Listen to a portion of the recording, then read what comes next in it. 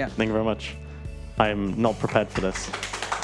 Well, what better time for anime malpractice than local DGen hours? Yeah, it's gonna be great.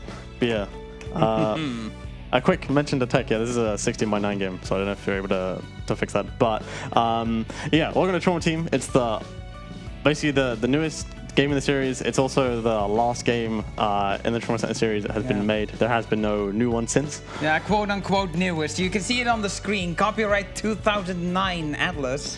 Yeah, but oh well. Anyway, we have a very long run ahead.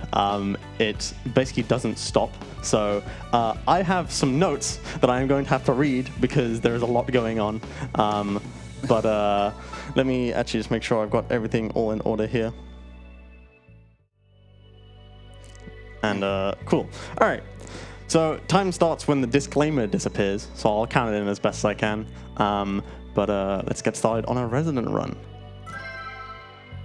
Yeah, that's the category we're doing. Normal, resident. Resident is the difficulty. So if you played other Trauma Center titles, you might be more familiar with difficulties such as easy, normal, and hard. So intern, which you could also see on screen, was is easy difficulty, and then resident is normal. Is essentially the normal difficulty. When you beat the game on resident, then you unlock Specialist. Yeah. Anyway, let's get the run started and we can sort of talk about it more. So yeah, like I said, it all disappears the disclaimer. So 3, 2, 1, go. So the first thing I'm doing is I'm mashing minus. That skips cutscenes. That doesn't skip text. So I'm going to be having to mash for the next 4 hours. Yeah, so other games in the series have just a single button you can press to have text go fast. Like you know, automatic frame perfect text box mashing that the game does for you. They kind of just forgot to put it in this game. No, it's part of New Game Plus. Oh, it's part of New Game Plus. Yeah, that's what it is. Yeah. They forgot to put it on the normal game. Yeah, the main gimmick of this game is you have 6 doctors. That's the name in Japanese. It's literally called hospitals, 6 doctors. But the gimmick of this is we have 6 doctors, and the first one we're doing is endoscopy. So if you don't like those kind of things, maybe look away for the next like 20 minutes. But yeah. Speaking of Japanese, that's the doctor we're playing as for endoscopy is Tomoe Tachibana. Yep.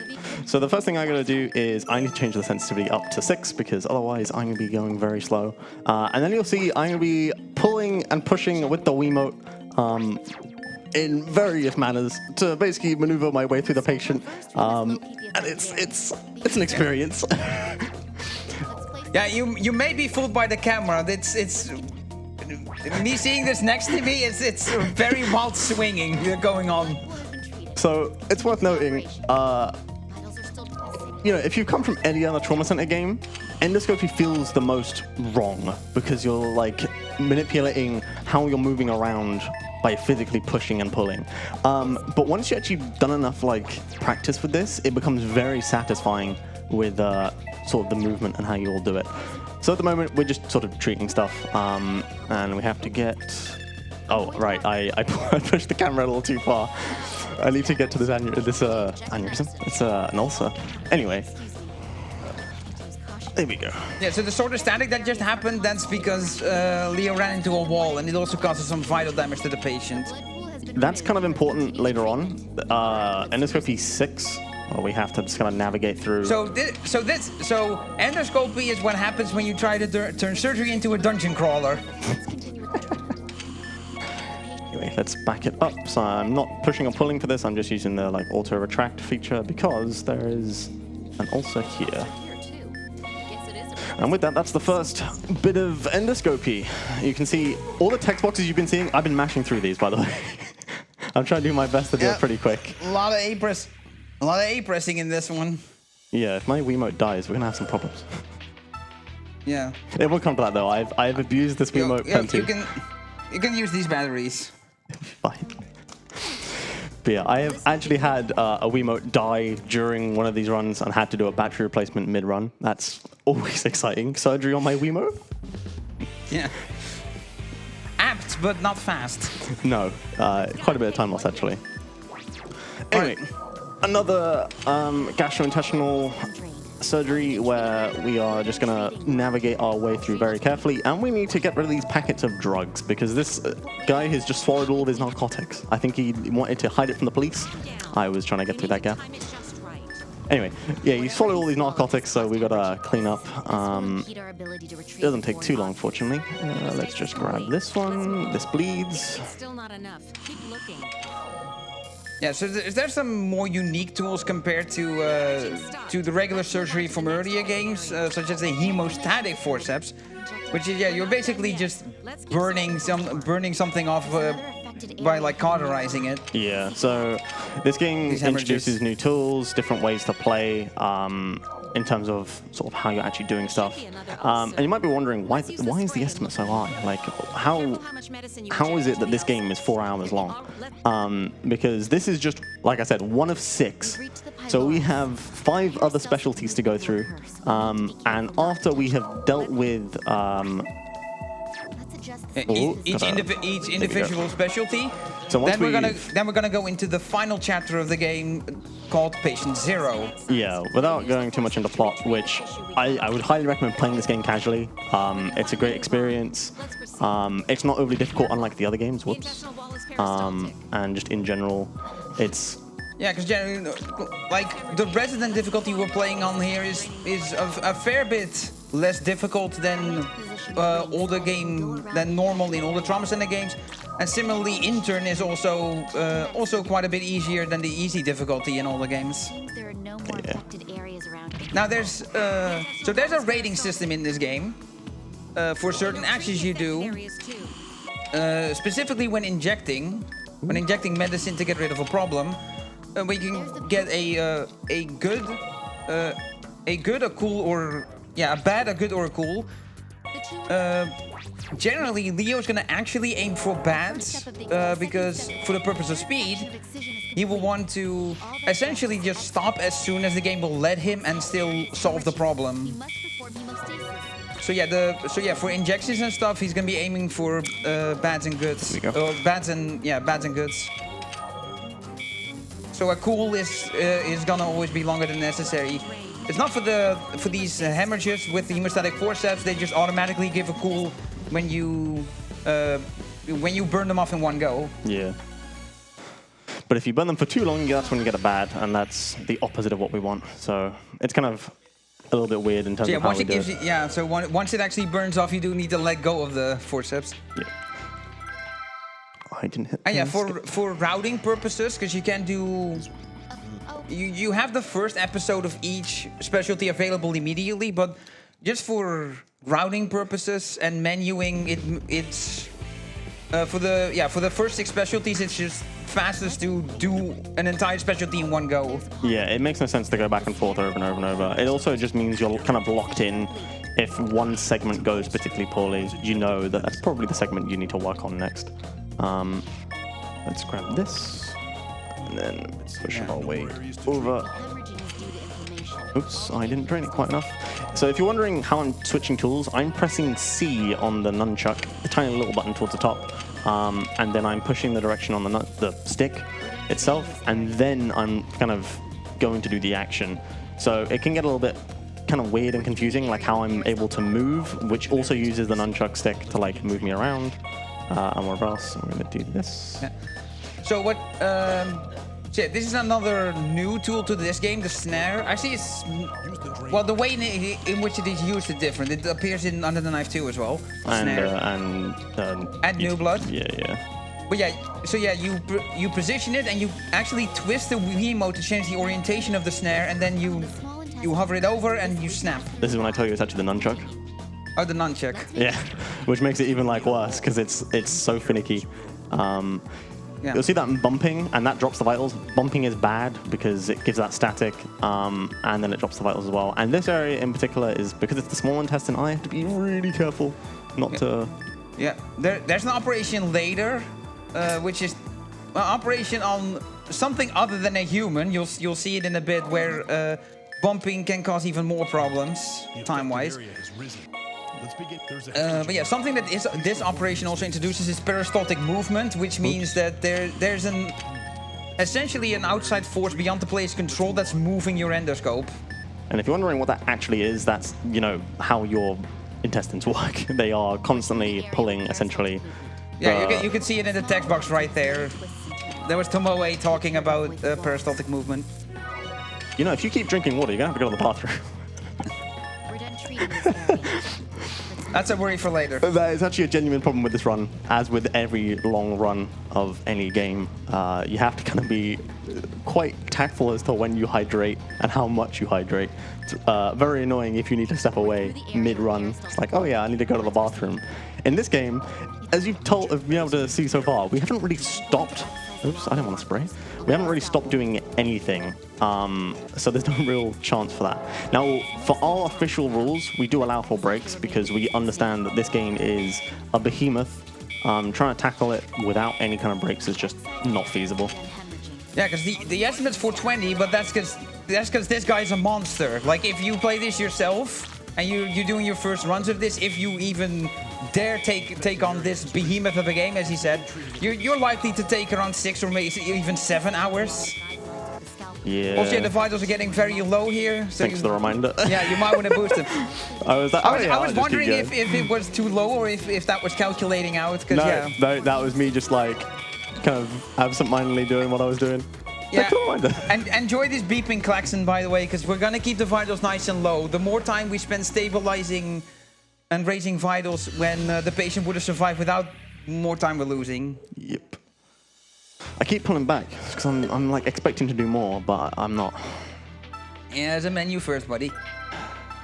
I don't want to do menus. Actually, I do want to do menus because... So there are cutscenes as well, but yeah, there is a button. At least the game lets you skip the proper cutscenes that lead up to it, and you go straight to the operation briefing. Yeah. All right. So we've got a time limit on this one. If you haven't noticed, we've had no time limits for all of this, which is very unlike Trauma Center. Like, normally we have to do something within a specific time frame. Usually it's 5 minutes for most operations in Trauma Center. In this game, they relaxed it and also kind of removed the time limit for most operations. Yeah, exactly. There's no time limit by default, and it's just they just throw it into certain operations as an extra gimmick to add some complications. Some complications to the operation. And even then, like, it's not really a pressure. Like, even casually, you'll probably find that you're not struggling to get under the time limit. It's just sort of like to be like, hey, we gotta be urgent. Yeah, exactly. Classic speedrunner doesn't have to worry about a time limit because we go fast anyway. All right, so I need to... We can't deal with this right now. Yeah, he's deliberately waiting here. Yeah, I can't deal with this yet, so I need to cauterize 4 wounds before I can then back up and find the actual problem in this guy's lungs. So that's the third. We're just after one more. If you were to try, then you would get, your spray would get interrupted by the wounds that appear. Yep. You don't get enough time to do it. Because yeah, these all like spawn at static times, and it's all the same. All right, keep backing up, and then here it is. And instead of actually dealing with the wound, we're going to do some malpractice. It's only been 10 minutes or however long, and good start. Yeah. So this thrombus, it's actually faster to burst it and then deal with the problems it causes than to inject it the right amount and excise it.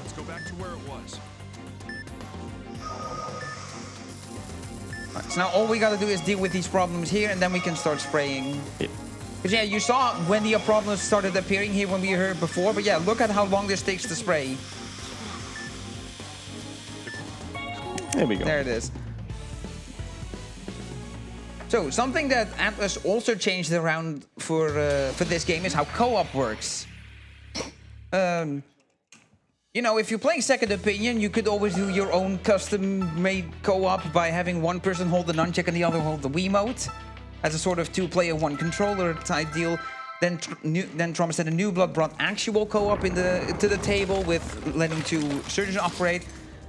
But then for most specialties in this game, there's actually specialty-specific ways that it does co-op. For endoscopy here, every 30 seconds or so. Yeah, it's every certain amount of time, control switches between players here. And yeah, we'll go over the other ways co-op works when we get to the other specialties. So now we are looking for people in this wreckage. A bus went into a shopping mall, and suddenly we need to find one of the other doctors. Yeah, a bus crashed into a shopping mall, but on the top floor. There's so many questions to this that I don't understand, but I'm like, all right, well, Like, this is happening, I guess. Yeah, like, is the bottom floor underground? Did the bus, like, go off a ramp? It's... Questions have got to be asked and will never be answered. Nope. So this is the operation I hinted at earlier by saying it's an operation that is not done on a human. So yeah, we're using the endoscope to search for people. Oops. To find people that, that the emergency services can then rescue. And yeah, this is what I also meant by bumping being even worse. If you bump too often, the endoscope will actually break, and you just have to sit there and wait a while before it recovers. Also, try not to pay attention to the unsettling sounds of people crying out for help. Yeah, don't worry about it. We'll get. And JP, they're actually not too bad, but I don't know. It's still kind of weird. Anyway, we're on the last patient now. We're looking for Gabe, a doctor that we'll play as later. We have to sneak our way this way, and if I remember correctly, the lights are gonna go off. There they go. Yeah, so you can't see the walls, but you still can see the endoscope indicators to move around. And yeah, Leo's played this enough. He knows where to go and how the obstacles are. So that's his code. Yep, That's a button. But yeah, that's endoscopy done. We're now done. So we're gonna move on to forensics. This is one of the visual novel elements essentially of the game, and we're gonna have to spend some time on it. And this is also basically the only time that I get any real breaks. Like, and you'll see why once you've done the first one. There's also, you'll very quickly see why I need to have notes. If I don't have notes, I'm going to suffer. So yeah, forensics essentially turns this game into a point-and-click murder mystery. Yeah. In fact, yeah, the first proper episode where we're doing a case. Let's be. This is where all the text mashing comes in. Yeah. The first proper case here is... I forgot what I was going to say. I don't know what his name is. I don't know. All we know is we think it's suicide, but we're a little bit more fussed up. All right. We need to give this nice little guy, and then I'm going to read my notes, and I'm going to be constantly doing this for the next, hour. So you're going to see basically me doing this over and over. And that's because my notes tell me exactly what I need to be looking for. Now, I've done this plenty of times, so I have an idea already of what I'm looking for. But that being said, there's so many options, especially later on as we merge cards. So what I just got there was a card. It's basically a bit of evidence. But this little here, this is a card. But the problem is, the more cards I get, the more convoluted it gets, and then I also have to combine them together to actually reveal the answers. And this game is relatively linear in terms of what you have to do. You can't progress into the next section before you're done. But yeah, if you've ever played an Ace Attorney game, yeah, very similar. Yeah, you may have sometimes run into a situation where you press a certain statement, or you use a piece of evidence for a certain statement that seems perfectly logical, but you still get penalized because it's not the specific action the game wants you to do. And yeah, this game also has hints of that. As for co-op, we can also be very shortcut and dry about it. There's no real co-op for this. The only thing player 2 can do is they have an additional pointer to point things out with when you're doing investigations. It's like the sound. I remember that sound vividly. You can press a button to point something out. Neighbor's condition is number 7. There was a fire. So yeah, we're not going to really explain what's going on in terms of what the plot is, because there's a big summary at the end of all of these. So I'll be able to kind of explain what was going on throughout all of these. There's no point me kind of doing that. So yeah, we're going to do lots and lots of cards. Let's throw this. Was anyone there? Let's find out. 17. There's so many statements to this. There we go. There's an electrician. This is why I need notes, because there's so many. Meanwhile, Cosmo, one of the other runners to this game, he memorizes pretty much everything. He's seen this game so many times that he kind of already knows it all. It's pretty absurd. Absolutely insane. I don't know how that man does it. This goes to this. So you'll sort of see a trend of like what I'm putting together, but later on it will get a little more confusing as to why I'm putting things together. Also, yeah, excuse me. So there's also a reason why he just immediately clicks an answer on the case-related trivia questions that pop up. It's because the answers are always in the same order, so the correct answer is always in the same place, and it's always the same questions. This guy wouldn't be surprised. Leo has also spent considerable time running the Japanese version of this, where, yeah, it's Japanese text. Neither of us speak Japanese, so then it is truly a learn the position of the text of the answer you need to click. And as far as I know, it's the same between English and Japanese, like where the correct answer is. Yeah, it's all positional data, all the same. Yeah. So they didn't change any of those positions for the English translation. They just translated all the text and kept the answer order all the same. All right. There we go. Now I can talk to them. There we go. I knew what I had to do. I just did it in a slightly different order than my notes said to. Good thing I have done this so many times that I kind of remember in general. But yeah, so currently we're sort of doing a bit of a synopsis midway through as to like why the evidence we've got doesn't quite match up. Right hand, which was broken. Yeah, because you may remember the episode name for this case that we're doing was called Locked Room Mystery, and that's the crux of this case. Is there's a locked room mystery you're gonna run into that you need to solve.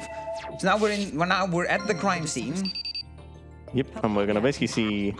We're gonna get some information as to what's going on. So this is where the guy was supposedly, and then there's a repairman, but the fan is broken, so that's not quite right. And there's also there's a table with a whole bunch of ashes on, which also isn't quite right. So that's all the information we've got for now. Yeah. So yeah, you get these cards. In universe, these are essentially mental notes in the head of our forensic investigator here, with whom some people that are familiar with the series might be a familiar name to. It is Naomi Kimishima. Yeah, and the guy that's assisting her is Nabel, or Little Guy as it's referred to, and that was in Second Opinion. Yeah, the special chapter Z for Second Opinion, where you play as Naomi. You have this little assistant that's from the organization that is forcing Naomi to work for. That's Delphi. Yeah, Delphi, like they're blackmailing Dr. Kimishima essentially into working for them, and then Navel is the retainer essentially.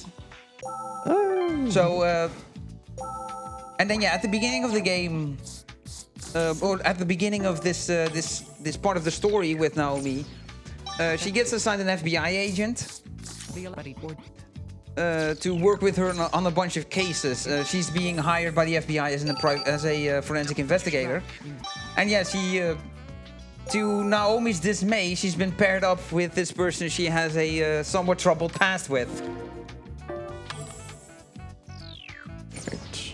Scroll down a little bit more on my notes. So yeah, this whole thing is basically us trying to figure out what went wrong. Also yeah, away from all that. Shoutouts to this little touch of Little Guy being represented in his communication box by a me. When I showed this to somebody else at the event earlier on, literally the only thing they could point out is like they see the character design for Naomi. It's like, you know, a really nice piece of artwork, and then just see Navel in the corner. It's just like as a me character, yeah. Because in the opening cutscene, because this is officially episode 2 for Naomi. The first one is like an intro that you fully skip. We had the same thing with Tomoe Tachibana with endoscopy, and it's going to be the same for all the other doctors. To go to the computer, put these guys. Yeah, that's where you like see Navel's like proper appearance. Just a little guy, white powder, the little guy. Because it's drugs.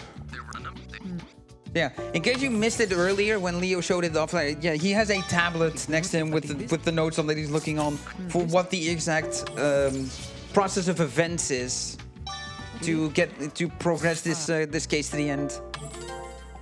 Yeah, so like I said, it's very linear if you do it in a very particular way. Like when you play it casually, you'll spend a lot more time trying to figure out what the answers are, what should be going together. And I remember doing it myself, and it was very fun. But yeah, coming to a speedrun, we obviously need to be able to go through all these options very quickly, and just having them in note form makes that so much easier. So let's go back to the crime scene because something isn't quite right, and now we have a new substance that we can like put on things and see where blood was. Yeah, because this is still a trauma center game, so they gotta give you tools. Yep. So we're gonna check down here for bloodstains. So yeah, you got the ALS. It's like a kind of a blue light. Yeah. And then luminol spray, which is the thing that reveals like blood and stuff. Yeah, you know, harkening back to Ace Attorney, if you played the first game on DS, the luminol spray is a thing you get for the DS exclusive case. You want to know what my notes say? Floor, fan, and door. I'm trying to say that very quickly. Floor, fan, and door. Like, it's not easy. So I'm glad I'm not reading these notes out loud. I've made specific condensed notes so that I sort of know exactly what I'm looking for very quickly. Yeah, just like simple pointers so you recognize things. Yep. So these go together. So yeah, the cards here, they have stars on them, and it basically shows how many things you need to do with it. Every time you do something good with it to get closer to solving the case, a star gets added, and then if all the stars, it turns into solid evidence. So the way you progress to the end is essentially getting every single piece of solid evidence. Once you have all of that, then the case can be solved. Yep. That's our current goal now, is to get all the pieces of solid evidence. Okay, that's a screwdriver, and then the screwdriver. So you can now sort of see how bits are going to piece together. So the screwdriver is going to go with the bruise because it turns out that the handle was used to stab him in the chest. And that explains the eyes. So he actually died from suffocation. And then we want the bloodstains dead, and that explains it was a screwdriver that killed him. And it was from asphyxiation, like I just said. This is what I mean, like, there's no point me explaining stuff because it will get explained in a minute anyway. Yeah. And then witness deed of dead. Deed of dead? Oh, not that one. There's too many dead cards. Also, so there's a reason why Miss Kimishima is working as a forensic investigator and no longer as a surgeon. This is something that'll come more into play later. It'll actually become very pivotal in the plot later. But yeah, there's a reason. She has a terminal disease that she's suffering from. That means she is unable to operate. She's not allowed to operate on patients. I'm pretty sure it's from the guilt.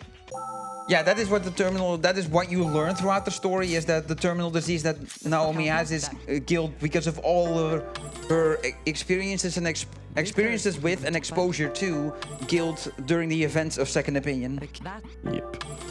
2, 3, because this game is set in 2020, which is going to become very funny later on. We'll make a joke about it. I thought this was later. Wasn't this 2030? No, this is 2020. New Blood is 2030. Oh, New Blood's 2030. Yeah, we'll make a joke about this. Yeah, the game time, the in-story timeline of the games does not match the release order. Yeah, that's because New Blood, which was the third game to be released out of the 5, but it's the last game in the timeline. Yep. It's Under the Knife for Second Opinion, as Second Opinion is a remake of Under the Knife. So those play at the same time. Then it's Under the Knife 2, which came out after New Blood. Oops. Then it's Trauma Team, I believe. Or does Under the Knife 2 come after Trauma Team? ETK2 comes after Trauma Team. It's like 2021 or 2022. It's a few years later, but not too much later. It's like 3 years after or something around that. So 2021.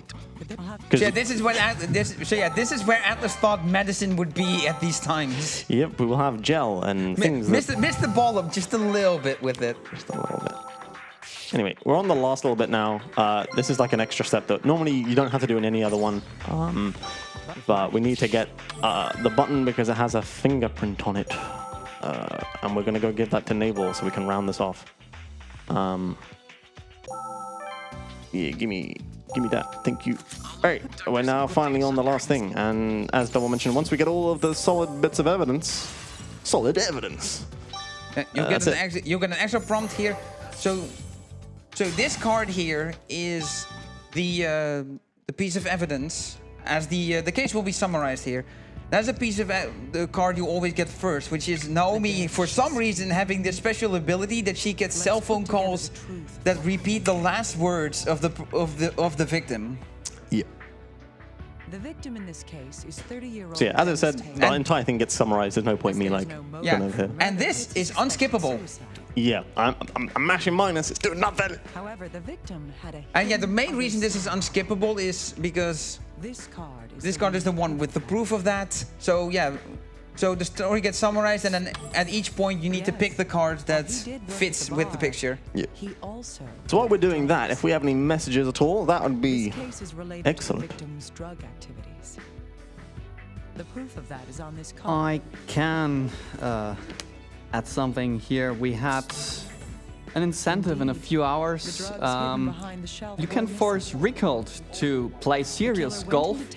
There's only $10 or 10 euros left in that incentive. And if you donate this 10 euros, you can also be part to win a game like Here Comes Nico. It's a cozy 3D platformer for tired people, which we probably are at this hour. And you play as Nico traveling across scenic islands, make new friends, catch fish, solve puzzles, snack bugs and more. And your boss is a frog. Check out Here Comes Nico on Steam, and with 10 euros minimum, you can win a copy of the game. The appearance of suicide. Yeah, adding on to that, it also has an absolutely adorable cardboard cutout art style to it. Hidden in the room itself. It's one of the few games somehow I've not managed to play. I've been meaning to, and I've seen it, and I'm just like, I should play that, and I just haven't. I think I've been busy with this. Yeah, it's like up there with the 3D platform, 3D indie platformers that people really should try out. There's there's other games like New Super Lucky Tale. That's also a good one. Ukulele. Yeah, there's quite a few of those. They're very good. All right, we're on the last few cards. So to very quickly summarize what's happened here. Man came in, the electrician came in. He's then, I know it hasn't said this electrician, but we're about to find out anyway. Electrician stole the guy for what he had, and then he wanted to make it look like a suicide. So what he did is he made him change. He broke his finger while he was changing him. He then set up some stuff on the table so that there would be a fire, which would set off for the sprinklers. He also made it so that the door itself was locked, but it was only locked by a chain, so he could slip back through. So it made it look like it was a closed room. Except there's one thing that he couldn't do, as Naomi is saying, where he couldn't button up the shirt. Not that. Couldn't button up the shirt that they put on Dennis, and so that's a free way to find out who it is. No matter how small the buttons, they were still prints. And yeah, the reason this guy was murdered because he was a drug dealer. Yeah. Interesting enough, this is like the only one that's kind of like a bit weird compared to the others. Like all the others have a theme. This one is just like, yeah, it's just some random guy.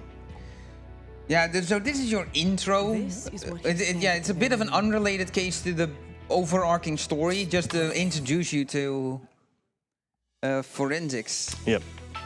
But that's forensics 2 done. It's time to forensics 3. Yeah, chapter 3, Wandering Girl. So this one starts off with actually a little bit more interesting stuff. I'm gonna have to assemble a skull. So this is gonna be interesting. I did this earlier today and it went pretty well, so I think it should be fine. Yeah. I mean, you've got your notes at your side. The skull is not on the notes. I have to do this all by memory. Oh, the skull, yeah. Mate, you've seen this. This is all just written notes, my guy. Anyway, let's assemble the skull. Enjoyed the dead people music, by the way. Here's your jigsaw puzzle. Here's your jigsaw puzzle. If you like jigsaw puzzles, make some noise. That was so weak. There we go. One singular jigsaw puzzle fan. Solid. But yeah, so We're currently just assembling the skull. This is relatively easy because... That's not going there. What am I doing? There we go. This is relatively easy because I don't have to rotate the pieces. The reason why I say that is because I will later on, and I'm going to suffer for it. Yeah. When that's also about, not 3 hours in, but it's a good way in. What am I doing? Hello? I should stop talking, maybe just put the skull together. There we go. We zoom in through now. Yep. And yeah, that puzzle where you have to rotate the pieces, it's also going to be particularly mean to new players for a reason we'll go into once we get there. Yeah, we've got a while until we get there. Anyway, we've got the skeleton now, so we'll take a look at that.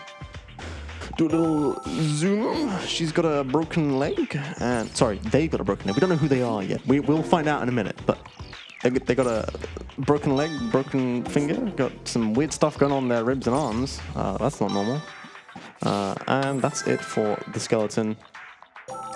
If you were very concerned, like that you'd see some kind of like graphic stuff when we're doing forensics, you won't. Don't worry. This is like Atlas. This game is rated teen, so it's Atlas have sort of very much stylized it. If you're used to the old Trauma Center games, you'll notice that the game is not necessarily more cartoony, but it has a particular style about it that isn't the same as the other ones. It's still noticeably Trauma Center. Especially when we get to surgery. And they're still T14. Or Peggy 12 if you're from the region we're playing from. Though interestingly enough, I feel like we have to point it out is that this game didn't release in Europe. So the story behind that is that Atlas, I believe, still to this day does not have a distribution brand in Europe. They have one in North America, and then there's Atlas's actual headquarters in Japan. And you'll know this because a lot of Atlas properties like Persona, Shin Megami Tensei, Etrian Odyssey, in Europe they're distributed by Nippon Ichi Software America. However, that was not the case with this game because Nintendo was the publisher for these games in Europe. But Nintendo stopped publishing these games. So yeah, the last two games in the series, Under the Knife 2 and this game, they were not they were just not released in here. Yeah, it's very unfortunate because I feel like this game would have done very, very well in the EU market, but it's 3. What am I doing? So yeah, so your failure conditions in this is you have you can see it on the top left of the screen right now. There's a limit with a bunch of hearts.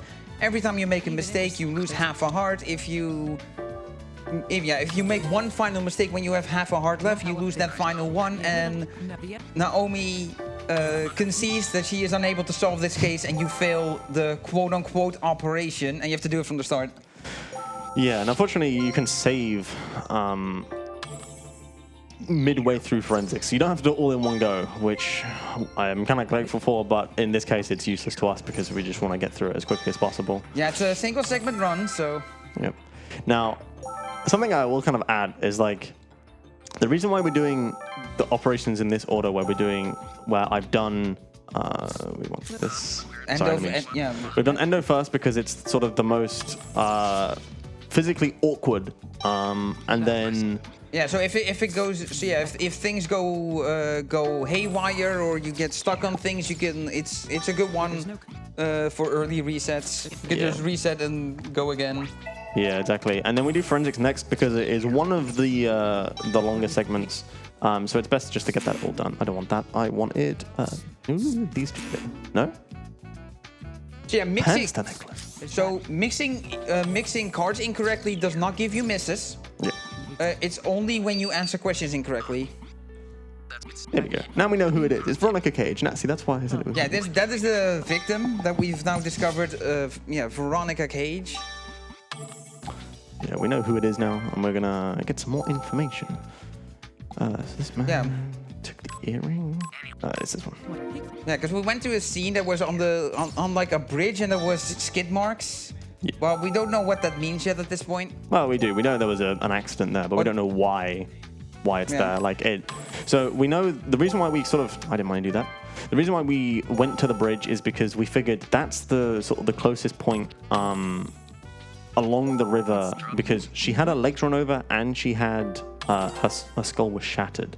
So her skull was shattered when she was dropped off the bridge, and her legs were run over, and that's sort of piecing it together. Yeah, the images you just saw, those are Veronica's parents, and they have bruises on their faces, which so that we're also trying to figure out why that's a thing and how it relates to the case. Missing mirroring. Sculpted dead. This is what I mean. Like, I do need notes for this because there's so many options. And then dead little guy, and then I can go visit the crime scene. Good. And we now get a new tool.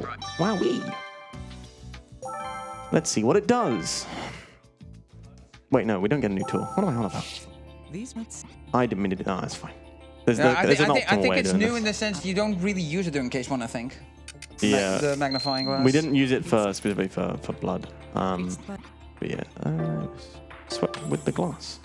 And then we want to get these pills because this medication is important to this person's case. Rattle, rattle. So unknown medication. So we have no idea what this medication is and what it's for. So we're sending that to Naval. Once we've listened to this man, he's going to confess to something. Yeah, because as we mentioned before, Naval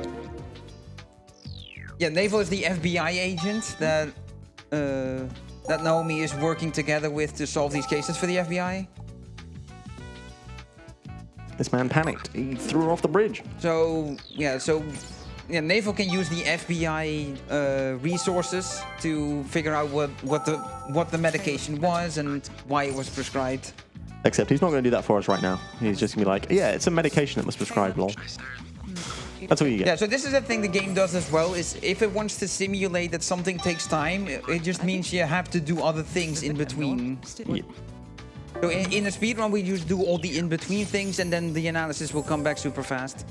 So what is D to D? So, yeah, solid evidence.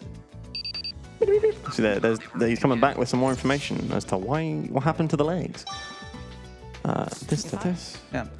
So for a split second on screen is that post-mortem. So we now know that those broken bones were caused after Veronica died. Yeah, and we're about to confirm that with merging this card with the legs. But first we need to talk to Little Guy because there's something else going on with this person. And that's because the parents are doing things, apparently. So anyway, we get the broken femurs and we give that to... Not still. What about this to this? There we go. And we confirm that she was already dead. Yeah. There we go. Now we that's what we just referenced. Now we've put it together through the card system. And now we want to give the more medication to this guy because we want to figure out what specifically did it do. What was it for? Anyway, we confirmed that it's important somehow, and because we get that card back.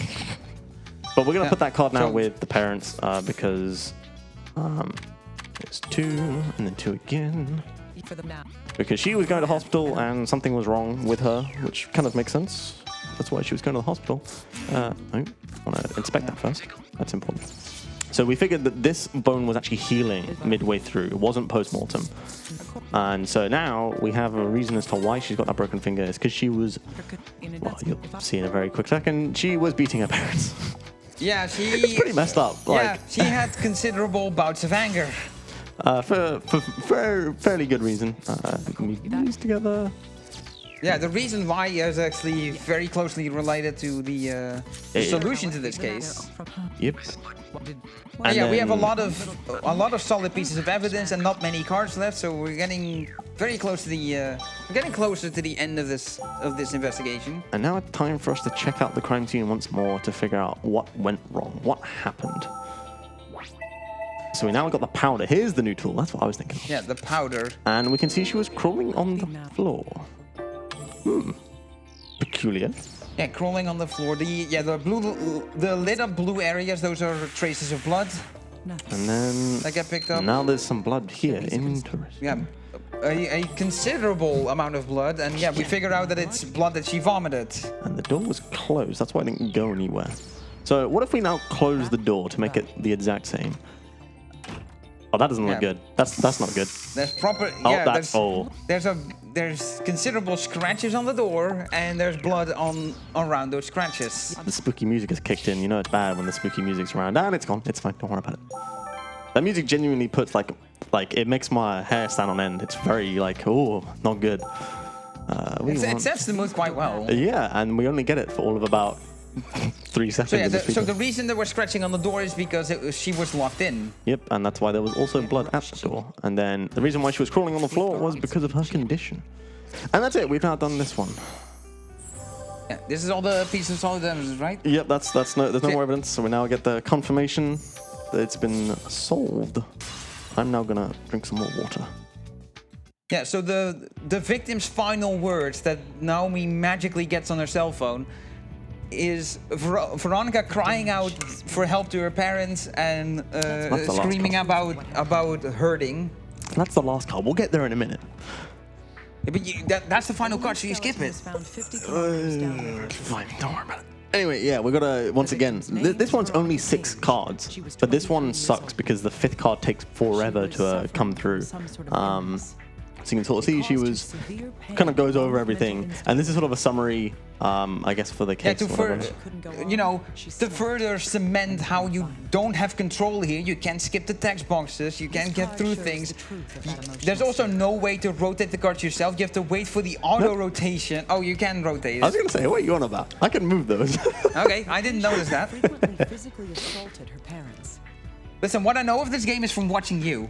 True, and I don't rotate it because I never need to. Because I just like the card. I'm just astute when it comes to things I'm interested in. This card shows evidence. That's why I'm here, because yeah. Let that be known, I don't run this game. I haven't even fully played it. No, it's the scratching. Whoops, not the scratching. Yeah, if you select the wrong card here, you do get another miss. Yep. So you can see the comic book art here of the shattered mirror is of things that happened during the yeah. scene. You can see Veronica struggling from something that's affecting her. Eventually, her strength gave out and she collapsed. This sentence combined with the next sentence. She used the last of her strength to try to leave. She had no more strength, and yet she's using the last of her strength to now leave the room. The last of her strength that she doesn't have. Exactly. Well, she doesn't, realistically. And yeah, the sad truth. Well, she was locked in. There we go. In her fading consciousness, she tore the door. So not for this one, but for the next one. Next conclusion. She died Like, there. in the next episode, I will need to get up and stretch because I've already been sat for a while. Yeah, I do not exactly remember if, because like New Blood, this game is fully voice acted. Yeah. Now I do not know for sure if Naomi's voice actors here is the same voice actors that provided the voice clips for Second Opinion. Yeah, it is. I confirmed it. I made sure. I I was like, is this the same person? I do believe between Under the Knife 1 and 2, I believe it's also the same voice actor that provided the voice clips for Derek. Yeah.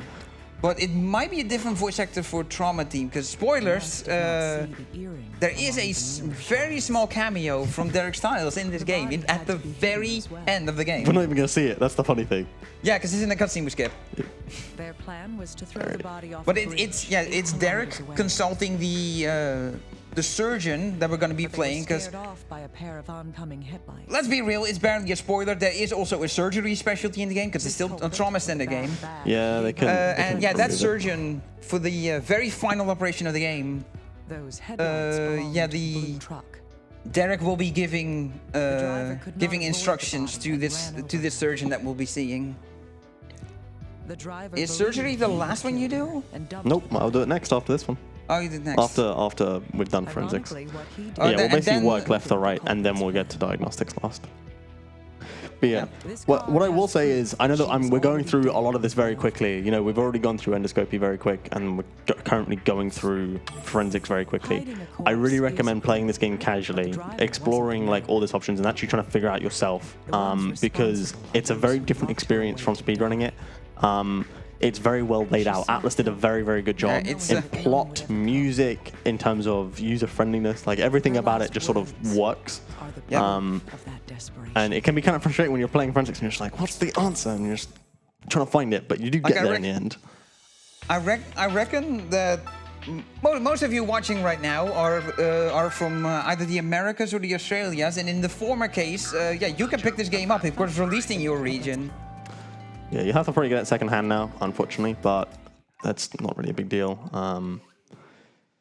Right, let's do another one of these, I suppose. Let's first of all, you'll notice a trend. We're now going to go to the corpse again, because the first thing we need to do is get some information. And that means we don't have to go back to the corpse later on.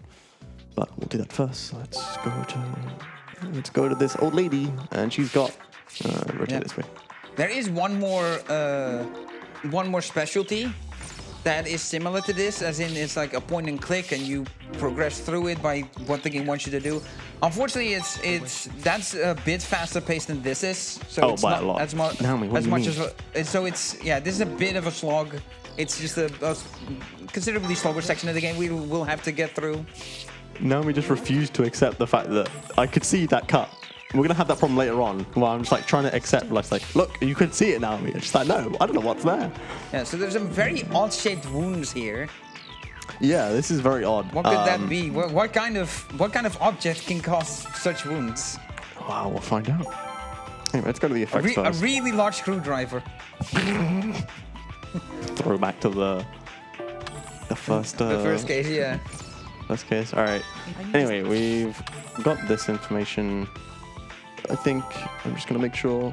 Oh, there's blood on the sleeve. Oh, I knew I was going to forget something at some point. It's going to happen. Don't rely on me for this. No, I'm not. This is all you. I got my notes, and I'm just like, It's because every time that I finish, Naomi will say this, where she says, I think I found everything. And if she hasn't said that, you need to go back. So one nice thing the game does it does give you these like little subtle hints that you haven't missed anything, and that you've gotten everything that there is to get at this point. Yep. All right. Hair strand. And yeah, with the cards, if you really can't figure it out, just mix things randomly. As we mentioned before, mixing cards incorrectly does not cause misses. Like, mix cards randomly, give them to navel. Oh, back wound to chest wound. I was like, huh? What wound are you on about? Alright, so we have similarly shaped wounds on the front and back of the body. We can deduce that both wounds were caused by the same weapon in the same attack. In the same strike. We can figure that basically Navel's now going to check it against the database and be like, yeah, there's nothing for that. And so now we know that the information we were given about the weapon is a lie. And so now we need to go speak to her. So that's immediately a gold card. That's pretty cool. Yeah. Not important though, because we got so much other stuff coming up in a second. So yeah, we're still quite a ways from the end. Yeah, this one is the longest. It has the most complexity because it also has two people. So I want to speak to this guy, and he has injuries. It's this one. Yeah, that's what this case introduces. Is there's two victims. Yeah, and we then have to sort of run through what's going on there. Yeah, and at this point you're trying to figure out who killed them both. Just leave and then exit. Okay, that's 3-1. Yeah, we're gonna get some information first about what happened at the crime scene. Yeah, there are push buttons. He can't stand. He's bound to a wheelchair. Yeah. And that's kind of important because it means that how on earth did he get away with these things if he's the one doing them? He claims he's the one doing it. Anyway, let's get this glass shard. It's kind of weird because it's all by himself, no other pieces. Yeah. Let's take a look at this clock. I don't know. I can't remember what the relevance is of this clock. I think it's just like it looks. Oh, there we go. It's because it has the same, not hand, head. There you go. Similar options. Anyway, and then we want to check the fireplace. The odd misclick that can happen. Yeah, trying to go fast results in that very often, unfortunately. Anyway, we've done that. And then we should get another one. Yep. And now we can go. There's some burned hair. Yeah, that's normal. One could call that sus. Alright, anyway, we're gonna give the glass shot to the little guy. And it was probably a wine glass. And then head for here we go. It's probably for the better he didn't acknowledge that, Chad. What? I missed that. Nothing. Okay. And we want stock timbers. I need. And then clock the little guy. There we go. I want. And then we want to go to the evidence room because there's another body, as we were saying. It's not new information. Yeah, it's new information. Like you get this as new information here, but yeah, we mentioned it earlier. What's worth pointing out is this: the second person we're checking is the daughter of the first person, so it's kind of concerning. Like that's why it's such a big deal. Ring ring, by the way. So this is where we get the dying words. Oh, I forgot that it's so loud. She basically just screams in agony. It's like there's nothing important to that. She just screams, and I forgot that it was that loud. Not gonna lie. Sorry, Dick. Yeah, surprise, surprise. People scream when they die. They do, in fact, do that. Okay, there's only 2 here, fortunately. I knew it was gonna be like loud, but not that loud. Okay, we'll go to this one. And important thing, phone. Nice. Because in the far-fetched world of 2020, people don't have touchscreens. No, it's just like a Nokia 3310. Nah, that thing would still be going. All right, we got those things, so now we get to go back to the computer. And we get to compare these now, because these look awful. No, not that one. This one, there we go. Awfully similar. And then fur to fur, because they're very similar as well. So basically, we're now comparing things between the two victims to see what might be a similarity between them. Yep. Similarity that could point us to the murder of these 2 people. Yep. And then the phone to little guy, because we need to figure out what's going on there. Can we just take a moment to... Why did I do that? Take a moment to appreciate the banging music. Yeah, this soundtrack in particular is absolutely fantastic. In my opinion, it's the best in the full series. You know, 5 games might not be too much, but I mean, Atlas is pretty well known. For most of, if not all, Trauma Center games, the composer of this was Shoji Meguro, who also did the soundtrack for Persona. If you're a massive fan of Persona's soundtrack, you might also be rocking out to the tunes we have here. Wait till you hear some of the later tunes for the other specialties. Yeah, genuinely, I really appreciate the music in this. Cosmo, who was going to be joining us on commentary, but unfortunately due to some problems, couldn't. They have managed to get all of the music from the CD in a really high quality form. So, you know, hearing the music in game isn't quite the same as hearing it from the CD. The CD has such clarity; it's actually incredible. Additionally, there is also a unofficial OST playlist that you can find on YouTube. Well, no need for enough of that when Cosmo has compiled it all together on YouTube for you. We want that. 1-1. Yeah. So many notes. Alright, it's fine. We'll work our way through. Yeah. And then we need to listen to the final statement of this lady. That was the wife. Well. And there's something noticeable that she says that we need to take a listen to again. But I'm going to be trying pretty quick on it because... there we go. It's fine. She's not happy. No, not at all. Both with like the people involved in this murder case and the history she has with them, but also the fact that we're interrogating her. She also doesn't like that. Well, no. Blue dead. The phone. Here we go. Give me the phone. Thank you. Good timing. Alright, there we go. And we need to put in... It's not a 2! It's not a 2! It's a... How many days ago? It's a 3! Yeah. This is why notes are important. And if I could read my notes, that would be great. Anyway, there we go. We're back on track.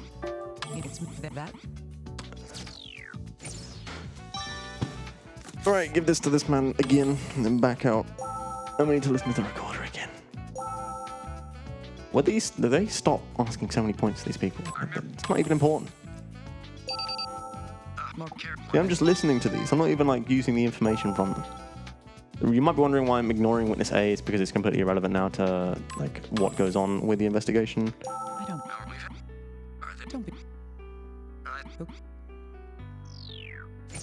There we go. Now we get now we get the card Crazy Monster. That goes. Excuse me. That goes with that. And now we got a gold card. And now we exit. Talk to the little guy. We have to go out and back in, which is kind of weird. So after the masked suspect that we at this point believe to have to have been the murderer of both people. And we're gonna figure out who it is in just a moment. Yeah, we're thinking about Joseph because Joseph's admitted to the killings. But we realize it's probably not him at this point because he's been lying about everything. Yeah, but no, yeah, but why would someone lie and incriminate themselves? Let's see what more there is to this. I can't skip that, by the way. There's literally no way for me to skip through that. Yeah.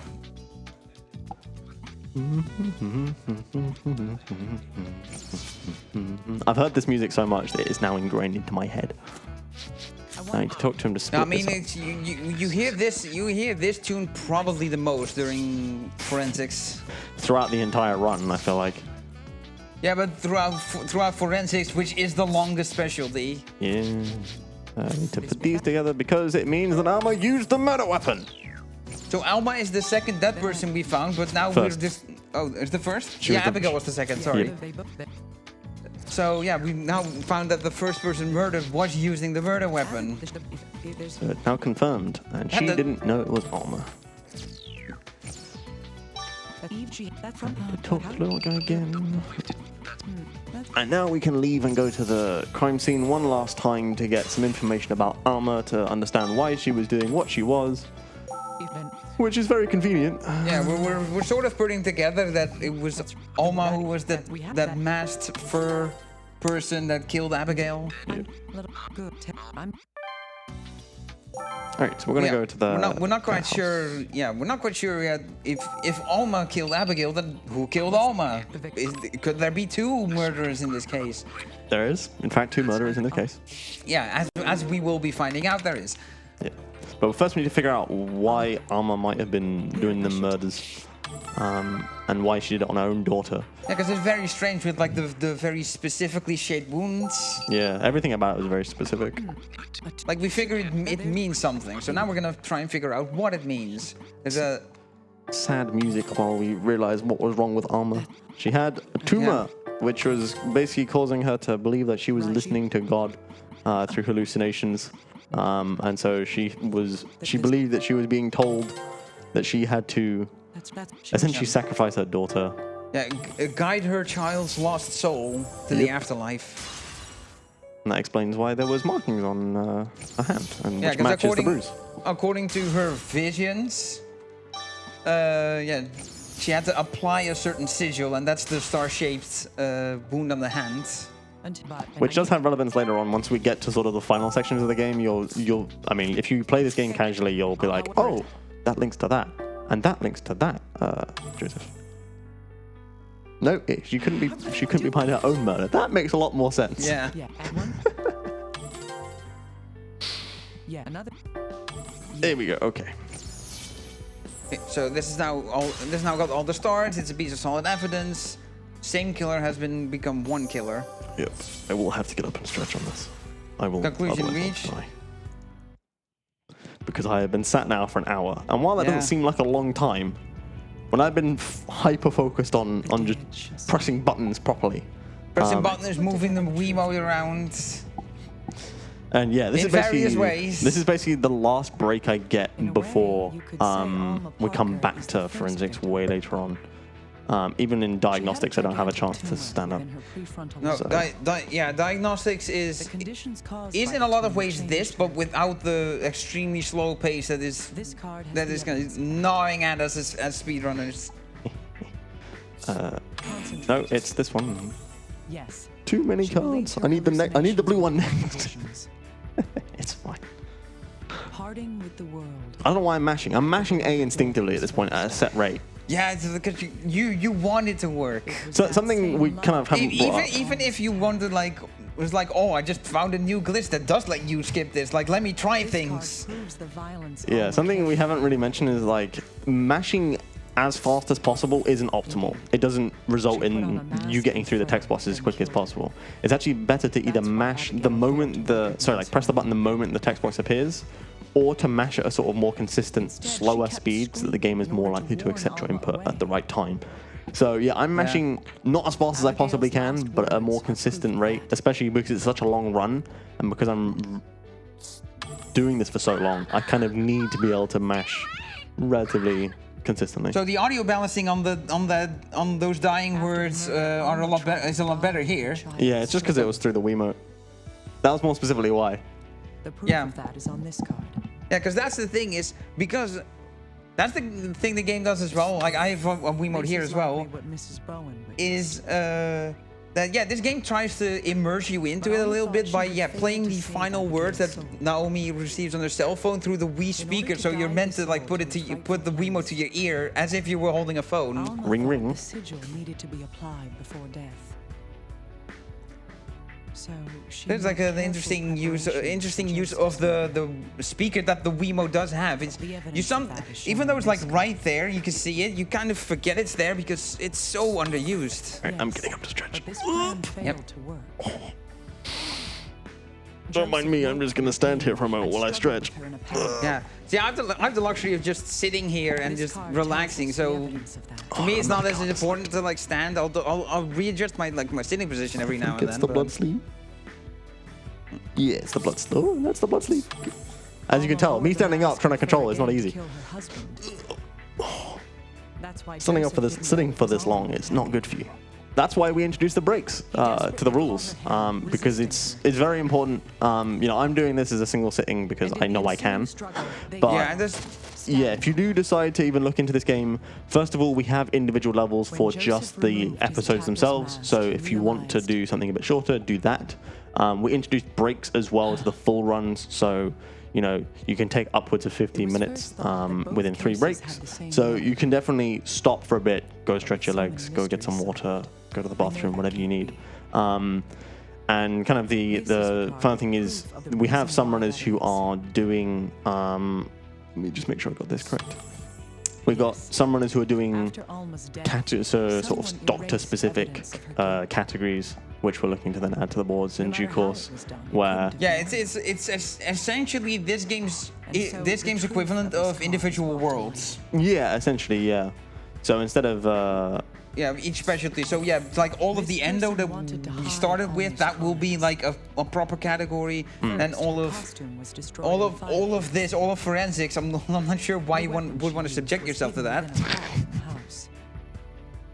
But yeah, just in case someone wants to, we'll put it on the boards. Yeah, it basically just means that you can run those sections of the game without putting yourself through 4 hours is currently the world record. But realistically, we had Leon, a sort of another TC runner who focused on the DS games. He decided to do it, and it took him, I think, 5.5, nearly 6 hours. So yeah, if you try and do this run, it will take a long time. You need to set aside a lot of time to do it. And you will feel exhausted afterwards. I know already. I mean, I'm running off. I did a pretty good job of staying awake until now. Speaking of the DS games. DS games, you say? If this 4-hour session of Trauma Center wasn't enough for you, on the final night of this event, on next Saturday, I will also be playing for once. So yeah, there will be a Trauma Center under the knife race between the two of us. Yep, it's gonna be nothing but memes essentially. It's gonna be great. It's like the same malpractice as we've seen a few times here.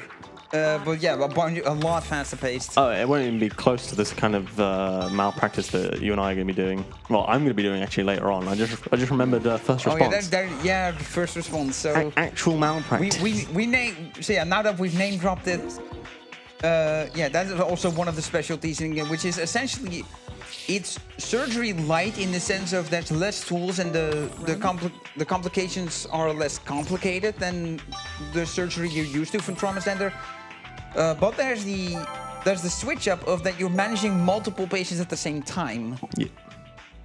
But And yeah, the malpractice, we'll get to that when we actually get the first response. Yeah, for now, I need to figure out what happened to this man. He just had an explosion, like, and he died from it. It's like, why? What happened?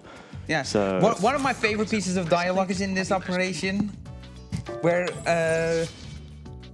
Naval drops the line. The only thing we can say about this about the victims is that the victims were killed by bombs. Pretty Like much. it's like a very Captain Obvious line. That one gets a chuckle out of me. I need to listen to this just to progress the... Because guess what? There's 2 victims again.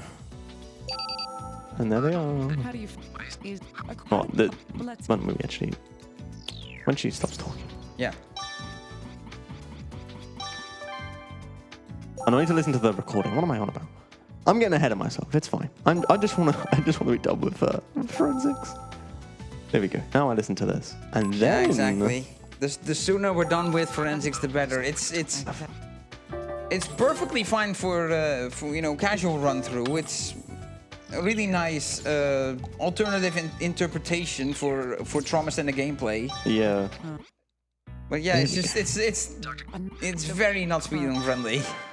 No, the funny thing is though, if you were to play New Game Plus, which does give you the option to turn on tech skip so that you're going through all of this, it is actually more brutal than doing a full run normally of normal game, because you don't have breaks anymore. You are purely focused on the next option, especially in forensics and diagnostics, where you need to select the next option pretty much right away. You don't have a chance to really think about it. You need to read your notes if you're playing with notes. And then do the option right there and then. It's absolutely absurd. Yeah, so the run becomes shorter, but it also becomes considerably more intense. Yeah. Well, that's always the case with New Game Plus as well, that we've noticed across Trauma Center as a whole, is that doing it as New Game Plus is just... You can remove all the cutscenes, but now you're spending all that time actually doing surgery. Yeah. Correct me if I'm wrong, but the difficulties don't change anything for forensics. No. You don't get the smaller limit. The clues don't become more obscure or anything. It's the same investigations every time. Oh, I entered the crime scene. What am I doing? I was like, I feel like there's an extra step to this. So yeah, it's the specialties. The specialties where you're actually doing operations where the difficulty comes into play and changes things. This is what a broken computer sounds like?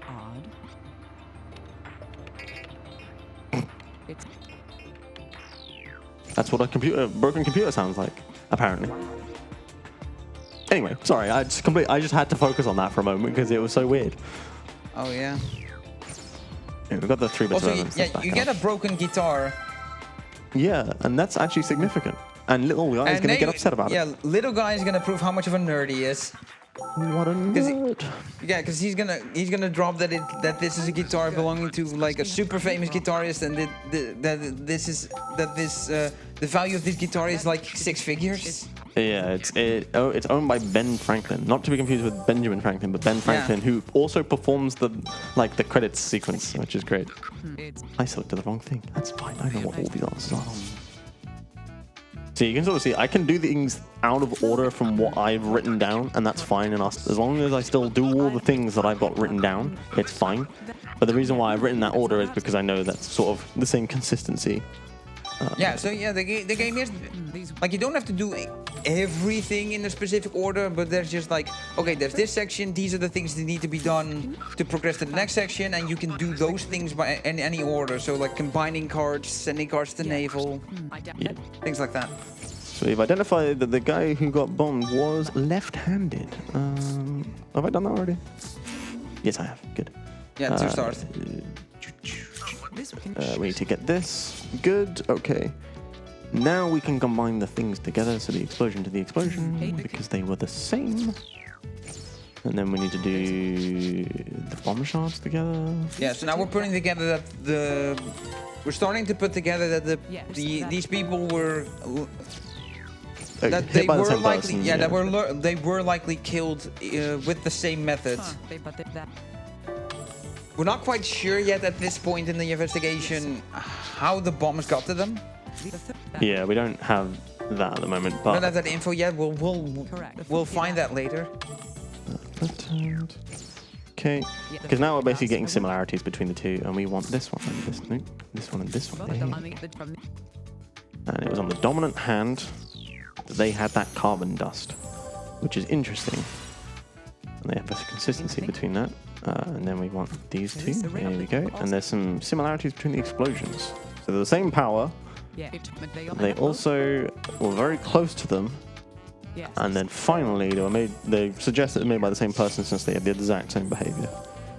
And then finally, I can put the ash on the last card. Yeah, so same killer, same bombs. He isn't. So, funny thing is, right, we just pointed out he's not famous. Like the guy who just got bombed. He's not famous, right? Just keep that in mind. He's not famous. Yeah. Alright, what was that piece of information I just asked you about?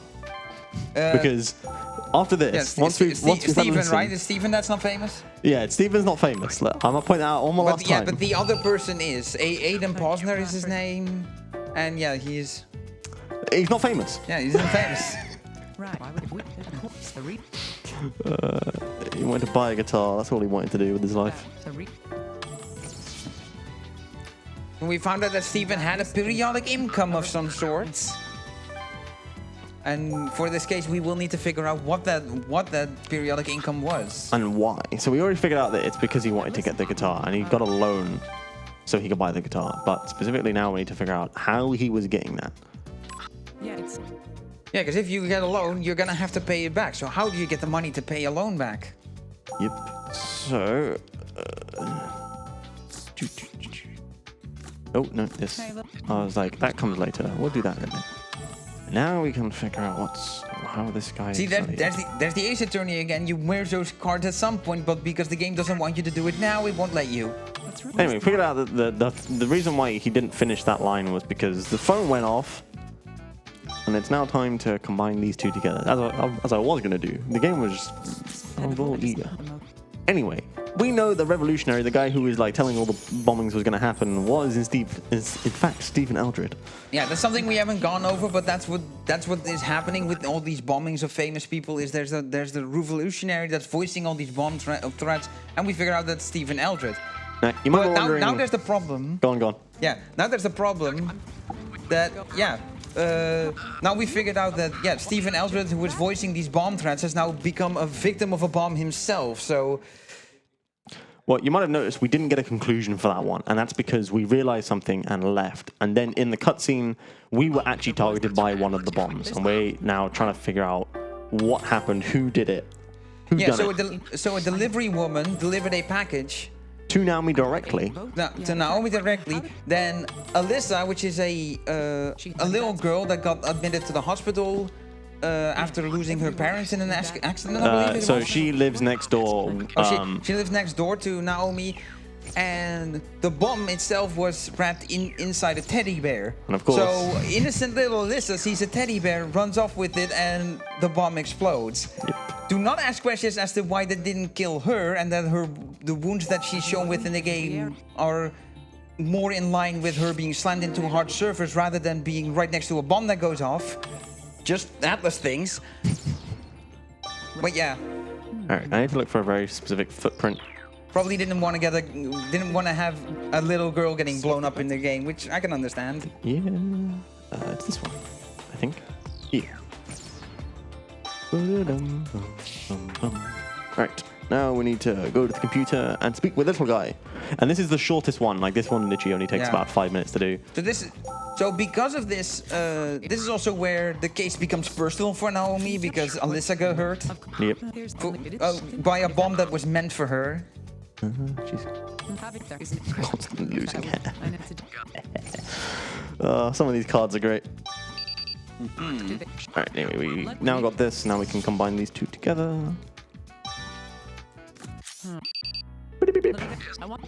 Right. So this is where having notes is really important, because we have 3-3-1-2-1-2. Yeah, I just told you all the answers all in one go. Yeah.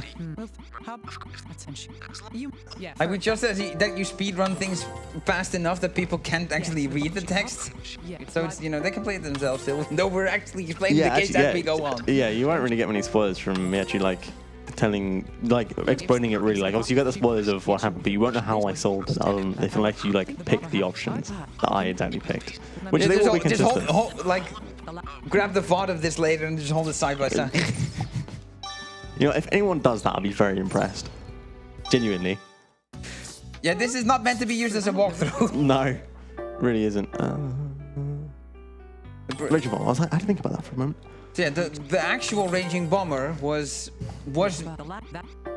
feeding money into Steven to voice all these bomb threats. And he wasn't doing it with like a voice change or anything either. He was literally just doing it with his voice. With his own voice. Yeah.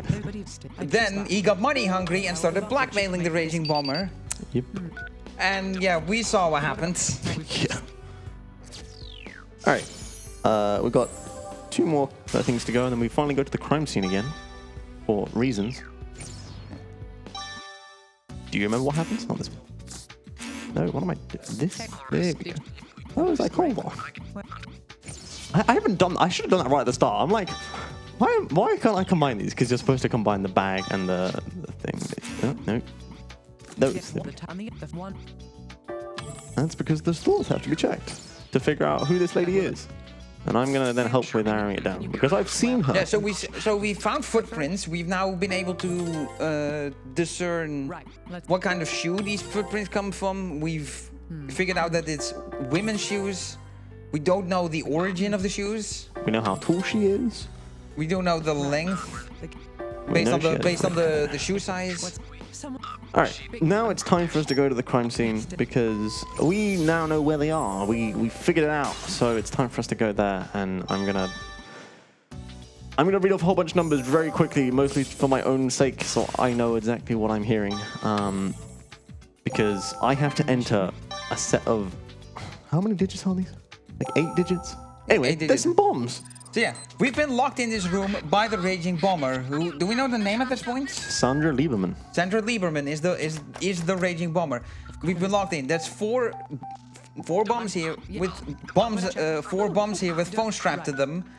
We have to dial the number on the phone to dial the secret code to turn the bomb off, to deactivate 13, it. 11, 12, 13.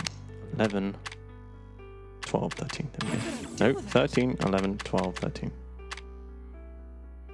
Oh, it's 11, 12, not 13. What am I at? 11, 12, 11. Here we go. Yeah. I've done these codes so many times, you think I have them memorized. So yeah, this is Sandra Lieberman basically playing jigsaw games with us. Pretty much. So yeah, so you're supposed to go around finding clues as to what the numbers are you need to type in, but as it's always the same, it's just find the clues and then you do 21, it. 11, 22, 23. 23, 33. There we go. Yeah, it's always the same, so Leo just has the numbers written down. I'm just not very good at writing them out.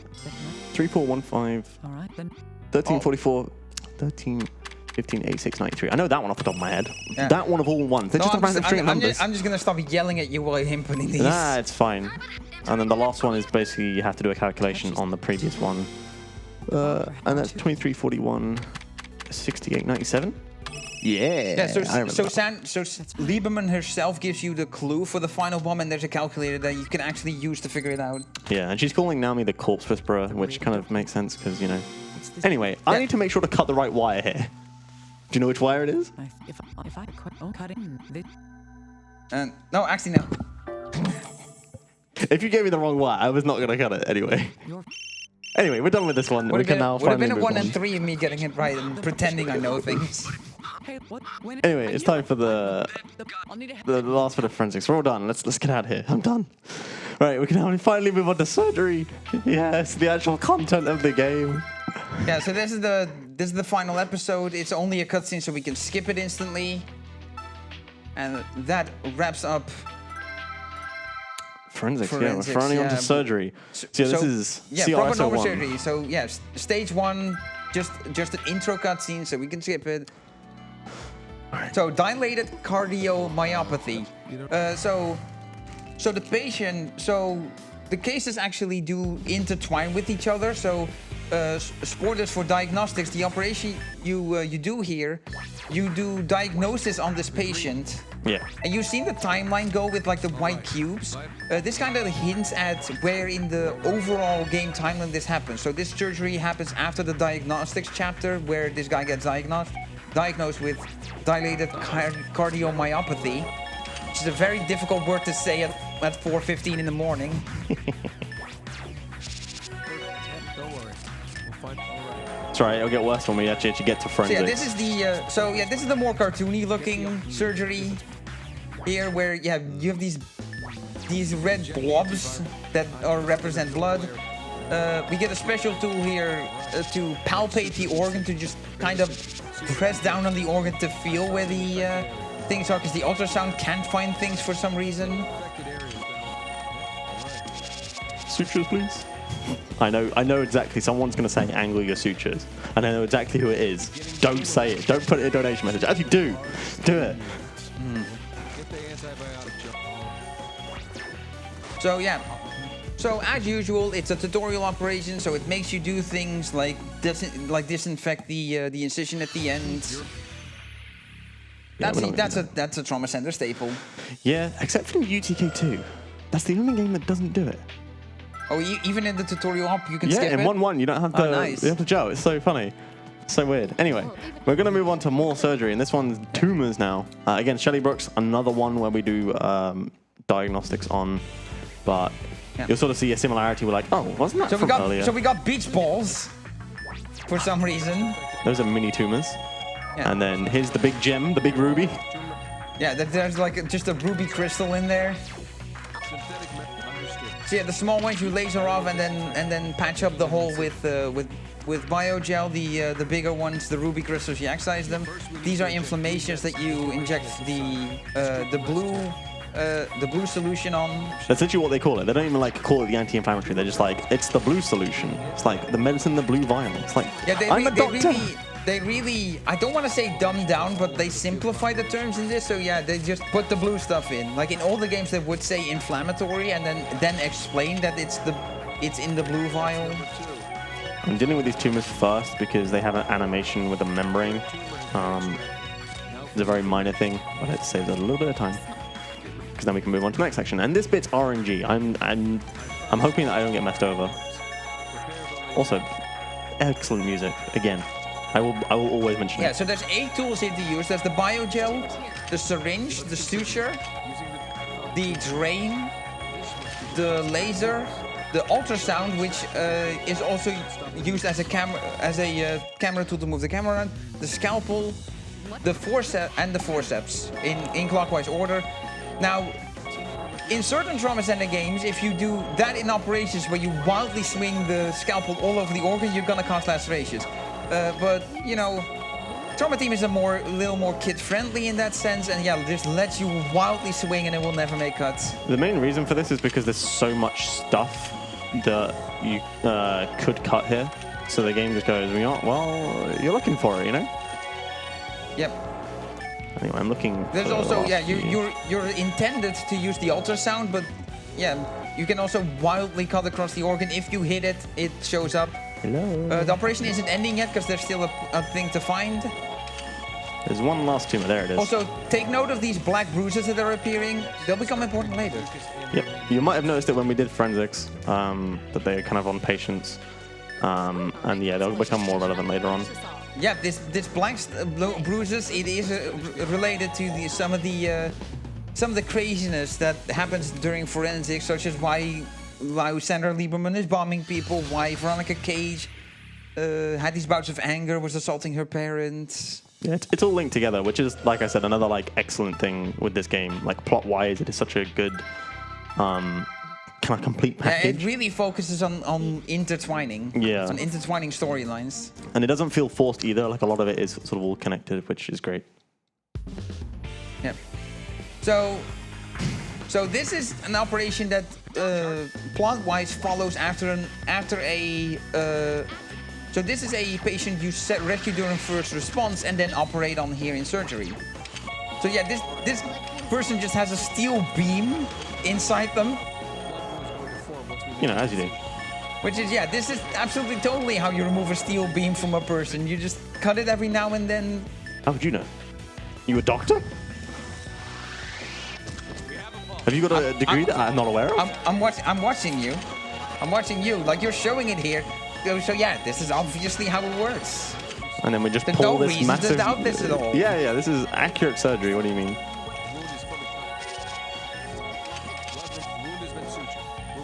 All right, so there's a metal piece. It's actually bent, so you have to like pull it out in a specific motion, so none of it reaches the edges of the wound, because then it snaps back and you get a miss. And yeah, as Leo was rapidly missing because the forceps didn't want to cooperate. It was the camera, like, because they were shaking. Yeah, the vitals were going down. But yeah, this is typical of trauma center. We touched on it during endoscopy. It's like, if the patient doesn't need to be stabilized to survive, then we won't. And you know, as long as they do not go below 0, we're fine. So yeah, see here we're skipping the disinfecting because the game lets us now. Yep. All right. 111. Nice S rank despite all those misses. Why? Look. Funny grades. All right, moving on. Aha. So this is, you might have noticed Joshua's name. That was from the first endoscopy we did. So everything's all linked together. Like, as you were saying, everything's linked together. There is no escape. And Joshua Cunningham also comes up in diagnostics later. Yeah, because we have to diagnose him. Like, plot-wise before, but speedrun route-wise, it'll come after. So Yeah, this is a big tumor, so we need multiple excisions to get this out, and yeah, it's gonna like bleed and leak. The main benefit is we don't have to put a out. membrane on, and we can just keep cutting. Yeah, so that's the difference here. So, you know, they change up the order of operations on these things to keep the gameplay interesting.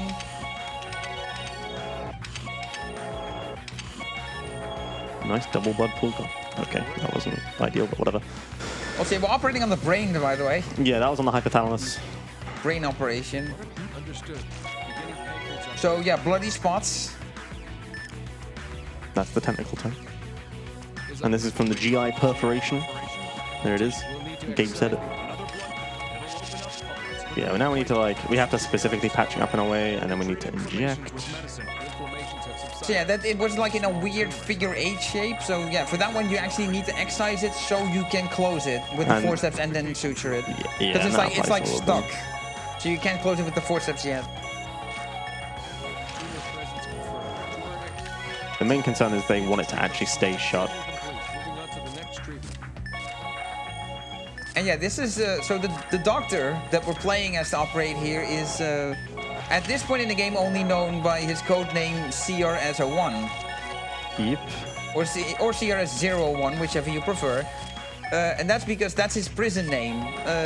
There was an incident that also will come up later in the story. Except we'll just skip over it, basically. We do skip over it, but we'll revisit it as part of the game progress. That got him a life sentence of 250 years in prison. Yep.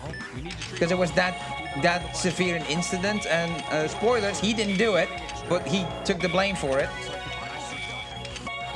So he's serving his sentence, but yeah, he is an exceptional surgeon, and he's being called in to help out with like all the madness that's going on here. In exchange for a reduced for reducing that sentence that he has, the prison sentence. Oh no, I lost the needle. Let's look for it. So yeah, here's your gimmick operation in Trauma Center where it wants to make your tool break. In this case, it's the needle. In Trauma Center, It's in the worst spot position. in New Blood, it's the drain that breaks. I forget what breaks in UTK2. It's like the gel and. Oh, you know that's instead the gimmick operation of you get no stabilizer and one supply of gel. Yeah, they removed the stabilizer at one point as well. Because like I think they also removed that in this game, the duration of tools. Yeah, so no, it does exist. but it is extended to an absurd amount. Like, it's kind of absurd how long you can use the sutures. You have to be like there for a while to get to eventually break. Yeah, because if this is your first exposure to Trauma Center, let me explain to you that the older games, tools had limited use, and if you ran out of them, then they would be disabled for a short while they came back, and then, yeah, New Blood and Under the Knife both have an operation where you get no stabilizer, which is your main tool of raising vitals, and your alternative tool of raising vitals is using gel, which you get one supply of. So once it runs out, it never replenishes. And yeah, the solution the game gives you for those operations, if you run out of gel, is to suture wounds that you would normally gel, which causes vital damage to the patient. Use the magnification tool to view the view of the Right. I'm doing things in a very specific order here to save on tools. Tool switching isn't really like as prominent of a thing in the Wii games. You normally want to focus on doing things in a collective area, so that's why you can sort of see I'm doing things. Also, in a I always particular found that burn really looks like it's shaped like Africa. I think another one was Lithuania. And the only reason that I say that Did is... Leon point that out to you? Yes. Go figure. Anyway, I instantly defib here because it's part of the plot. Yes, We'll come back to that. yeah, because the moment you try to use the defib, the electricity goes out, so you can't use it anymore, and yeah, they're panicking about it now, and that's what the next chapter is gonna be. So yeah, if you're doing everything according to the in-universe timeline, you would not do this operation, and you would come back to it later, like an anime episode break, and then it shifts away to another plot line, then it comes back to this, so you resume where you left off on the last one. Because now the powers come back on, so you can use the AED. Well, it is sequentially straight after, so it does make sense to do it straight Okay, after. it is. Anyway, another one where we have a time limit, completely useless. Yeah, so again, time limit by default is removed and then it's only thrown into a gimmick. Because in the plot, there's like a security, like an FBI agent, a different one, it's not naval, that's basically watching over you and making sure you don't like run off and everything and do the surgery that you promised to do, as the reason that you were let out of prison to do these surgeries to get a reduced life sentence. And yeah, basically strange things are happening, and CRSO1 is again blamed for it, and the FBI agent says like, okay, you can't operate anymore, you can't go back to jail. But obviously he's a surgeon, he wants to save lives, so we're performing this operation, and the time limit is to illustrate that you have 10 minutes to perform this operation before the FBI catches up to you and CRSO1 gets imprisoned again. Alright, that was a pretty good set of lungs. Now we have to reform the ribs, and there's a set order these go down in, so I'm going to do my best to remember. Put this here, here, here. For the ones where 2 pieces go, you can see the difference in gradients. So you can know like how pieces fit there. And then you rotate. You can rotate the Wii to orient the piece, but it's generally in the right orientation already. Use gel to affix them. For efficiency's sake, you place all the bones first, then do gel over the entire area. Okay.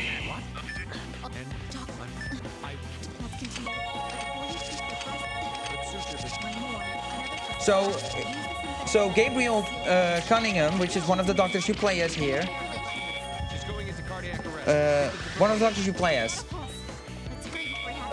He basically phones you in that they're stalling for time with the FBI agent who's currently still at Resurgam, which is the hospital that the doctors work at. Everyone works there except for Naomi, who's there as a sort of a private forensic investigator. But she kind of just hangs out at Resurgam. No, but she comes in later on as part of the later plot. Oh yeah, no, yeah. She hangs out at Resurgam while Alyssa is admitted there after the bomb. And we're currently operating on Alyssa, just to clarify. Yeah, Naomi has handed over Alyssa to CRSO1 and basically begged him to save her, because yeah, There was Naomi basically develops into the replacement parent for Alyssa, who no longer has parents. Yeah. Well, part of it was that. I forgot what happened, but Yeah, essentially part of it was Naomi gets a call as if Alyssa is about to die. That's why she's like stressing over it. And CRSO1 steps up to the plate like, nah, I'm not gonna let that happen. Anyway, that's more plot. You can enjoy that if you play this game. All right, so now we're gonna go to what I've been referring to as Surgery Light first response. Surgery Light, except you're juggling multiple patients at the same time. At first we don't, but yeah. Yeah. So, so quickly as a last touch on surgery to talk about the co-op aspect, because it's back in full force. So for surgery, the tools are divided between the players, and you can do it any way you want. You can give each player 4 tools. You can freely pick which 4 tools. You can do 5-3. You can do 7-1 if you wanted. And there's a random button, which randomly assigns 4 to each.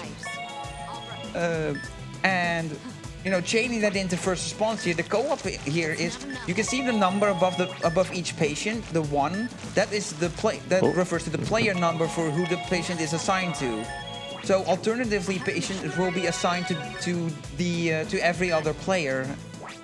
Because we have 2 patients now, but patients are also gonna be added mid-operation.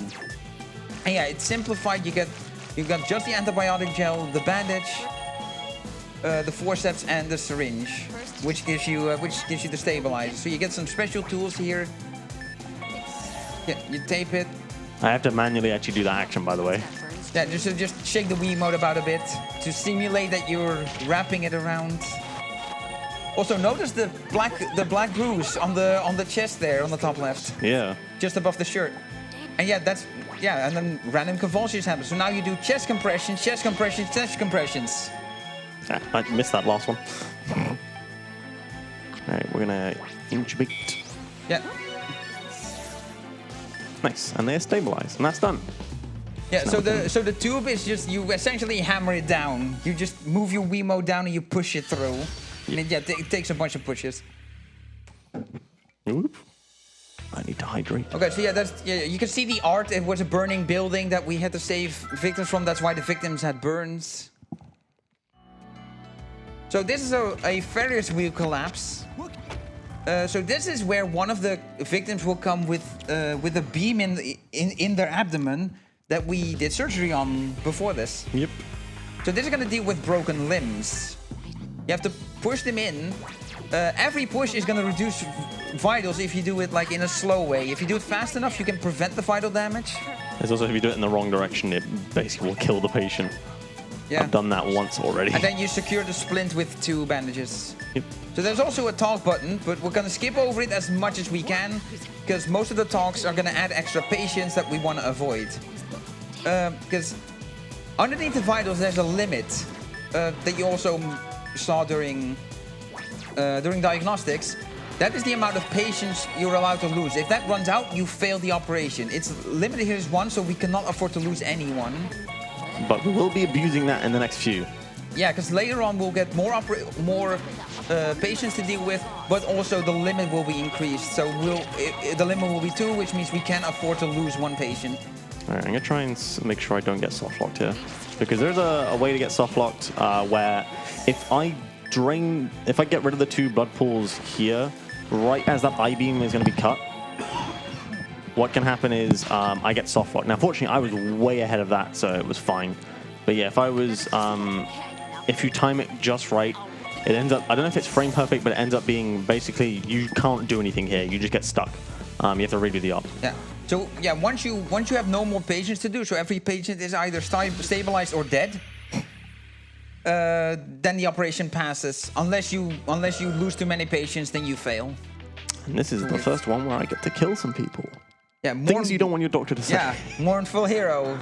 So we got 3 initial, specifically says initial victims. So this doesn't account for victims that come in midway through the operation, because first response wants to surprise you with them. All right, we're gonna do some chest compressions.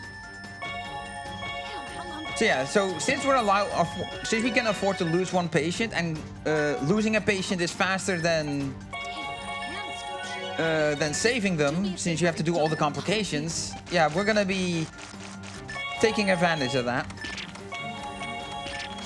Yeah, there's a particular the, patient that just has something really awkward about them. Just not So worth the it. doctor that we're playing as here is Maria Torres. I need good. And her main gimmick is that she constantly yells at people all the time. all the time, which you know, changes the dynamic a little bit when we're also massively causing patients to suffer. It's ventricular fibrillation. I had to wait for the defib there. If I don't wait for this, then it causes problems later on.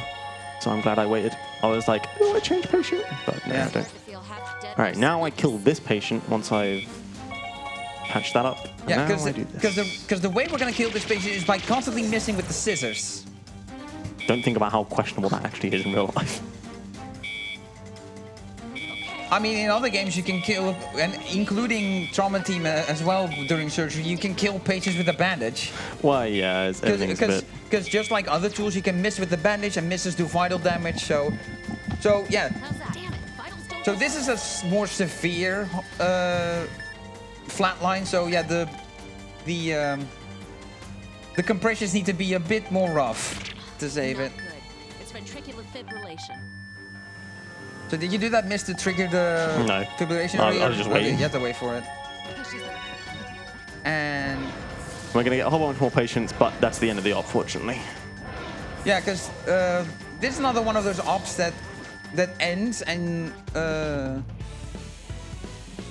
yeah, that ends at a seemingly panic moment, like we had it earlier with surgery with the defib, where the power went out and the operation ended there, and then you resumed it.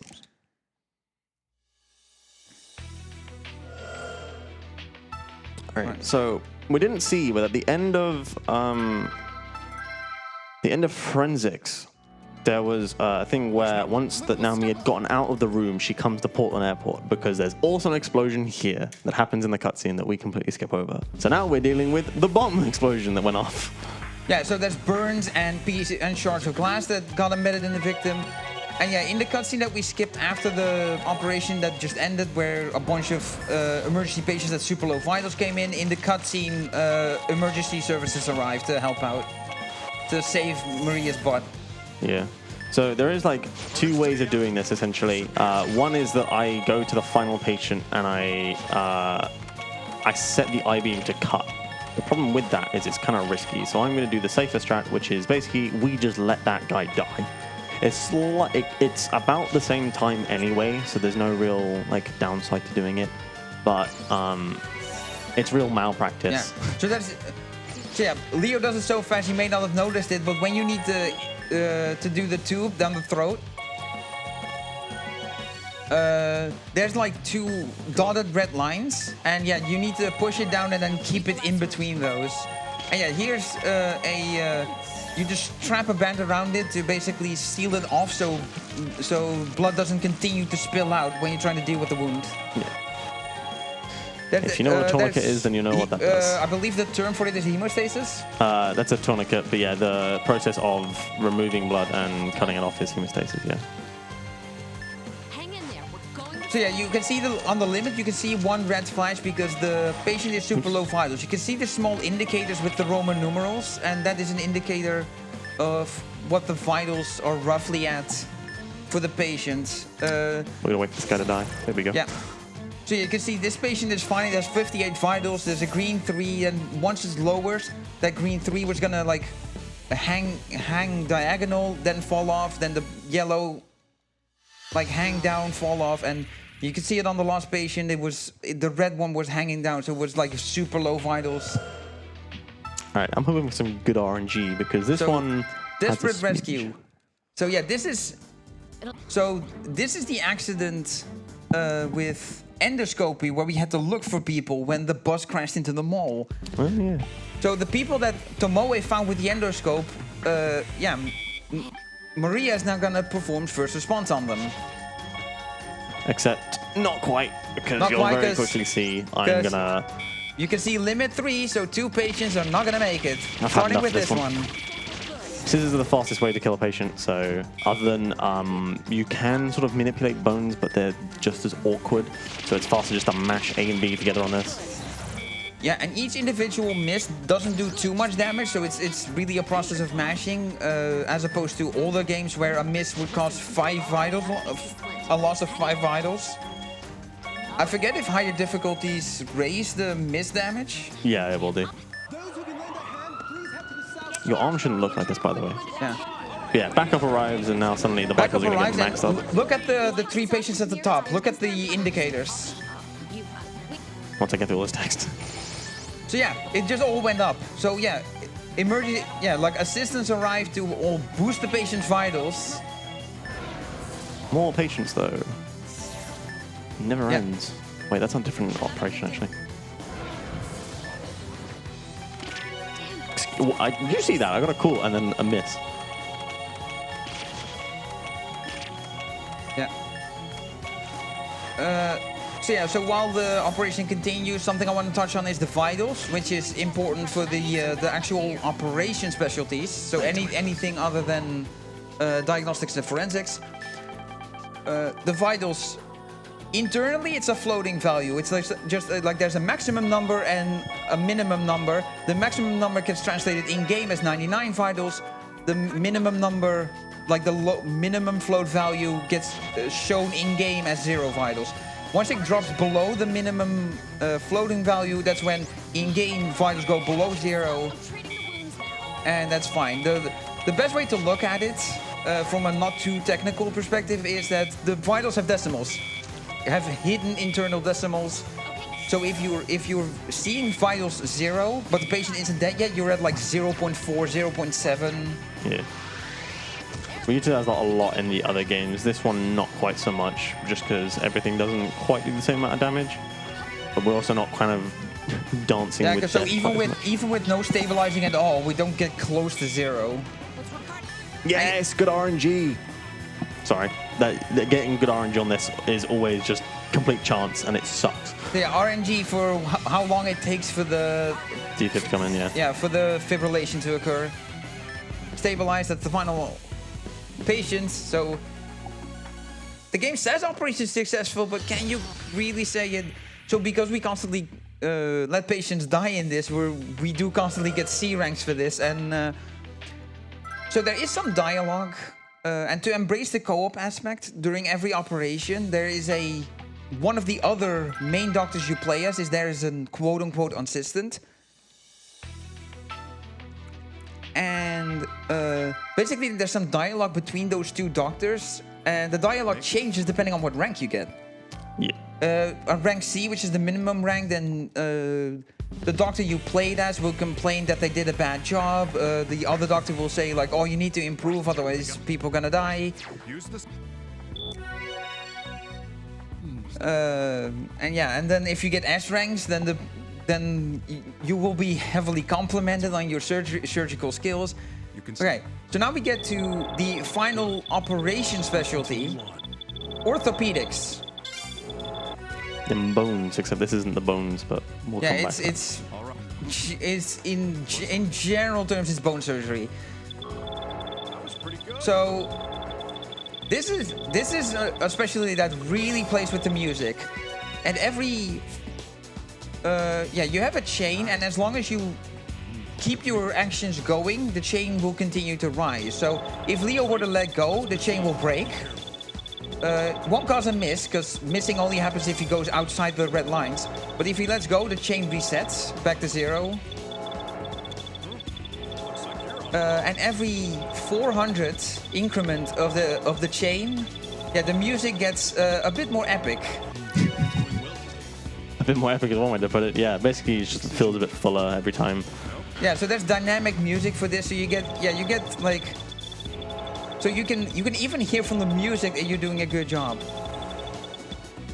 It sucks a lot when you get a miss and you just get reset back to 0 chain. It's like, cool, yeah, I now have... it's a bit of a slap in the face to hear the music die down as much as it does when it goes from maximum, because it's 4 times, I believe, it maxes out at 1600. 1200. Oh, 1200. So yeah, there's 3 instances of it going up.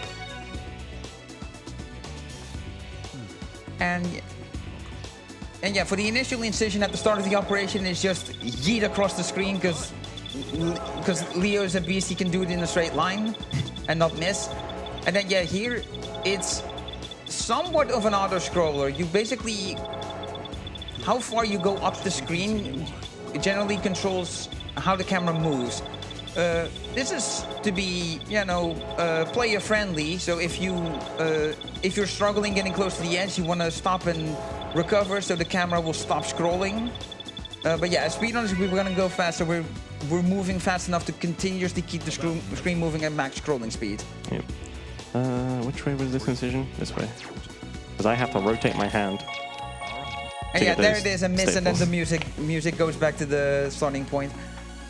So yeah, that's how you close the incision in orthopedics, is you use a stapler. Yep. Seems nonsensical, but no, that's actually a thing. Surgical staples are a genuine thing. All right. Now we actually get to deal with actual bones. There's even skin glue for certain cuts that they use. Yeah. All right. Yes. Okay. So yeah, the real reason you do these as orthopedics is they're essentially the tumors are essentially too big to exercise with normal surgical operation that you do with surgery as CRS01. So you get the orthopedic surgeon Hank Freeman. Hank Freebird.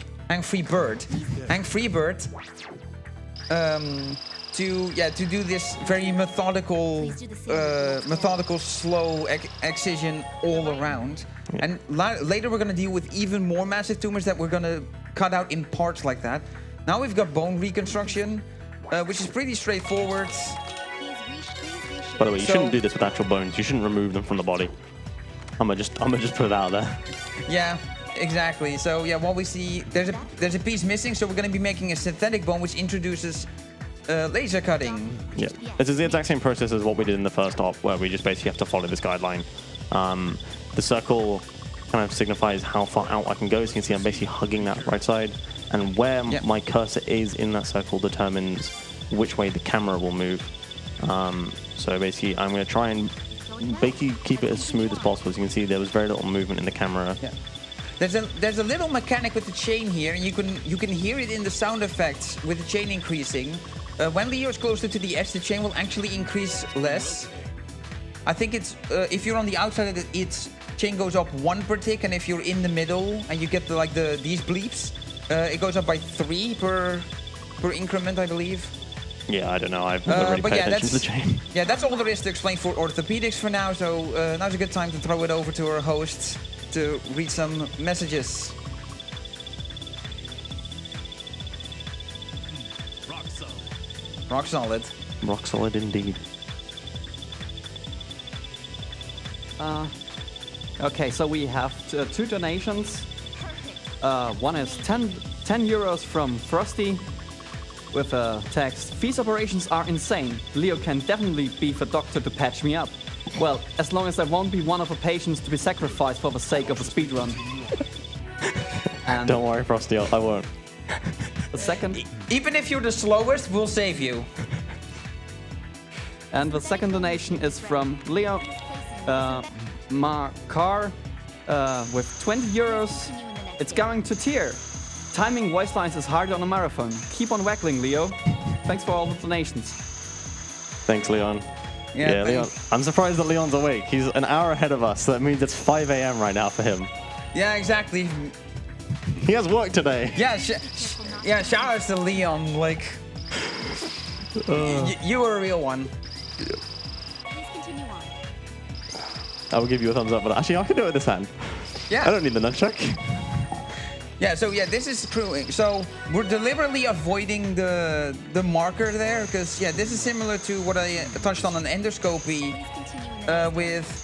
We want to be as fast as possible, so we want these actions to end as soon as possible, so we get into the region where we'll get a bad rating, and then we stop, because the game lets us move on. Yeah. So unlike older Trauma Center games, in this, bats don't break your chain. They just don't add anything. Yep. But then again, it's only if you miss that the chain gets broken. Then again, chain is essentially not relevant in this game. In the previous games, it was relevant for giving you special bonuses, which mean you can get an S rank, or on hard you get XS, which there are categories for that as well, where you get all XS. Yeah, Under the Knife 2, Second Opinion. So Under the Knife was the first game in the series which did not have difficulty settings, which is one set difficulty. That's what you had to deal with. So in response to that, Atlas introduced difficulty settings for the remake in Second Opinion, and added in hard added the S rank capability, which included special bonuses, which for those games it includes a minimum requirement for your highest chain. Yeah, not always, but it regularly happens. Yeah. I don't physically whack these. Of course, the last is a 5. Yeah. So you get a certain amount of whacks. The more the number goes down every time you get a hit, and yeah, when you get the final one in, that's where you get your grade. So that's why we do actually want to get cools, because it means we did it in the least amount of hits. Yeah, and usually for these it's a 5 and anywhere between a 3 or 2. Sorry, you want to get a 5 first or second, and you want to get a 2 or 4 or 3 as well. Basically, there's like only a range of, there you go, like that, of different power you can put in. Yeah. So, and Leo does have to be somewhat delicate with this, because yeah, how hard you swing controls the power, but it's Wii motion controls. It's a little unwieldy sometimes. So it's fairly precise on controlling, and you. The game is designed in such a way that just whacking on max power will always give you misses. So you can't just always max and hit on max power. I mean, you can, but you'll be guaranteed to get a miss. Alright. More orthopedics. I just glanced at the time and it's looking pretty solid. So, generally speaking, because this run is so long and because it's all broken up so much, it's kind of hard to gauge where's the halfway mark. And one that sort of me and Cosimo, one of the other fellow TT runners, we sort of gauge that this is around the halfway mark. It's not exact, but it's a very good indication of you're about halfway through when you finish this. So yeah, here the laser is brought back, but the endpoint is also immediately on screen, so you can just immediately slash across.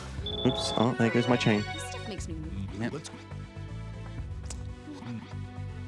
So this is one of the larger tumors that I mentioned that we're going to be cutting out in sections. So yeah, we're cutting out this first part here by kind of arbitrarily just going in curves.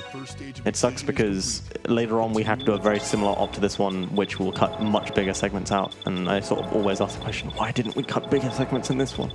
Yeah, this is an operation. I mentioned the vitals during all operational specialties. But yeah, as you can see here, that is not entirely true, because yeah, orthopedics does not have a vitals meter. Instead, you have the miss system that we saw earlier with forensics, and we'll see later on with diagnostics, which is the final specialty that we're going to be going into after this. That being said, we will have to do all of the specialties at least once again in the final chapter, but we'll get to that once we get there, because both story and gameplay wise, all specialties are gonna come together. Yep. But first, let's snake our way through this tumor. Yeah, so forensics is not gonna be as bad here, as it's just mixed in between proper operations, so you'll get like the variety factor. Yeah, Patient Zero is an excellent sort of point in the game where it's kind of annoying because it's towards the end, it's literally the last chapter we do, but because it has everything in it and it's very well spread out, the only being diagnostics, which is right at the start, which makes sense story-wise, so it doesn't really make sense to bring it in any later. So, yep. Last segment. But Pranked, there's going to be more after this. How do I know? Because I've done this surgery. I believe this is the spinal cord? Yeah, we're currently working on a tumor in the spinal cord. So all the strands that we moved apart. So now we have... Here's the complications. So the black bruises are back. Still don't know what exactly it is. We'll find it out. So there's these veins with what can only be described as hairs. really, that we have to cut off. Not bad. But I can't just like throw the cursor across. No, because you have to stay within the guidelines. Yep, and I also have to do it within a certain speed as well. Yeah. And then, yeah, just quick 4 steps to grab it out now. So now it's going to be moving around, so the guideline is going to be actively moving. Which actually isn't too bad. Yeah, because you can see how wide the guideline is. The Atlas did really design, in my opinion, did really well to design this around the quirks of using Wii motion controls for this. Yeah. So yeah, if you get genuinely skilled at this, then it becomes a lot easier. So Aim for the guideline. Don't hit them in too deep. There's still some space. There we go. yeah, there we go. Don't mind the massive gap. Mind the gap, please. Continue. Between the spine and the screw. Mind the gap. So we're putting these screws in, and we're gonna be pushing a rod through these. So you think that placing these awkwardly away from the center where we get a bad rating is gonna complicate it? No, the game is just gonna auto place them correctly. So the rod insertion part is just the same every time, regardless of where the screws actually ended up. Yep. Like you can see, it's from a top-down view. Screws on each side. So yeah, now he controls an arrow to how he steers it. And it's a Don't worry about it. little close to the red line, but not over. Don't worry about it. So we good, don't worry You'll about see it. I'm basically dragging the arrow as far out as it can possibly go, but the further I drag it, the more any kind of variation in my movement causes it to drift. Yeah, and This way. obviously you also need to be wary of the endpoint. Yeah, it's just. I mean, if you go too far, you just get a miss and it will snap in place. But yeah, if you make a fair few misses, if you're playing this casually and you make a couple mistakes, then yeah, you will want to do that properly. It's the final part of the operation. You don't want to die there. All right. All right, Olivia Vicente, patient we're dealing with here. She has a whole bunch of fractures in her legs, so we're gonna sort that out. Yeah, this is one of the victims of the Ferris wheel incident. Yep. That also had the person with the beam in their body. It all comes together. That Maria did first response on and CRSO1 then operated on. So this is another patient that Maria did first response on, and yeah, Hank's now doing orthopedic surgery on her. And this time we've got a little saw. So yeah, the bone is like chopped off. So to make up, so yeah, for the synthetic bone to be placed, we're gonna manually saw off part of the bone, so we have control over how the bone fits in there. What? That's not even close to the edge. What do you mean? Yeah. So you hold down the A button to make this go. It goes at this set speed. There's no way to speed it up, and yeah, you twist the Wiimote to change the orientation of it, which is why there's a twisting Wiimote on screen. So yeah, the only thing you can do to speed up is cut corners. All right. Now we're gonna do some more synthetic bones. Just gonna beep beep beep beep beep beep all the way around.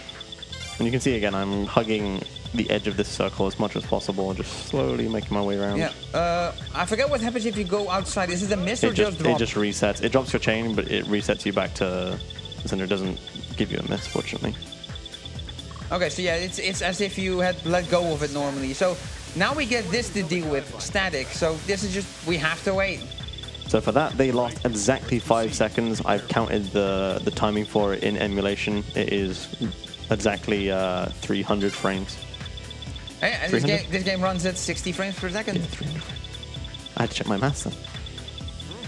Yeah, you can just count exactly to 5 and it will dissipate. And what we do is we kind of back off a little bit so that when it's done, we have a bit of a leading bit of momentum. I don't know if there's anyone more eagle-eyed than me watching, but I've always had major trouble to visualize the way you're lasering the synthetic bone to the shape of the bone that you're gonna put in.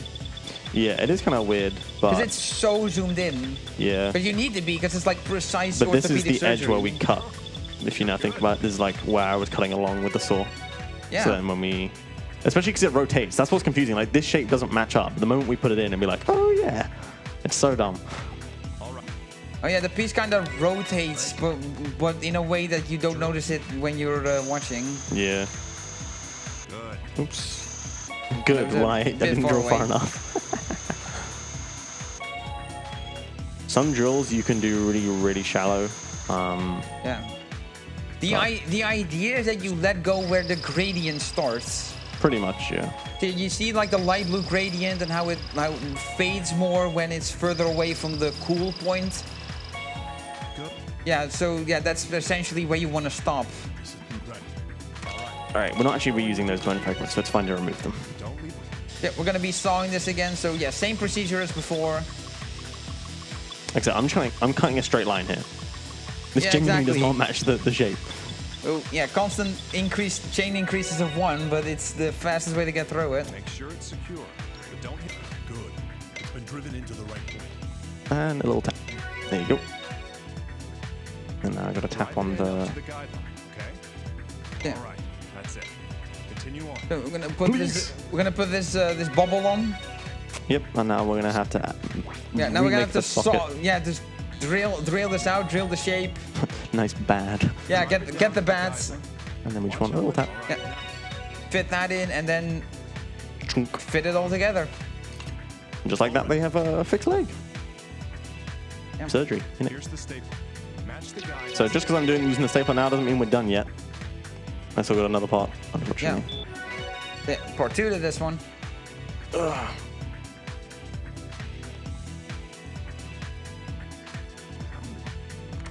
Also, as a bit of a fun fact about me, this is my alarm. If I set my alarm to a certain time, this will start playing when I wake up. And I have a version of this that's where like All right, let's proceed. it scales up as it plays, where it like does the thing where the music progresses in epicness as you get 400 chain increments.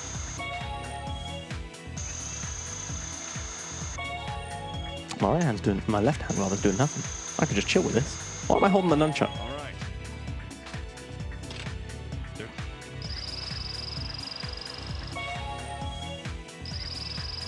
Just gonna enjoy the music. Yeah, We've been talking That's so much, we've hardly enjoyed the music. Yeah, 'cause we touched on it on how much of a banger this entire OST is. Like the main theme already. Like the first proper theme you hear when you boot up this game. Also, yeah, don't worry about the logistics of like visualizing a normal drill going all the way down this. Don't worry about it. Don't worry about it. Seems to be all right. Forget about it. Nice. That felt good. Probably not for the patient, but it felt good. So you have an intensity bar for how much you're doing, but yeah, so it's just Watch yourself. Make it fit. just go full beans for a really short time. It's genuinely the fastest way to do it. Careful. Do it again here. Watch yourself, okay? Don't use too much. Yeah, and all of these where you have to hammer it down, it's always set up in a way that you need at least 2 swings. A full 5 on the first swing never gets it. Don't worry about the misses. You can actually like buffer those misses, so you still like, I don't know how to describe it. Essentially, you can have it so that 2 misses back to back will only take up half a heart, but you have to do it very quickly if it's going to happen. Yeah, it's like the second miss happens when the game is still processing the first miss, so it sees them as the same miss. Yeah. Anyway, Chief, what? fun fact: Hank has a bullet in him for this operation. He's like constantly like groaning Yeah. about the pain that he's in, but he's just getting Yeah, on with because it. there's this, there's this guy with metastasized lung cancer, and yeah, he basically went crazy in the same mall that the bus earlier crashed into. I guess it got fixed real easy, and he goes crazy and like threatens people with a gun, because doctors told him his lung cancer had metastasized and was incurable. Hank approaches him. Oh, okay, that's If you're an avid reader of TV tropes, he's basically the gentle giant trope. And yeah, so he approaches this guy, and he's determined to save him, to prove that his lung cancer can be cured. He has no reason to be a crazy man anymore. Yeah, part of it is he also shoots one of Hank's patients. Like that, Yeah, that's why Hank's at the mall in the first place. Yeah, there's a one of Hank's patients that he is actively treating. Nice, it's perfect. Let's start on the other side. She did bad things to herself, and Hank tried to save her from it. He was being good doctor to it, and good doctor to her, and the patient Claire is her name. Was like, okay, I don't want to do bad things to myself anymore. I want to live. And then she gets shot. Yep. And she's like, I don't want to die because, you know, she got better. So yeah, so we've exercised it. Now it's a bubble, a ball. So we have to carefully, otherwise that happens. I'm too busy listening to the voice line where she gets mad. Wait a second. Yeah. So yeah, that's the gimmick of this. If you pull it too hard, it'll tear, and you'll get like a miss and everything. So Let's extract it now. so yeah, the practice with this is to recognize what the maximum pulling speed is that you can do without tearing it. And that, yeah, that's just a practice makes perfect kind of thing. Good. Keep at Yeah, there's a particular speed you can sort of drag it out at. Is it? It's like that. Yeah, so you do get the voice line of like, oh, it's gonna tear because you're pulling it at max speed, so you're getting very close to tearing it. So yeah, your assistant warns you about it. We'll have to wait until the guideline comes back. Let's proceed. Be careful. So yeah, so the co-op aspect for orthopedics is that you switch between sections. So yeah, so one player is doing this. When this is finished, then it switches to the other player. I believe misses will also cause a player switch in this. No idea. I forget. We did a bit of co-op that one time Yeah. before you started running this Placing the synthetic bone. to explore it a little, and that's all that came of that. That's where I found out that for surgery there's literally a button to randomize which player gets which tools. All right. Well, that is all of orthopedics for now. We'll come back to it in a minute. Just follow the guide. And now we move on to. Yeah. So the main reason Leo is able to do the staples in a quick sequence like that is the angle for the staples is the same for everyone. So he just gets the angle right to a point where the game will accept it and just go and keep that same orientation. I'm trying to put in my code. There we go. So that's all 6 specialties done. So now we're gonna go into the final chapter, patient Steady 0. on. Steady on. Oh no, diagnostics. I'm Steady getting on ahead. that. You really want this run to end, don't you? You want to go to bed. More or less. Me too, my guy. Me too. But we still got all of. Allow me. It's 5 a.m. Nah. You gotta suffer with I me know through you're. this. I know you're the person who's being tested more than me, but let's forget about that for a minute. Anyway, okay, all right. Let's do some. Okay, diagnostics. So we got our first patient here, Nicole Summers. So you can if you're spotting it, you can already see your hands trembling. Anyway, let's ask you some questions. Yeah, What's this is wrong? This is the interview, patient consultation. So yeah, so for casual gameplay, you listen to the statements. And yeah, if you notice any kind of irregularity that could point to a symptom, you click on it, you say yes on is this an abnormality, and then if it's correct, you proceed. If it's incorrect, you get a miss. There's the limit, the 5 heart limit is back here again. I'm just busy listening to the music while I'm looking at my notes. Yeah. So stethoscope. So normally you can see at the top right, there's a little like Wiimote icon. Because normally you'd hear the sound from your Wiimote. You can change it, but from the Wii speaker, because it's like you're using a stethoscope, so you know, doctor Gotta has the listen. thing in his ears to listen to it, so that's what it tries to emulate. What do you mean, Gabe? What did you just listen? Oh, you listened to her stomach. I was like, what did you just listen to, Gabe? Why are you complaining that was wrong? So this is where the game will throw the most medical jargon at you with the symptoms like tachycardia, which I believe an irregular heartbeat. Tachycardia, I believe, is fast heartbeat. Faster, okay. So yeah, trembling fingertips. So this is also a thing you can do. You can just examine your patient as they're sitting there. We did the stethoscope earlier, which is a more close-up inspection. All right, so we need to take a look at the CT scan. Now, casually, you probably go insane looking at these scans, because I remember I did. Like, when I was trying to play this game, I was kind of in the middle of speedrunning Second Opinion, and I just know where these locations are now. But originally, you know, this one's pretty straightforward. But later on, when you've got tiny tumors that you're trying to like figure out where they are, like you go insane. Yeah, it turns into an absolute pixel hunt. And yeah, the way, so since Leo knows where everything is, he's just gonna immediately click it. But how you do this casually is you can flip back and forth between an image of how things are supposed to look like and then the patient's image, and you can, that's what you need to figure out. So it's a game of spot the differences. Yeah. So now we do this is where we make the actual diagnosis. Drag symptoms into the thing and it will highlight either where it is. If it matches, it'll immediately go to it. If you're playing this casually, you cycle through this. If you notice a thing being mentioned on a disease that you have a symptom of, then you can match it. But yeah, since Leo knows exactly what needs to be done, he just quickly just matches everything to where it needs to go. Now, even though we've obviously played this game before, so we obviously also know what the disease already is. Yeah, this is similar to forensics, where we have to do the thing the game wants you to proceed. So we match all the symptoms with the diseases as the game wants us to, and then it proceeds until you officially have enough to make the official diagnosis, and then we just tunnel on the correct disease. Yep.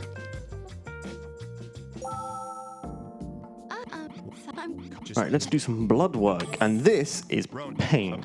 I did this in Japanese once. Yeah, so a few times actually. Would not recommend. So I am not going to assume that these ranges for normal level for all these medical things are actually medically accurate. But yeah, this is just another spot the differences in the sense of like pick out everything that is outside of the normal level, like either below or above it.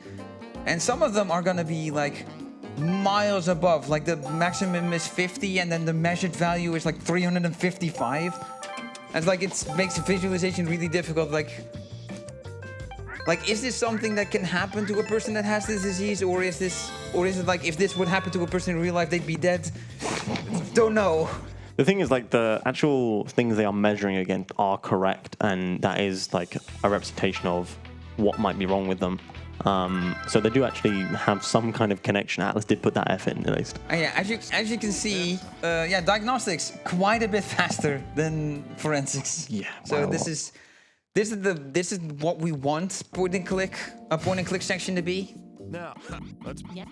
So this second case is gonna introduce you to a patient that is going to absolutely not want to cooperate.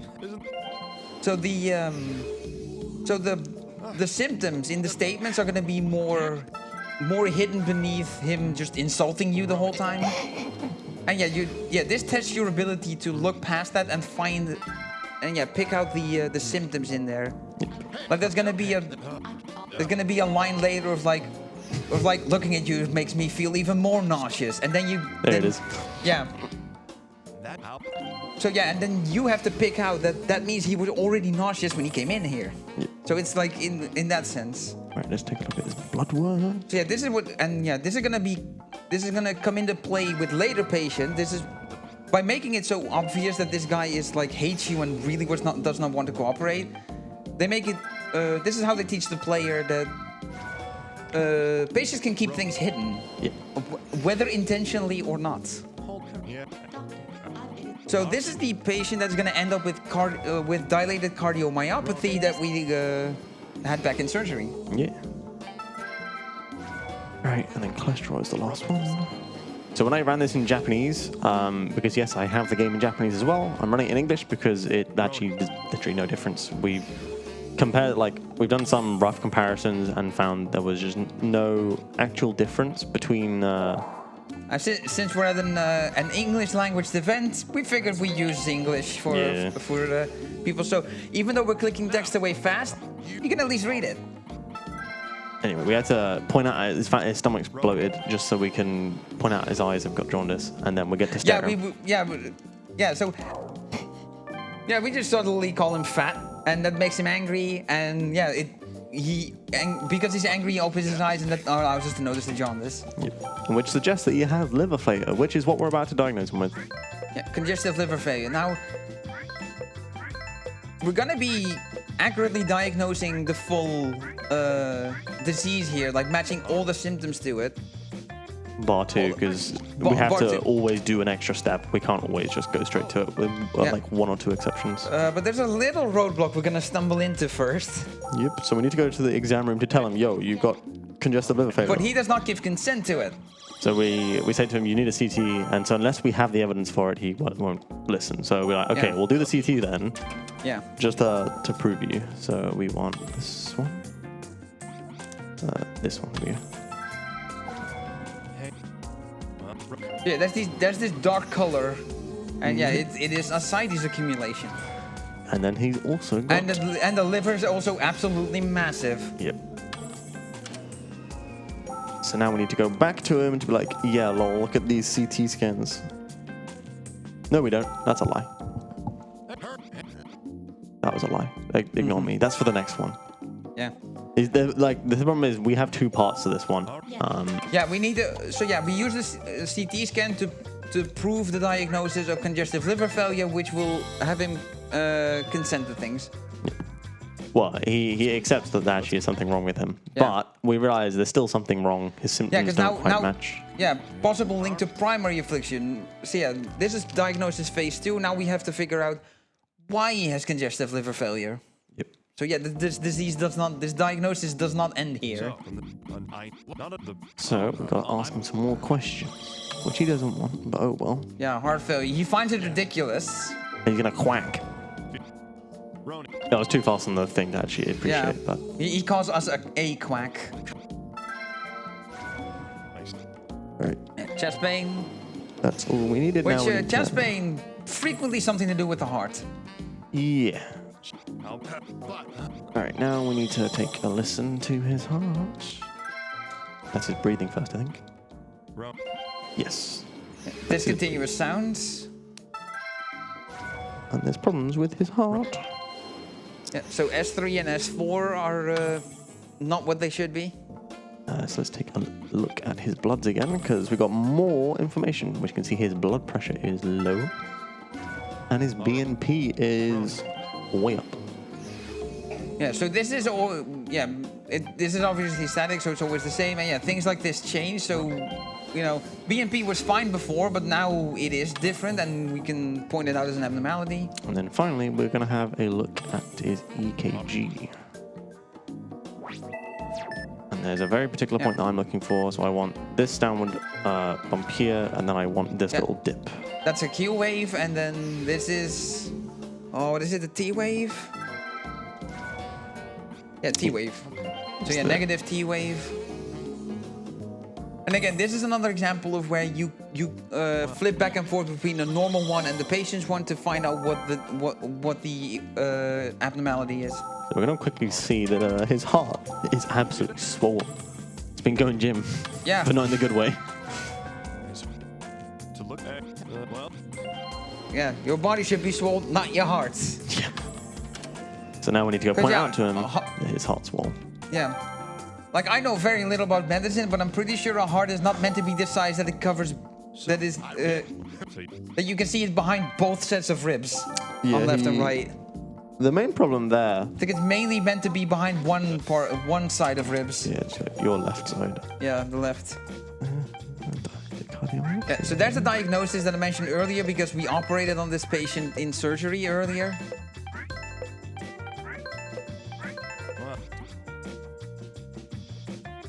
So yeah, there's one more thing that we need, and yeah, we need to get him to agree to do the test on him that is going to prove it. Yeah, so we need to first go to the exam room to basically tell him, yo, there's something wrong with you. We know there is. And he's going to not be particularly happy about it. And so we're going to tell him, that's it. Yeah, that's it. I'm a doctor and I'm going to diagnose you, damn it. So yeah, we're going to go get an echocardiogram done. Yeah, that's basically what he says. And yeah, I do want to highlight Dr. Gabriel Cunningham here, who is the diagnostics, voiced by none other than Travis Willingham. Yeah, there's we actually didn't point out that Nolan North voices CRS-01 yeah, as well. CRS-01 for surgery, yeah, he is voiced by Nolan North. Yeah, it's like, there's a lot of like talent that went behind this, and yet it was so underappreciated. There is some serious voice talent in here. Anyway, we diagnosed him. So while we're quickly walking through this and going on to the next one, if the host has anything to say, this is an excellent time to do it.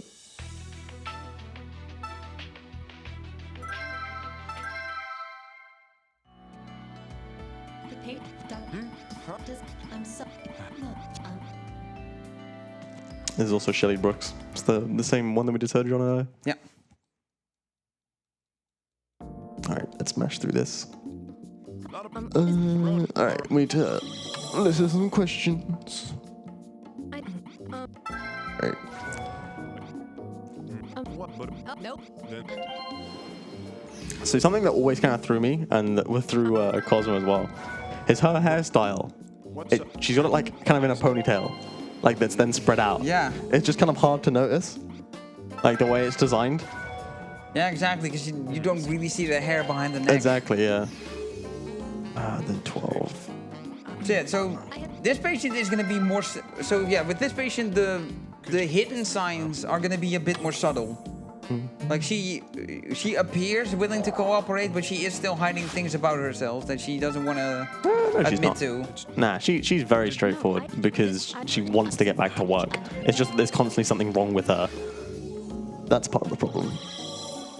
I mean, yeah, that's what I mentioned earlier. Is like patients keep things hidden, unintentional or not. So there's a case of like the unintentional. I wouldn't say she's trying to hide it. She just forgets that she had some medication. That's part of her so transplant. scintigraphy, there's another compare normal and patient and find the difference. So this one's a very quick one where basically we have a rough idea of what it is already, and so we know this one's going to be Kaposi sarcoma, not influenza. Kaposi sarcoma, thank you very much. And I'm grabbing the second symptom because it comes up slightly faster from the bottom. It's kind of a weird thing to explain, but it just means I can grab the card slightly faster. It's really minimal, but it adds up when you're constantly going back and forth over and over and over. Right, so we need to get a statement out of her. Statement 13. So 3, 6, 9, 12. That's not 13. I think that was 12. This one. Oh, that's. No? Oh, I've it lost might track. have been 12, so it might be the next one. Oh, that's that one, yeah. Yeah. That's 12. I counted too fast. Hey, yeah, no. I've done this before where I've added 3 plus 3 plus 3 equals 12. And anyone who's watched my streams knows exactly what that's referring to. Anyway, let's diagnose her with Kaposi sarcoma. Alright, while we get into the next one, this might be a good chance for any messages. Yeah, we have one donation with €5 from Tempest Mask with a message. Greetings and salutations to the BSG crew. While I'm watching remotely from the comfort of my home, I at least wanted to chip something in for our continued support of Mind. Hello to my friends Doubledubbel and Leo. Thanks for bringing what I consider my favorite entry of this underrated franchise to the event, and in quoting CR-SO1, let this disease pass from this world. Also, something portal. Thanks for the donation. I'm never going to escape that, am I? Yeah. Thank you very much, Tempest Mask. Yeah, And yeah, glad to hear some appreciation from this game, because yeah, it is pretty underrated. Which you know, the it not being released in PAL territories does not help. No. So if we can get a bit more appreciation out for these kind of games, then that's a win in the books. Yeah, definitely.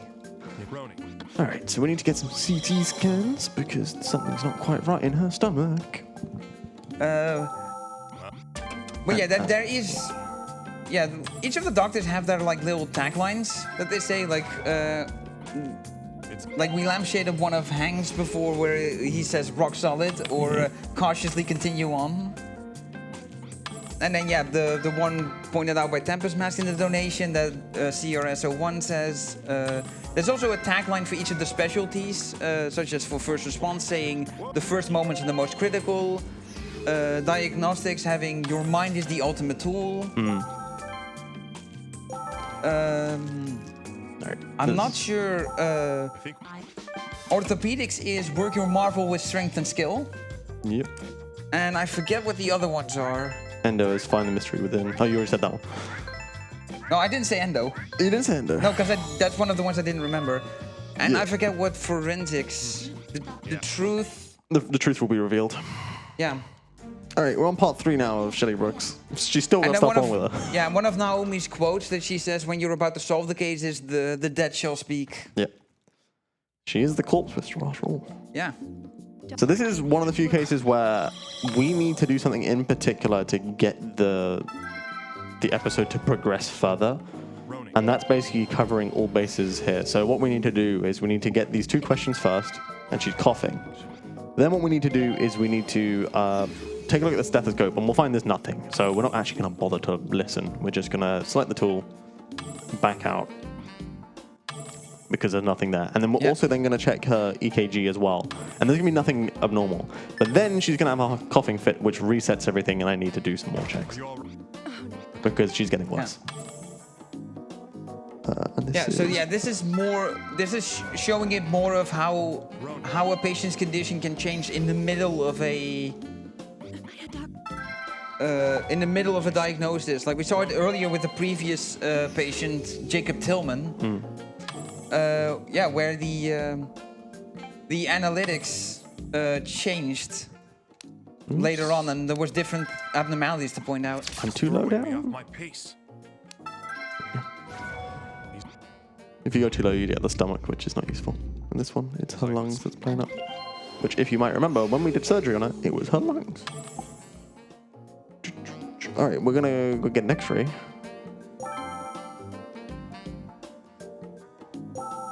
Sounds good. God, this music's so good.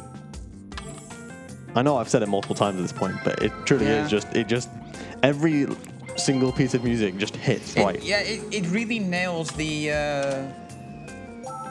theme of what you're doing. Like this is music that really fits making a diagnosis.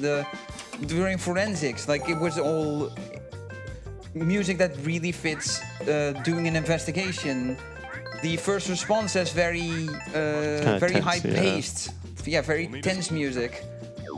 You had the music build up with the chain in orthopedics. You have the more mystifying music during endo. But she's getting worse. And she's like, please do something. I'm getting worse, please. I put my trust in you, smiley face. Except not so smiley face, because she's not doing so great. Anyway, let's go get another x-ray of her chest. Yeah, also, a character, I think we can say that at this point, that we've glossed over, is his little assistant that Gabe has. Oh yeah, Roni, yeah. Roni. Oh, there's the webbing again. So Roni is basically a computer program designed to assist with the diagnosis. But oftentimes Roni will explain things to the player, obviously, but in universe, Gabe will be like, I already know this. I went to law school. Law school? Went to medical school. One of my favorite quotes from Gabe is, "You're just a walking encyclopedia of things I already know." That is exactly where I want to go before my explanation went off the rails. One of my favorite quotes. Anyway, it's time I blame for... this. I blame the Mario Party 5 run that was on before this. Alright, it's time for the last bit of forensics. Well, it's second to last overall and the last main one. And We mentioned this patient before, Joshua Cunningham, and there's 2 names I'm gonna name, and let's see if you can pick out the similarity. So we have our diagnostician, diagnostician Gabriel Cunningham, and we have our patient Joshua Cunningham. Also, you can literally see how much he looks like Gabe. It's Gabe's son. Yep. Except Joshua doesn't know that Gabe is his father. All right, so I need to... Because Joshua lives with his mom. All right, that's fine. All right, cool. I need to take a look as to what's wrong. So I need to... I need to do this. So yeah, Joshua is hiding things. He's not completely honest. Yep. He's got increased heart rate, tachycardia. We need to listen to his lungs. His lungs? Maybe the right lung? I'm just checking. Don't worry about it. Yeah. Or I was maybe- just too low down again. I was getting his stomach. How is that possible? Excuse. Yeah. I've done that 3 times now. Anyway. Tachypnea, which I guess I believe increased breath rate. Yeah. Anything tacky relating to is. Yeah, it's faster. It's Anyway, derived anything- from Latin, I want to say. What am I, a doctor? That doesn't mean anything. You know. Brother. Anyway, it's time for an X-ray.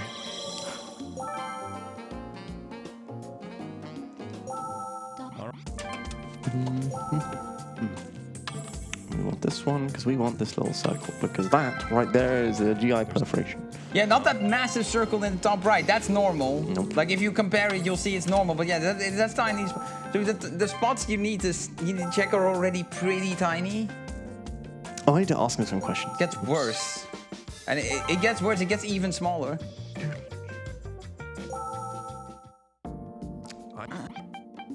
Yeah, like I said, part of it is you need to have proof to the patient sometimes. So, like, yeah, your stomach hurts because you have a gastric ulcer. Yeah, you have a You thingy. silly goose.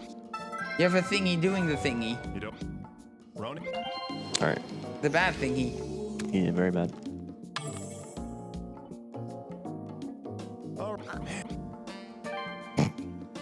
Just saw in the dialogue that he calls him a little Yeah. runt.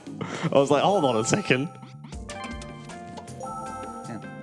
Why am I back here? What am I doing? So, I just need to go straight to the diagnosis. I was Yeah, like, so- I need to get a CT scan again. Speaking of the diagnosis, what we're gonna end up with is that Joshua is suffering from Wermer syndrome, Yep.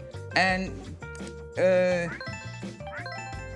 Gabe himself initially is dismissive of it. Like he himself does not want to believe that Joshua is developing Wermer syndrome. And there's some pretty intense cutscenes that happen. We skip over them, but there's some pretty intense cutscenes that happen that you can see where he trashes his office in denial. Yep. In Why is he denial in of the Egypt? truth. Why is he in Egypt? He's in denial. I've got Ronnie. It's too late for this. No, it's not. It's the perfect time for this. What do you mean? This is tiring enough as it is. Ronnie. And you know it. That's why I need memes to get me through this, my guy. I need bad puns. Where's Leon? He has so many bad puns up his sleeve. 375. I actually do it by the number. It's easier to find by the number than the name. Yeah, because that's just a singular number. Yep. It's a lot easier to just locate for some reason.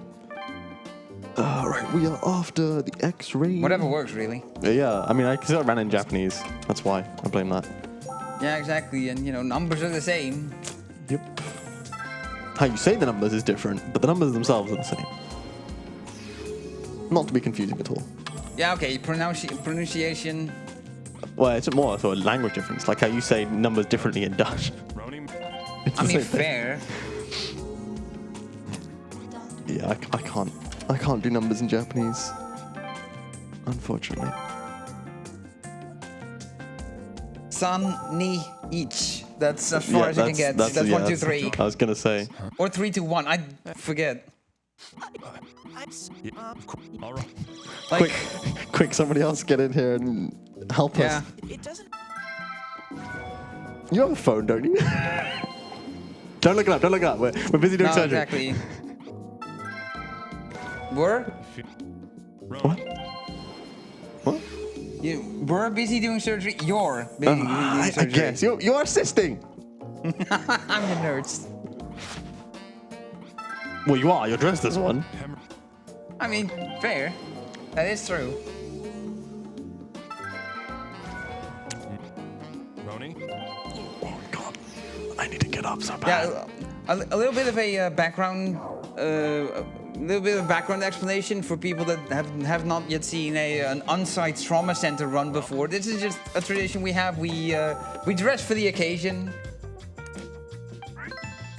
You know, if you've seen any of the GDQ showcases of trauma center games, you know, people are in people up here in doctor's clothing, in scrubs. They're Yeah, it's the same at ESA as well. It's just like Yeah, 2 weeks ago we had Second Opinion twice at ESA, and on this very same channel that you're watching right now, where this guy was playing with Thurler. Yeah, A Brazilian runner and one of the absolute gods at this game. dude, he beat my PB for XLs recently, and I'm molding over it. I was like, I need to do TT, but I also want to beat his time. Yeah, so Thurler is also one of the people that does all access runs for the Wii games. You know, access is hard enough, so imagine doing all of them back to back. Like you've got Trauma Center, which fits nicely into Atlas's tendency of making considerably difficult games. They've got it on hard difficulty, which is necessary for access, and then you've got a speedrun of all of the operations back to back. Like, it is mad impressive. All right, Even as like a person that speedruns Trauma Center themselves, because you know, I do Under the Knife 1 a little bit. all right. Semi-decently. I now need to put these to very specific answers. I've got it in my notes exactly which needs to go where, because if I don't do this correctly, it causes problems. Yeah, So there's a mishmash. Ooh. There's a mishmash of there's two possible diagnoses here, but not all symptoms fit both diagnoses. So if you just blindly match all of them, you're gonna get misses. Yep.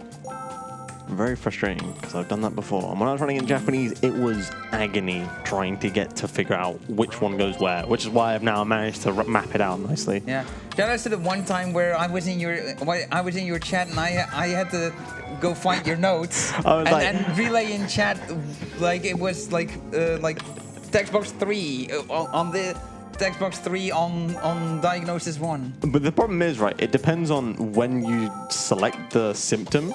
So like the order in which you select the symptoms is the same order in which you receive them here in this list, like in a reverse order. So it's like very frustrating, because if you select things in a slightly different order, it completely messes up where they are positioned in this list, which is why you're very specific about it now. Yeah, exactly. Because if you have like symptoms 1 through 3, 4, you're supposed to pick out 2. You pick out 2, you put it in, and your remaining list is 1, 3, 4.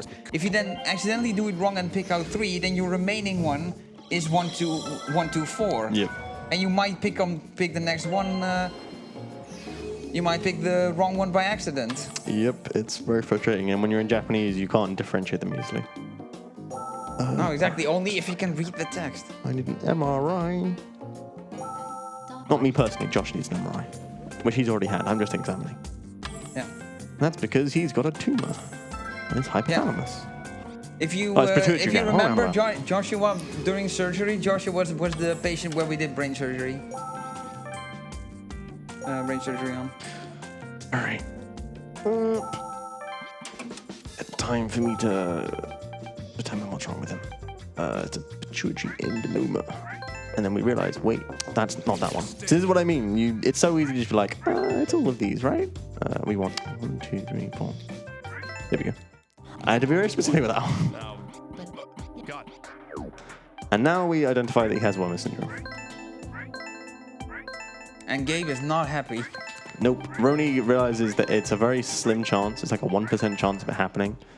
But Roni realizes these symptoms match. These are tumor shadows on the possibility. pancreas, but they will be very small and difficult to discern. So if we actually go do that right now, you'll see how difficult these are to notice. Let's bring it up. Right, it's this one. Nope, it's this one. Look at that tiny little faded mark. That's it. That's a tumor. Yeah. They weren't kidding when they said it would be difficult to discern. Nope. All right, now it is time to finally finish. If I could go back into the office. I'm just mashing. Like, it's become an instinct at this point just to, like, constantly mash A. Yeah. It's really bad. It's good for this game, but it's so bad when I'm not purposely putting my cursor in the right spot. Anyway, it is now time for the final. For the final chapter. Now we're finally actually here. You can actually talk about it now. Yeah, so we have Patient Zero. This is the final event. It's just a cutscene, so you skip it. So now we get Patient Zero. The reason that we call this chapter Patient Zero is because that's the episode. It's the episode of the initial cutscene. It's called Patient Zero. Yep, and the rest of it all kind of ties together into Patient Zero, like of this disease that we're about to tackle. Yeah, because that's also the theme. Is like the Patient Zero. Because all those things that we've been leading up to that we told you to remember, like the people going crazy in forensics, the black bruises during surgery and first response. That's gonna tie in. You can see the black bruise right there. And that's because it's getting worse. It's spreading. So I need to just inject this patient. There's an outbreak. This is the point where there's an outbreak. So in the cutscene that gets skipped, the actual Patient Zero episode, a woman gets off a train and starts coughing up blood and then starts bleeding from every orifice, including the eyes and nose, and then collapses.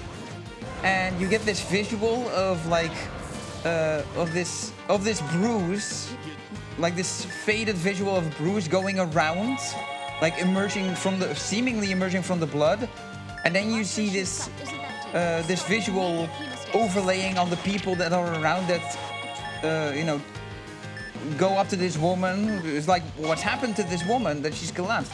And they suddenly get infected.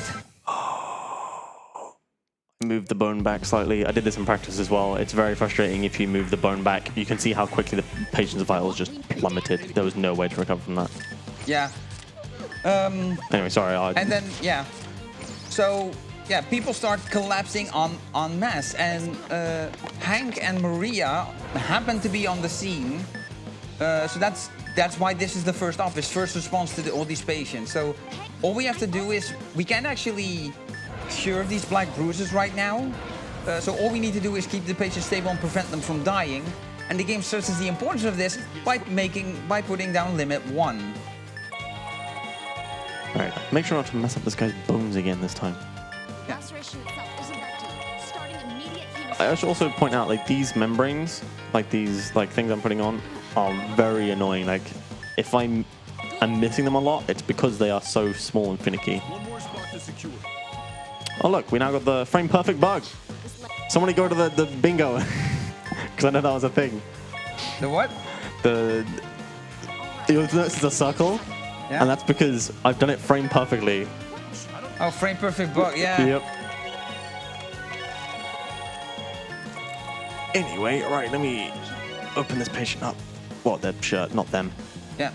So most of the time, even though the patient's more or less unconscious, Maria does always apologize of like, hey, sorry, I'm gonna have to tear your clothes apart to heal you.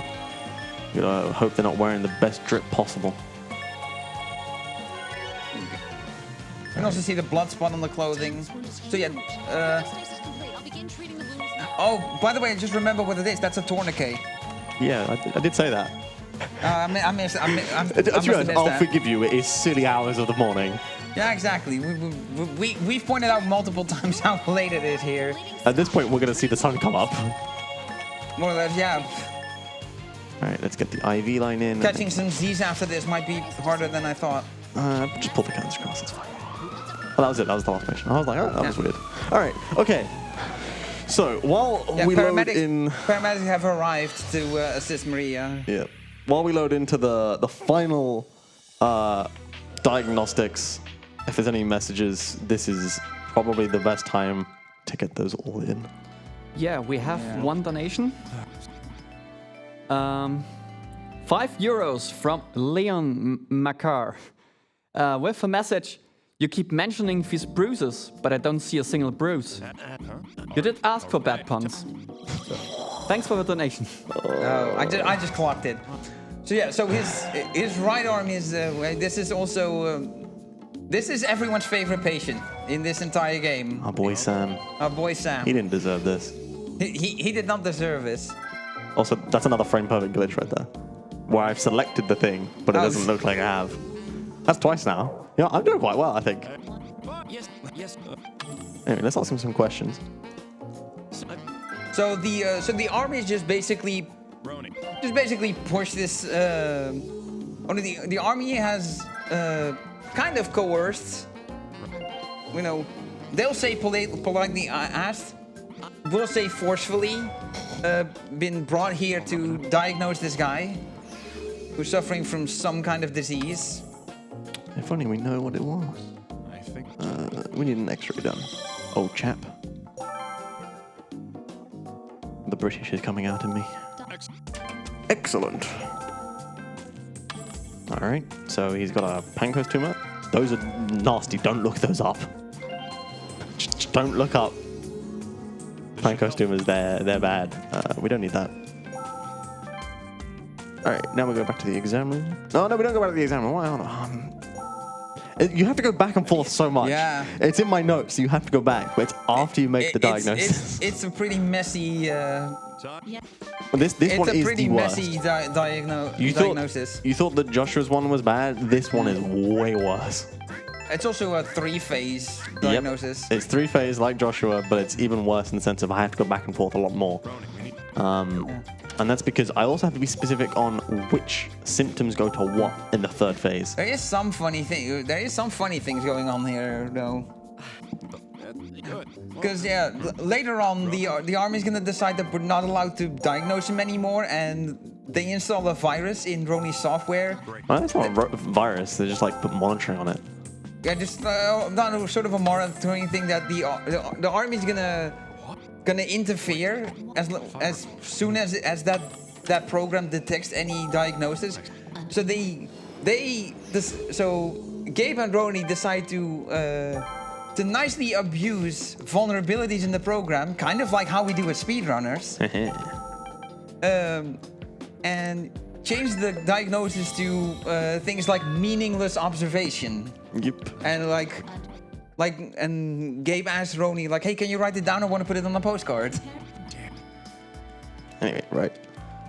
Let's move on to the 2nd step, where this man has a malignant liver tumor. Yeah. Nasty. And it's still not quite clear what kind of malignant liver tumor it is. It's just bad. Well, yeah, you'll see the bruises are gonna come back later, so you'll see that this whole disease that's been being danced around by the game and the plot is this malignant liver tumor. Well, it's one symptom of it.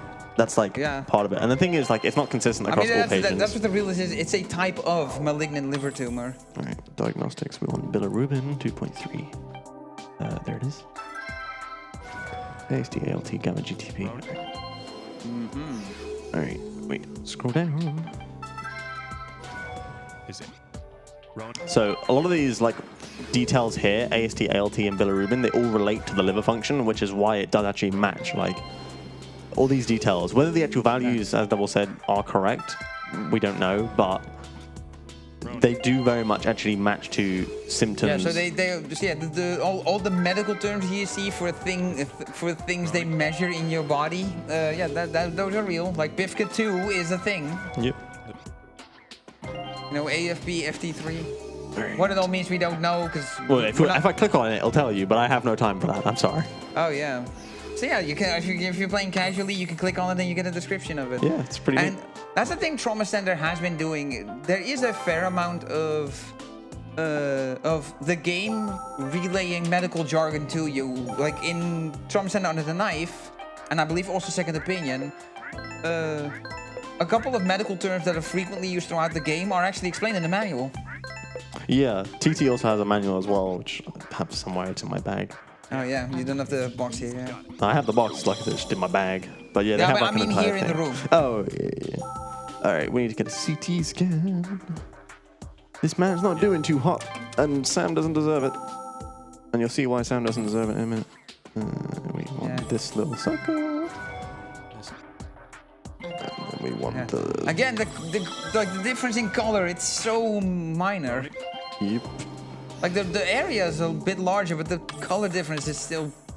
And this is why it's all bad. And yeah, like a lot of people compare this to a claw that's trying to crush the liver. Yeah. Because of the way the bruises are shaped.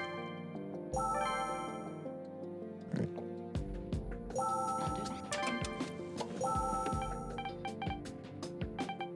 One down. There we go.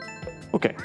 Right, now that we've got him diagnosed with a malignant liver tumor, now we know there's something more at play here.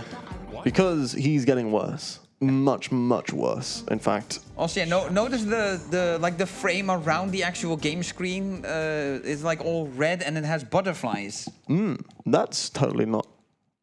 Whereas it was like more colorful like this, comic book yeah. like this, like you see now, before. So keep that in mind, because that also hints at something. Yeah. So you'll see, we're gonna go talk to him, and they'll be like, "What? What do you mean? Why can't we talk to you?"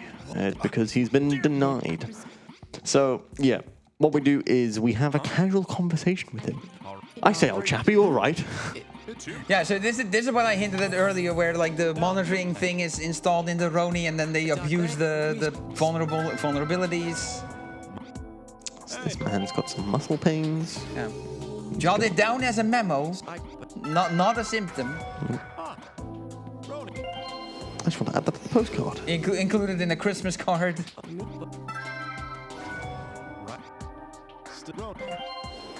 Anemia. Meaningless writing here. Yeah. Yeah, you can see the bloodshot eyes here. Yep, which we're about to take a look at. And we've also confirmed he now has a fever, and so we now have a reason to lift his shirt. Otherwise, there would be no reason for it. Because we do need to do that. And we get a nice look at his chiseled exterior. This man is ripped. He's jagged. Yeah, I mean, he is an army guy. Look at this. This is why Sam is the best character. There's the black bruises again. Yep, pigment spots. Pigment defined as pigment spots on skin. Alright, we also need to take a look at his blood work in a minute. But for now, we now have the fun job of putting all of these symptoms into, like, what, five different things. So first off, we have typhoid. And we need to put 3, 4, and 1. 3, 4, and 1. Cute is 2, 2, 3. If I could grab them, that'd be great. And then acute is 3, 4, 4. Malaria is 3, 3, 2, 2, 2. And this one, if I remember right, is just fever. There we go. So now we have no idea what's wrong with him. We just go, he's potentially got lots of things. So I just want to stress the importance of routing, because as you mentioned before, the order that the symptoms appear in the list are the order that you acquire them in, which can be different if you do things a different way. So it's very important that you also do things in a different order, so the list shows up in the order that you rely on. Yep. And yeah, now the pigment spots have started hemorrhaging. That's not good. And yeah, there's also blood in his mouth because he's been coughing. And it's about to get a whole lot worse, because these sounds right here is him coughing up blood. What? It's hitting the tiles. Yeah. I've had that before where someone doesn't know. Blood. Someone doesn't. I've had someone, not someone, but somebody not know what that is before, Yeah. and I've had to like explain. Yeah, that's the blood hitting the tiles on the floor. That's pretty grim. Like, this man does not deserve this. Anyway, now we can look at his blood. Fortunately, we can see his blood pressure is just tanking, and everything about him is just not doing too great. We're gonna see that very quick. Yeah, like his white cells are just almost entirely gone. Yep. So there's something attacking his white cells, which if you don't know what that is, white cells are basically anything that destroys diseases and bad cells in your body. Part of your immune system. To it's the soldiers of the immune system essentially are your white cells. Yeah, but also basically everything that's holding his blood together is just falling apart. Yeah, the platelet count as well. All right, so we need to now start the diagnosis, and we can now very quickly see that he has something very bad. Yeah, so in universe we need to hurry with this, and you know we're speedrunners, so in game we're also gonna hurry. Yep, we're just gonna slam these all in one by one. Yeah. And once again, he's picking option 2 since it scrolls slightly faster than 1. So once the only last one is left, then you can drag that. There's no time. So now we need an antibody test. It's going to come up positive, and that's going to confirm the diagnosis of what this disease actually is, a viral hemorrhagic fever. Yep, but first we need to speak with Sam to give him a little bit of encouragement. So his statements are also very weak. There's a lot of ellipses in the dialogue to show how weak he is. And it's like, he asked Gabe to like tell my wife and children I love them, and Gabe encourages him. It's like, no, you're gonna tell him because you're gonna live. Which, unfortunately, we all know he won't. He has progressed far too quickly. Yep, and if we had known at this point what we will know by the end of the game, when we know everything, we could have saved him. But since it's still too new and we're still need to figure things out, we'll be saying farewell to Sam. We salute him. Our boy Sam, he didn't deserve that. Anyway, all right, it's time to do some more surgery. We're done with diagnostics now. No more of that. It's just forensics now, where we can focus on now the actual fun content of the game. Also, the tagline for surgery is the same as it is as in the other games, where it's only surgery is the patient's life is in your hands. Okay. Which seems a little weird when sometimes you do surgery on things that aren't actually patients. For example, a door. Don't worry about it. So, drain the mucus. So you have this sort of virus colony. That's one focus of strength. I need the vasoconstrict. Injecting the drug. Also, because of efficiency, we do like things at the same time, so the dialogue gets a little repetitive. And we got these little blobs that go through the vessels. I think they do bad things if they reach the end. Yeah. And do they go random? Random at every intersection. It's very annoying. Go random at every intersection. Yeah. The bruise is back. Bruise is back. It's trying to crush the liver again. Oops. Whoops. Alright, I'm just gonna grab this one and this one. So yeah, sometimes it's a little white thingy that you need to drain. Sometimes it's a blood pool. It's both. Oh, it's both. Okay. Yeah. I think on the first one it's just the white thingy. Yeah, now it's just this left, so that's where they all originate. So you can just sit there and anticipate. Hey, you don't look too good. Are you sure? So yeah, CRSO1 is actually collapsing at this very moment. So he's just trying to get the surgery. Nice bandage. He's just trying to get the surgery done, and he collapses right as he gets the bandage on. Yeah, exactly. That's why the bandage was so diagonal. It's like, whoa! Falling over the patient.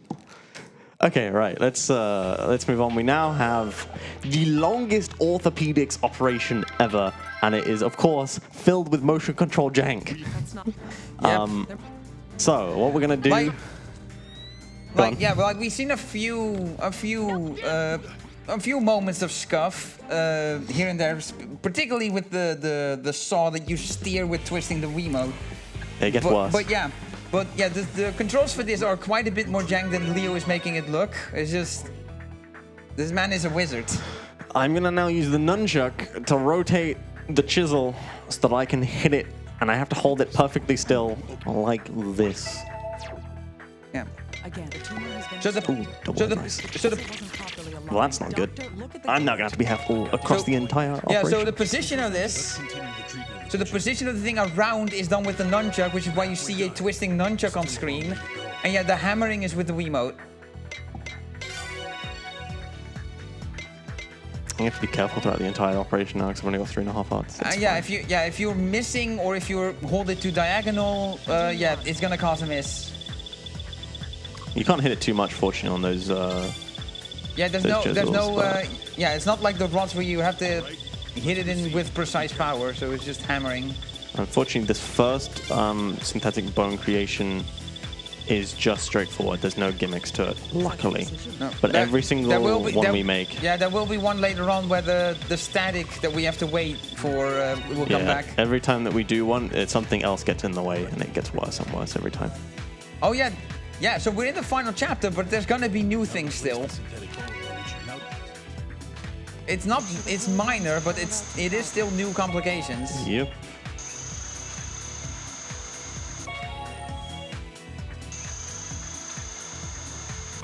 Also, I keep wondering if a surgical drill actually looks like this, because it looks like just a normal power tool you'd have at home. Like, do surgical drills actually look like that? It could be, but I can't be certain. Gabe just went to the local hardware store and was like, give me your drill, any drill. Yeah. retrofitted it to... In tune with all the malpractice we're doing here, probably the cheapest they had.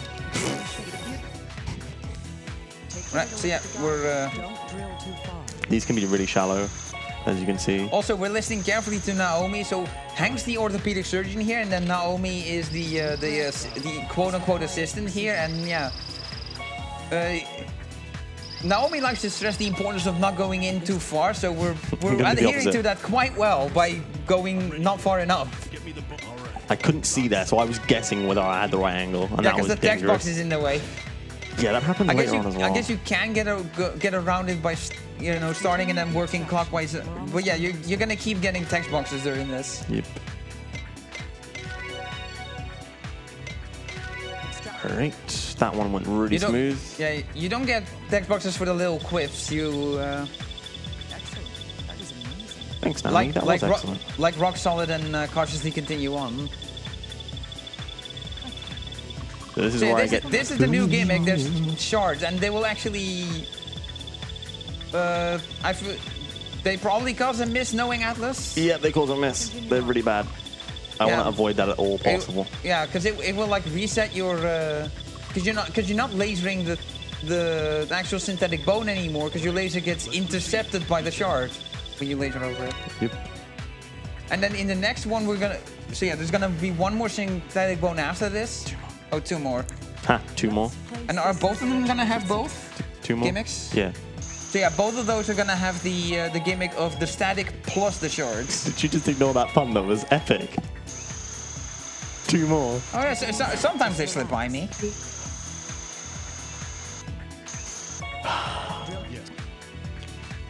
Leon would be disappointed. Probably. But it is 6 a.m., my dude, so...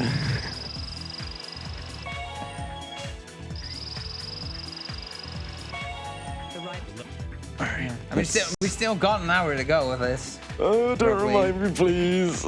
I just want to get this done. Good. The reason why I'm not going for the one on the left is because that is technically on the left side of the nunchuck. You'll see that in a second when I get there. This is the third one. We'll be able to excise it. Shut it, Gabe. Just because it's the third one, no, not Gabe, Hank. Just because it's the third one doesn't mean that I'm ready for it to be removed.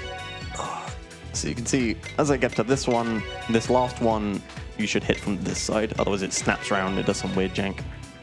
Like anyone that's actually played this can tell you how rough the controls are and, truly appreciate how well he's managing them. The thing is, you can just like absolutely slam those very quickly. It'll be best to wait until the guideline returns. Yeah, so there's the static.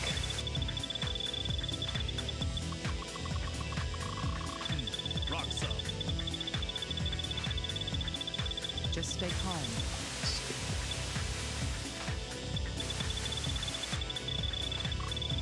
Excellent. That was amazing. So funny enough, in JP, Naomi speaks like she's originally, I think, American, or she's from the States. So she speaks, like when she speaks, Cautiously continue. she often uses a lot of foreign borrowed words. She'd be like, gorgeous. It's like, instead of like, saying an equivalent in Japanese, it's kind of funny. Depending on the game, there's a bit of weird twists and changes between where people are from. Like in Take it easy. Just relax. like in one game, Naomi is Japanese and came to America, and in another regional version of the same game, she was from America to begin with. Be careful. Yeah, it's very confusing. Until they reach the guideline. Or she might have been from Europe. I don't remember. Like that's the thing. Like the locales, unfortunately, aren't very consistent in the early days. Later on, they did make them a lot more consistent, but they weren't very good, unfortunately, in terms of consistency at first. And that's for second opinion to blame, unfortunately. That goes there. That goes there. That goes there. Be careful. So unlike what you might believe, we're not going to drill through the entire bone for the one that I just did there. That's reserved for the femur that we'll do in a second. Nicely. Be careful during this procedure. Avoid touching the guidelines. Alright. By the way, this is all on one patient. I should add that. Like, this is on a 10-year-old Yeah. girl. which is like absolutely absurd to think about. Yeah. Yeah, this is basically what you deal with in Patient Zero. You deal with this, you deal with the same thing in different ways. You deal with it in different ways between endoscopy, orthopedics, surgery, endoscopy. But it's all the same disease in the end, and yeah, it's this viral hemorrhagic fever that we diagnosed on our boy Sam earlier. All right, this should be the last one. That's the spirit. I'll get the chisel and mallet ready for you. Such precision. No good. I knew that was going to happen. That one's arguably the worst, and that one wasn't a miss. That's fine. Excuse me. Cautiously I'll continue. forgive the. I'll forgive the drop. I'll forgive the drop of the music. These fives. You'll get cools on this, so to build it back up. There you go. Those fives consistently were epic. And then here we're gonna just build it up all the way to 1200 again. Yep. No way. It'll be best to wait until the guideline returns. Yeah, more shenanigans with static and static interference and shards. To avoid the shards. That was good timing. You said that right as it was going to appear. Let's proceed. It's like you knew. Stay calm. I wish I was that clever. Ooh, that was a little. Such precision. You normally have a method for counting out the 5 seconds, right? It'd be best if we waited for it. Anyone watching probably have noticed the fact that I'm counting, and they might hear the sort of initial one that I do before I then actually count the rest out. Yeah. All right.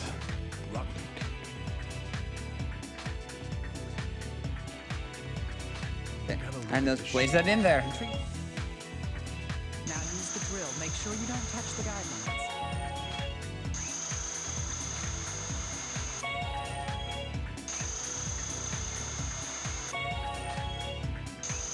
So yeah, again, trying to go for bads, as that's the earliest point at which it will let you advance. You need to aim for the guideline. Be precise here. Yeah. Your skills are marvelous. Actually, not a joke. Like, in trying to intentionally get bad is actually more precise than you think. Yep. Don't worry. Yes. Like, it's so easy to either not go enough and then have the game not progress, or to go farther and then get a good instead. All right, this one's going to go through the entire femur. This should be the last one that I need to do, Yeah. other than the hammering right after. Yeah, look at it speed up as he's holding the arrow out at max speed, at max length. Ooh, little wobble there. Yeah. All right, and then That is deep. See, that started at 13 and it's counting down. It's still on cools. there we go. All right, that's it. Now I get the staples in, and we should be done. Let's take a look at that IGT because I'm curious. Use it and follow the guidelines. No. Anything below 9 minutes is considered very good. So let's see how we go. 8:40. Somebody tell Cosimo he's going to be molding about that. Oh, He currently holds the IL for it, but the IL he said is very bad and needs improving, and I think that probably beats the IL. my That's actually why. beaten. Yeah. Under. Anyway, it's time to do endoscopy. You're saying Is that by technicality a world record? I would have to check the boards. Individual level world record? Technically, I No. think. Okay, so now we get endoscopy with this business. Except this is on a cat. This. Yeah, it's on a cat. So Everything's so much smaller. I'm very awkward. someone brings in a cat and asks Chloe to look at it. Or Chloe, that's the name of the cat. Asks gonna say. Naomi to look at it. It's And yeah, we're trying to look at what Chloe swallowed. Apparently it's pieces of bone, but there's a thingy underneath. A virus colony that, when triggered, spawns this black bruise that we've seen many Countless times times, before yeah. by now. So we have to do it bit by bit, and you'll see there's a bit of a trend with them. Also the music changes. Whenever you encounter this black bruise, it will start calling by name as soon as it's revealed in game. It's going to take a little while, I think, to get there. It will take a while before that happens. It's very close to the end of the game. Is that fly still going around? Yeah, that's it. Yeah, don't mind all the swatting around that you see us do on camera. Like, there's a fly going around. It's been going around for a while Anyway, as well. So yeah, how we do? So yeah, because we don't know any better, the only way we can deal with this is by prodding it with the forceps so it bursts, and then just deal with all the problems. When we deal with all the problems, we will start shrinking. The next stage of problems occurs, and you carry on until the bruise fully disappears. Oh yeah, he's gonna be swinging his arm back and forth again to move this endoscope. Like, here's your refresher on the endoscopy since it's been like It's been 3 hours. 2.5 hours since we last saw endoscopy. Is that like 30 minutes? No, it's been 3. What was that bump? Goodness sake, game. The game can also sometimes just like basically pull you back in the motion that you were going, and that will pull you into a corner, which counts as a bump. So you can kind of get messed over by the game a little bit when that happens. Yeah. So we have this. I'm going to back it up slightly just so I don't have to cut so much, which will become really important later on. Yeah, yeah. This is one where you'll try to count the vitals out, right? For the incisions. Sort of. Because the excising those tumors is actually really consistent with the damage. It's each of the nodes that you see that you have to cut. Each of them does 1 vital damage when you trigger it, when you hit it with the scalpel. The ghost is back. Just There's affected areas here too. spooky ghost. Yeah. It's me. I'm the ghost. So yeah, inject it there to protrude it, and then it's in a good position to snare it. This area has been treated. Let's proceed further. So bumping, because 1, we're in the small intestine, but 2, we're in a cat. Bumping causes a lot of vital damage. That's why I'm being extra careful. Also, yeah, that's also why you can see vitals are currently at 57, and they're close to maximum. Like surely the maximum is at 99, and that assumption would be correct. Indeed, the maximum vitals you get on this is not 99. It's less than that. So there is sometimes lower vitals caps, and there are certain operations that can have complications that can cause the maximum vitals to drop. Yeah, here we're Stupid game. yeah, here Getting mad at that. we're intentionally bursting this virus colony again. Oh, come on. Notice how Aw. it's a little flower-like, with like where it like has like these petals. There's like the bud, and then there's petals around it. Keep that in mind, because that actually means something in the theming as well. There's a lot of theming that sort of goes with the Theming and virus. motifs. Yep. Like we drawn attention to the butterflies earlier, the butterflies and the red border around the game The area is shrinking even further. during certain parts.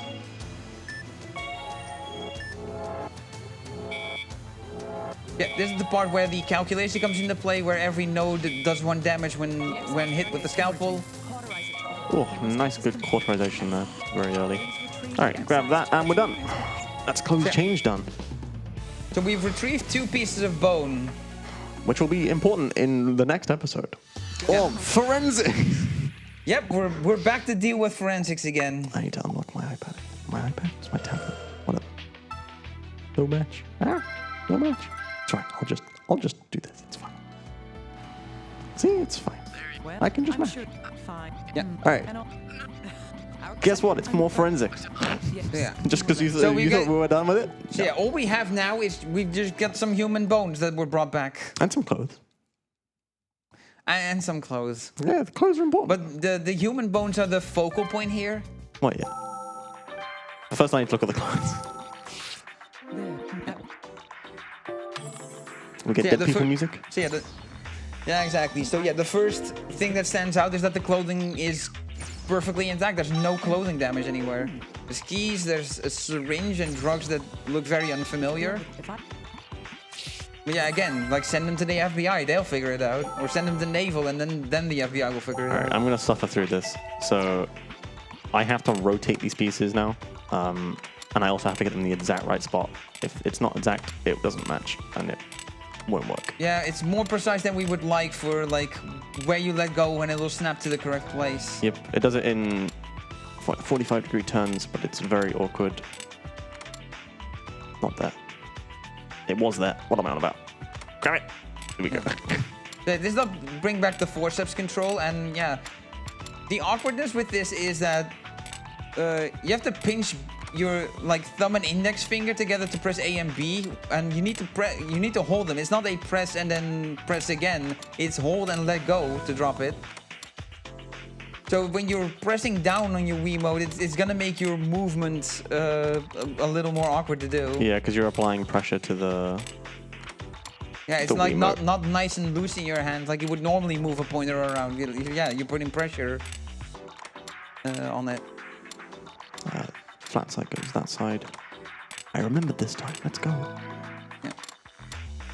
Yeah, slowly putting all this back together. Don't worry about the fact that I'm just like putting random pieces in. I know where these go. It's just doing it. Yeah. He's played the game a few times. I'm actually doing this in a very different order than I normally would, but it's working out so far, so I'm not going to complain. Oops, easy. And grab this last piece. So there's a gap here, which you'll notice. We'll sort that out in just a moment. Yep. But first of all, I need to take a look at the skeleton, the bony boy. Oh, wait, I can't do that yet. I have to come back to that. Ignore that. Let's pretend like we're going to come back to that in a second, because we will. It's because we're going to combine these. There we go, look. Bone Yeah, pieces. so these are the swallowed bones that we extracted from Chloe in the endoscopy operation we just did. Yep. Right, there we go. Okay. I need to get the syringe case to the little guy. But now we have the actual skeleton to look at. And keep in mind that under those pieces of bone, when we extracted them from Chloe, there was this virus colony underneath with the black bruise. So we'll have to work to figure out what that means. Why that's a thing. It's the tastiest bone, guys. What do you mean? Yeah, usually one of the answer options in this is usually pretty humorous, and like they put that in there. Humorous? There you go. I was just on the humor. Ah. Yeah, that one was on purpose. Good, okay. Sometimes I'm clever, only sometimes. What's the... But yeah, anyway.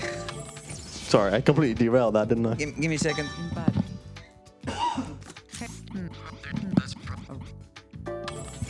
Excuse me. I need to get the book. So, I want... Well... so yeah, there's usually one funny answer that is clearly there meant to be funny, and like it's very clear that that's not the correct answer. Allergic fever 3. Yeah, not all questions have it, but mostly there was like the last question. There was an answer called pure evil. I guess it's just pure evil. Well... No better explanation. That's right. This was... And yeah, Mother to child, what?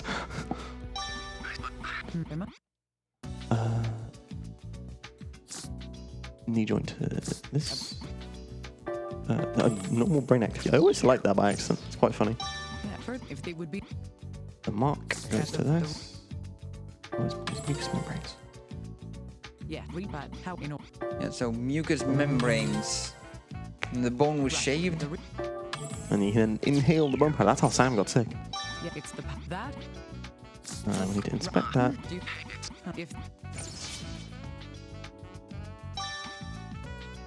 And then we need to do this. Not this. We want. I need to get the key to. Okay, why haven't I done that yet? That's Alright, then we get to put. Oh, no. This little guy again. Now we get some more information. Now we get about the syringe case. There we go. You have to give the bloodstain close twice the little guy within the same section. It's very weird. So yeah, the strange about... So yeah, what we now know about these antiviral drugs is strange that it's stuff that wasn't even FDA approved yet. So how does he have that? Is the question. Yeah, could this... We're missing it to themselves. Right.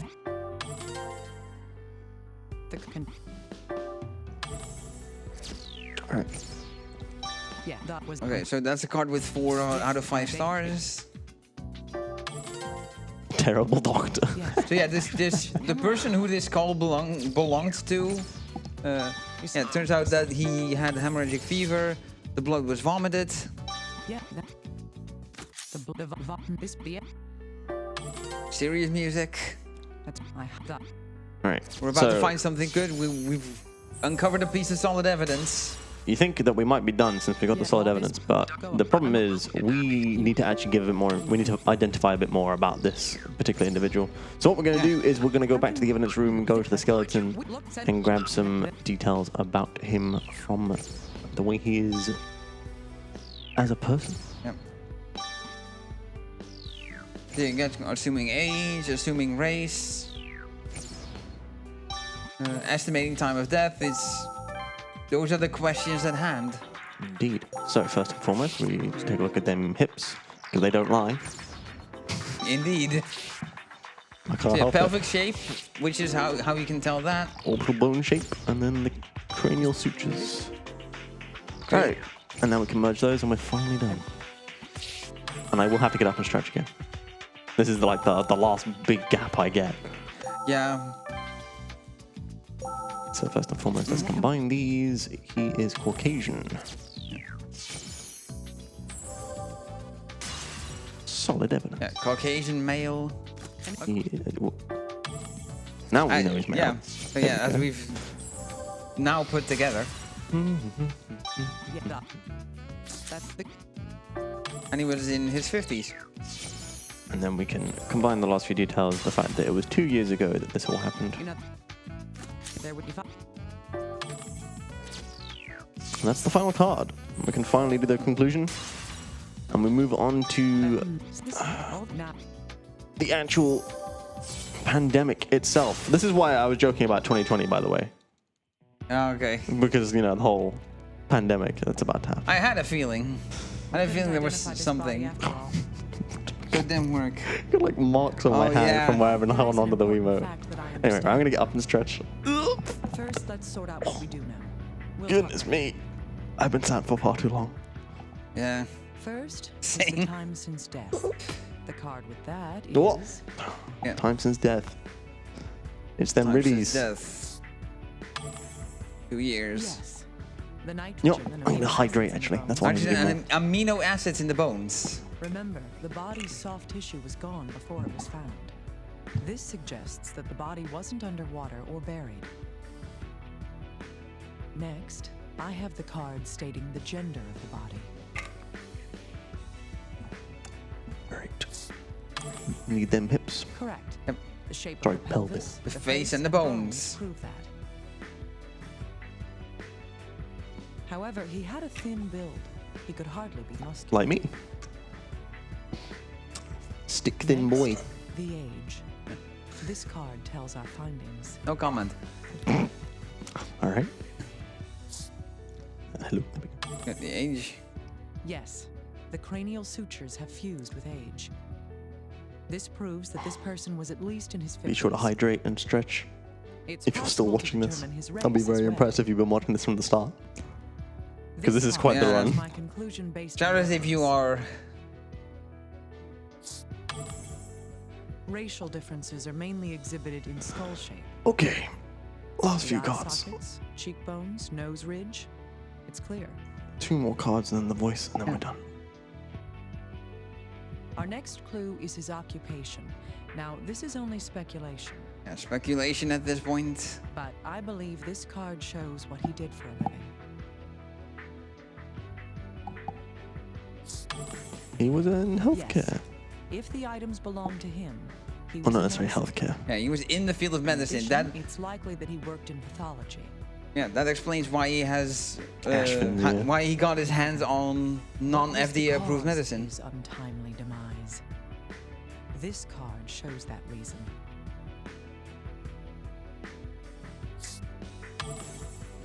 A virus living within a corpse long after the host dies. I don't want to believe it, but bones don't lie. They do not lie, indeed. The virus passes into the mucous membranes on contact. And you know what's also bones? The He hips. died like the man Gabe diagnosed. Not wrong. Hemorrhagic fever. He understood what was happening. He knew why he died. Please, He just knew let me select the last card. Naomi, shut and up. the last words he had to say. After you've heard Naomi talking for many hours, you do Yeah. just want to get on with it. Okay, finally, right, let's get on to Yeah, our first I believe his response. final words were something along the lines of "I was enticed by the devil." I don't remember. I don't remember. I need to actually All right, casually play this game again. Yeah, so a bit of, you know, to kind of shake you awake after a forensics episode, we're just gonna go straight back into first response. Yep. And we now need to cure these people. Because now that we at least know that it's a viral hemorrhagic fever, we have antiviral drugs. Now, in casual play, what you do is you inject the white antiviral drug, and it will afterwards, after a while, it'll take effect and tell you what color it is, and that's how you know what color to inject. Color's always the same, however, so as speedrunners, we know what color it is, so we inject the color immediately, which the game does let you do, which is nice. So limit is 4, so we're back to being allowed to lose patience again. Yep, we're gonna do some more malpractice. I'm gonna do the syringe first. This is yellow. Oops, don't miss because they do a lot of damage. So the antiviral drug is to suppress it, so there's no vital loss and no convulsions that can happen. Because you can't do anything during convulsions, and the vitals drop considerably if a convulsion happens. Okay, this is now NA.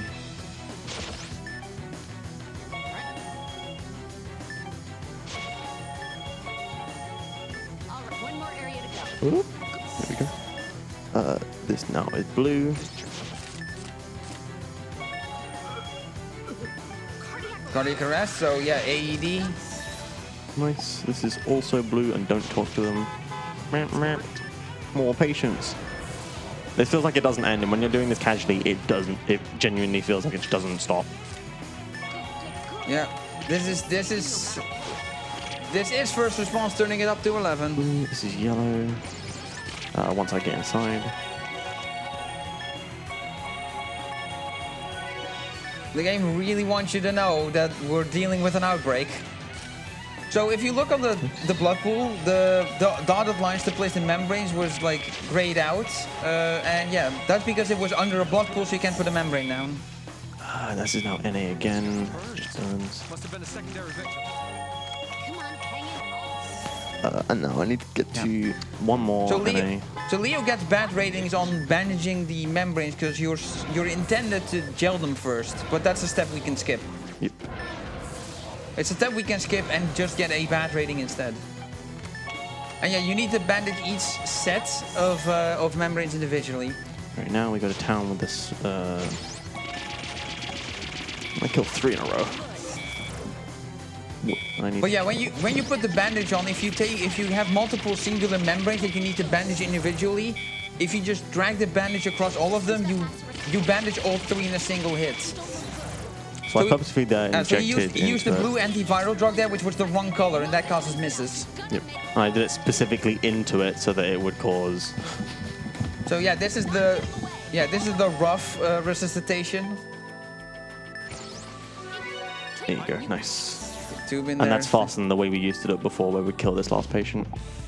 Anyway, right, that is PZ8 done. It's now time for the final operation of orthopedics, and then we can finally move on to the final forensics. Yes, there's one more forensics, but actually this forensics is actually really good because it explains how stuff all started. Yeah, this will really. And now we have an actual name. We have a name for this virus. It is Rosalia. Indeed, it is. It's the Rosalia pandemic of 2020. Yep, the Rosalia virus.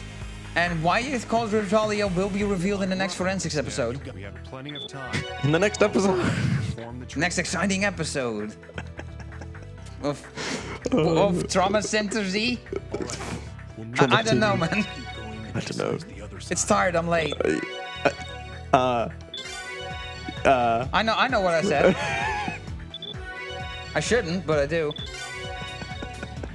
Rock solid. Beginning incision into the user just as we start. Alright, so quick spinal cord out. And this is what I mean by in the previous op where we had this similar gem. In this one, they do really big segments, and it only takes, I can't remember how many in total, but it's much quicker. Continue the treatment. Yeah. It's still arbitrary, weird squiggles for some reason. I don't know why you wouldn't just cut it in chunks. I guess content. Yeah. slowly circle our way around. Yeah. Let's do things the hard way because we can. Pretty much.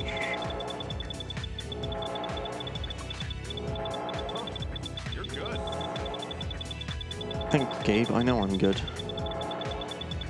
I like to just randomly reply to those remarks sometimes. It's just like, I've been at this for 3 hours already. I need something. Yeah, to anyone that's been watching this for multiple hours, thank you so much for sticking around for this long. And if this run by itself feels like a marathon in and of itself, that's because it is. Yep. Like we've highlighted before, what a behemoth of a game this is. Like there's obviously games like RPGs that are this long, like 5-6 hours, but yeah, this is just different gravy, honestly, with like the intense action of waving a Wiimote around and sometimes a nunchuck. My thumb's starting to get tired from mashing. We're getting closer to the end. So yeah, we've We've got this. still got a whole entire forensics. Blood vessels are True, but you know. That's where most of the mashing is. Okay, so there's like a red glow and there's squishy sounds. So yeah, you've now got a time limit to sever everything. It is impossible to do everything before that first one happens. So Leo just waits until it happens and then starts doing it. Yeah, it saves time on cutscene like animations and stuff. So it's just a minor time save. Yeah, because he could have done the first 2 probably with that, but then it would have snapped back, and then all those hairs just come back, and you have to redo the entire process. Yeah, same again. Now we've got this mix, so yeah, again. It's rejoined with the blood vessel. Cut it off again. And the game intends for this, because yeah, that happening doesn't break your chain. So so they designed for it to happen, so it would be unfair to make it break your chain if you can't avoid it, even with perfect play.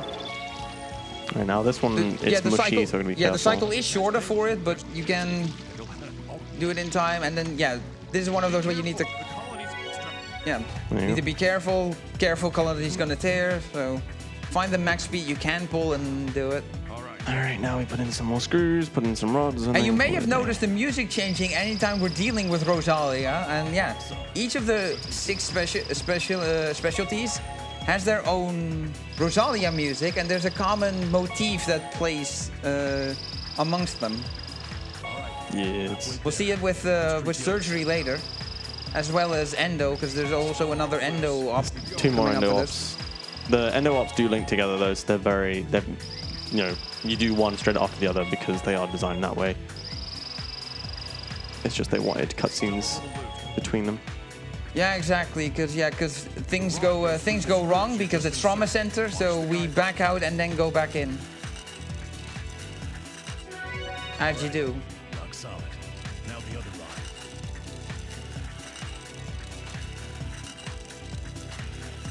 line. All right. Let's get the. Woo! Thank Gabe. Me too. Time to close him up. Use the stapler. A little cool chain there.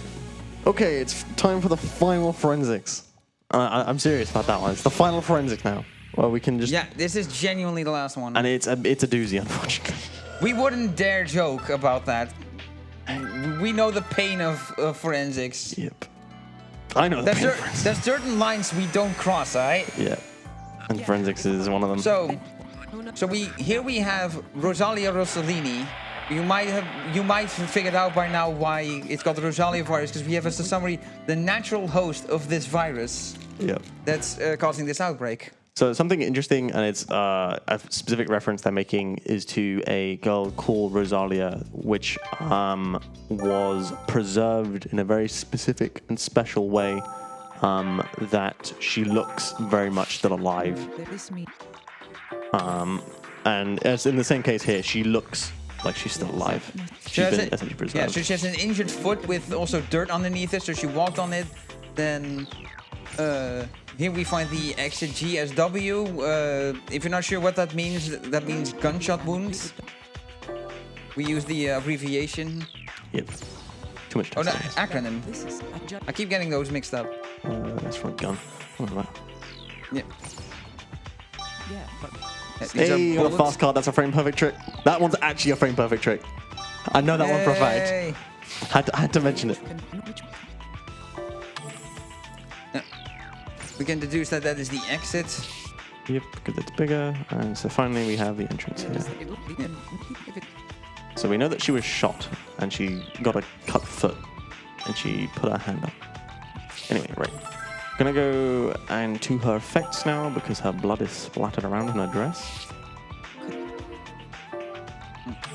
Alright, and then this one I definitely need notes for. I can't do this by memory because there are too many options. You'll very quickly see what. Did I go back? Yeah, I did. Oops. Just because it's way further up here. There we go. Because this has so many options, so many cards that are all going to come together and be relevant. So this one I want to put front to back, which means she was shot from behind. So yeah, we're gonna combine a bunch of these entrance and exit GSWs. She was from the front. I'll put the chest of the guy.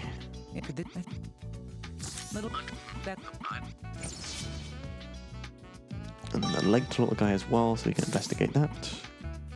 And then we want the palm to the little guy, so it'll be the palm. From close range, because there's a difference between those two, those are important. And then we want the back bruise. Yeah, from very close range. At first we think that she hasn't moved, like, Yeah. but then we have a thought that to do with the way that it's been like around some blue flowers, she must have been moved there originally. Yeah, we saw her body lying for us to examine, but yeah, where we originally found her, which you see in the cutscene that gets skipped, is in a field of blue flowers. Right, I'm gonna grab a whole bunch of stuff in here. So there's a bullet, there's some glass here, then there's the shattered glass up here, and then combine that with the blood on the floor and the recorder and another bullet. Fortunately, I've got a reasonably good angle. I might have to zoom out though to get the last bullet. We'll see. But yeah, we got a recorder, and that will come in later. Let's see if I can get this bullet. My cursor's off screen. Yeah, I got a bullet. Let's go. Got on a one screen. Very exciting. That's again now me going woo. We'll be playing this blindfolded in no time. Absolutely not. No, that's just not going to happen. All right. Anyway, broken recorder. Just that one part. So you have the recorder, and then we get the blood on the floor, and the bullet entrance. Purple casing, and then the blood stain has already been done, and we just need to give them the glass shard specifically. Shot was fired. Okay, right. Get the glass shard. And give it to the little guy. This one. All right, now we need to take a listen to that recording that was just given to us. We don't actually need to do anything with it. So there's no, so there's no picture because yeah, it's just a sound recording. Yeah, it's not the person we particular. spoke to. Yeah. All right, now we need to give the bloodstain to the little guy again. We need to give him the hand wound, which is specifically this one, and that's because he was trying Yeah, so to protect there's us. a name, there's the name of Albert that's getting thrown around. Shattered glass. That will be important And then later. the hand wound to the plate dress. It's because she was bleeding from her right palm. And then we get a whole bunch of other cards. So now we're doing a bit of conclusion to figure out what we do and don't know. Gunshot to the chest from the front. Yep. So she was facing. Yep, and then she was trying to defend herself. And she had gunshot residue on her hand as well, which would suggest that she was shot very close range. Yep. Okay, now we need to, so now we've combined all of those together. We need to go to the flowers in the field because they're very peculiar. They're very different. Because Yeah, they're because blue. we mentioned the blue flowers, but Except no, we're after the bullet. Sorry. Yeah. Just thought I'd completely. we mentioned blue flowers before, where that's where we found Rosalia's body. Yep. And So, so yeah, there's a finding a bullet casing there. there is kind of important. Good. So this yellow casing we're going to compare to the others in a second. So if we give this, you can see that's confirmed that it's the same as the others. And then the purple casing is going to go with the shattered glass. 2 were shot inside. Yeah, 2 bullets. It was from the glass from the door that she stepped on, and it was shot near the desk. Now the yellow bullet goes to the chest because now we have a murderous intent. So we know that a shot was fired here, and it was likely that Rosalia was killed there. Alright, now this is a weird moment where we have to go out of the laptop and back into it to actually progress. Because the game is just like, oh, you need to check out some other stuff. Yeah, because the game needs you to leave the dialogue to have this progress happen, and then you go back in. Yep. And because now we have this, which we can combine with this. So she stepped on a broken glass. Yep. And the broken glass can now... this and this can go together. And she was standing inside the lab. Yeah, standing in shot. Yeah, she was standing inside when the shot happened. And then she started to run away. She stepped on the glass, and the gun was being pointed at Rosalia. Little guy, what is it? Exactly the voice line. Didn't even expect to get that right. 3 rounds were shot in total. Yeah. Indeed. Okay, and then we finally have solid evidence. Yep. So we now know that was shot inside. Yeah. And that broke the glass which she stepped on. And now we have the gun. Yeah, Albert's gun. And now we have a weird cutscene thing, which means that I'm doing the progression correctly. Okay. Yeah.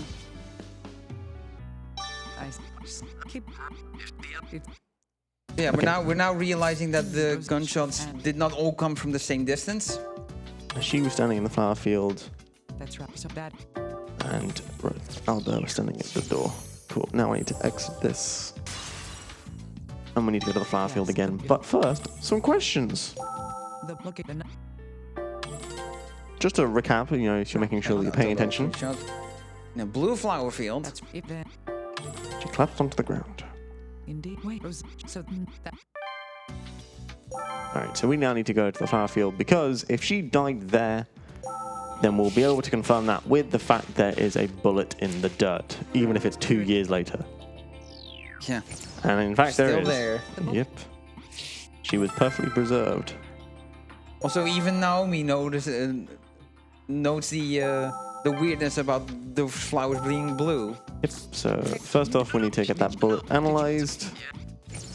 And now we can put the bullet to the gun because it has the same rifling. Yep.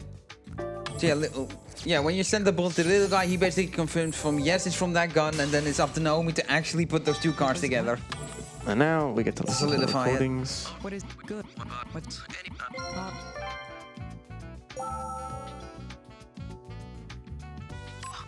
I didn't mean to do that. Oh, well, it's fine. And this is answer 1 because the blood on the lab floor was from Albert and he vomited it. Because he was infected with the virus from the one before. It all comes together. Yeah, that viruses that make blood spill out from every single orifice you have. Yep. 0 out of 10. Would not recommend. Okay, now we need to give the blue flowers to the little guy. Because he needs to do a bit of investigation. Right, so I thought first we thought that it was because it had moved, but no, because the bullet was in the ground, we know that isn't the case. And because she was being defensive about it up until the point where she died. Yeah. So now let's go take a look at those flowers again because they're kind of interesting. They're certainly not your usual kind of flowers. They're Asclepias. Yeah, they're Asclepias, but yeah, it's not really a common color for Asclepias to be. I mean, blue flowers in general are very, very rare. Also that, yeah, you usually see them in more purplish colors than blue. Exactly. So we need to check out these. Yeah. There's the reveal that it's Asclepias. And they shouldn't exist. And then we can combine these 2, and that's because they got discolored. Yeah. And that's because Rosalia's blood seeped into them. Ooh. Yeah, seeped into them.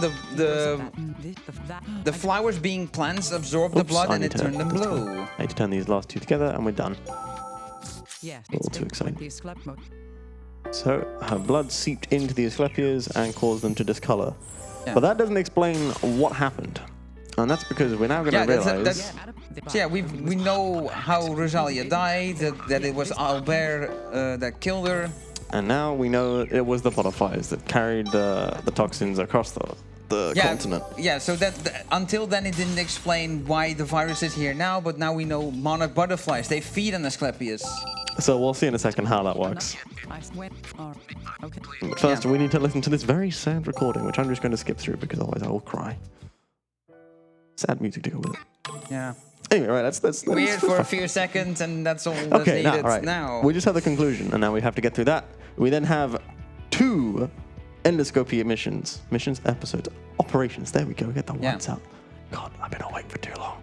And then we have 1 last surgery mission to go. Operation, there we go. Why am I calling them missions all of a sudden? I understand. Because we sometimes refer to X-Ops as X-missions. Yeah, it's true. You're not gonna hide it. You can use similar terms for different things. We came here to find an antiserum in Rosalia's blood. But what we found was that Rosalia had already been killed. I have in my hands the card stating what killed her. Yeah, as she is the natural host of this virus, she herself is immune to it. Yes. The bullet's rifling matches that of Albert's gun. There's no doubt that Albert Sartre was her killer. So this is where I point out that in my channel on Twitch, I have a kitchen gun, like, sound redemption.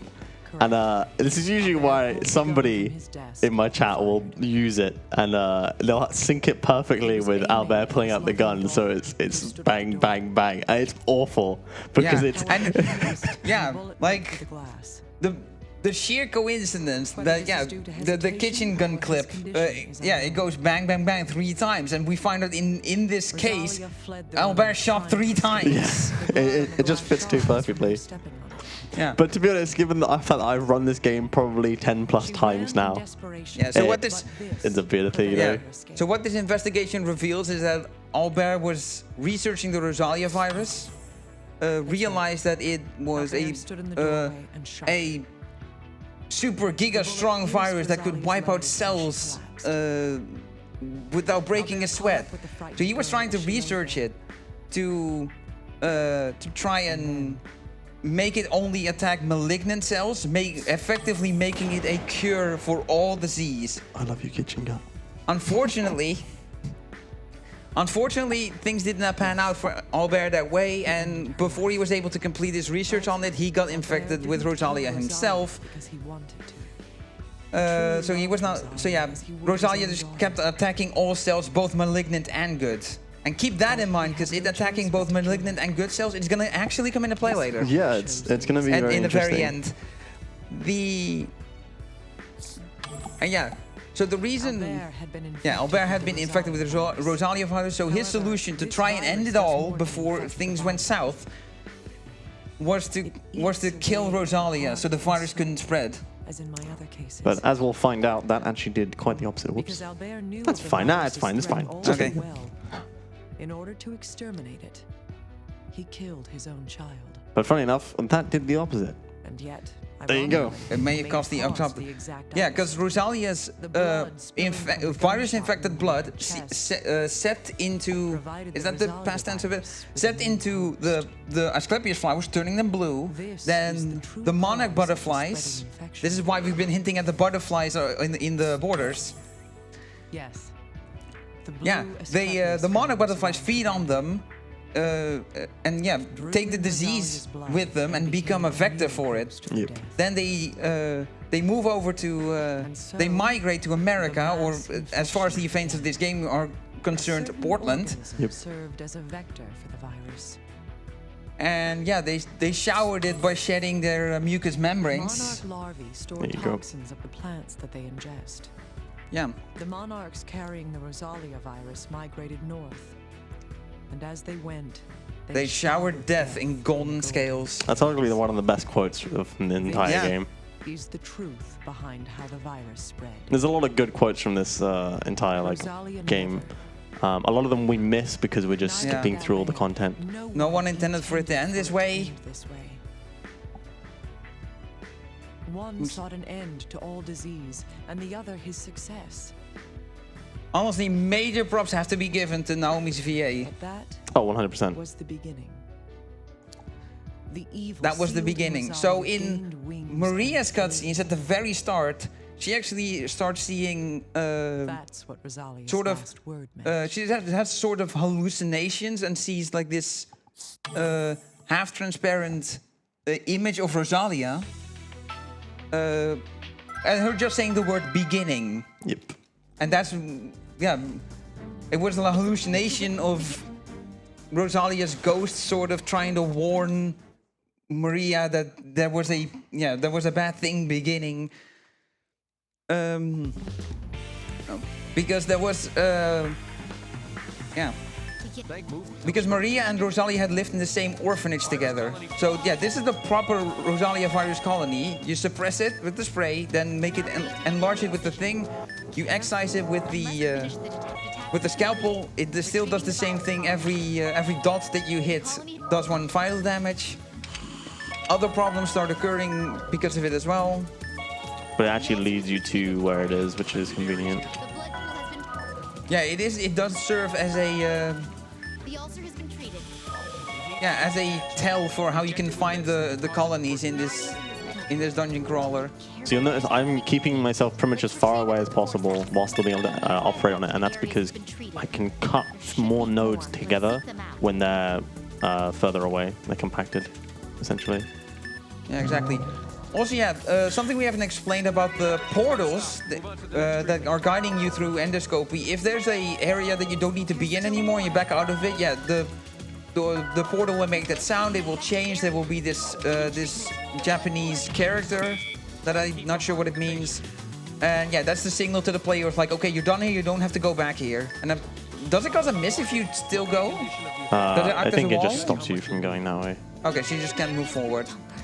So yeah, this is the endoscopic procedure of Rosalia. Is suppress it, then enlarge it, make it big enough for it to excise with, and the spray is so you can enlarge it without it bursting.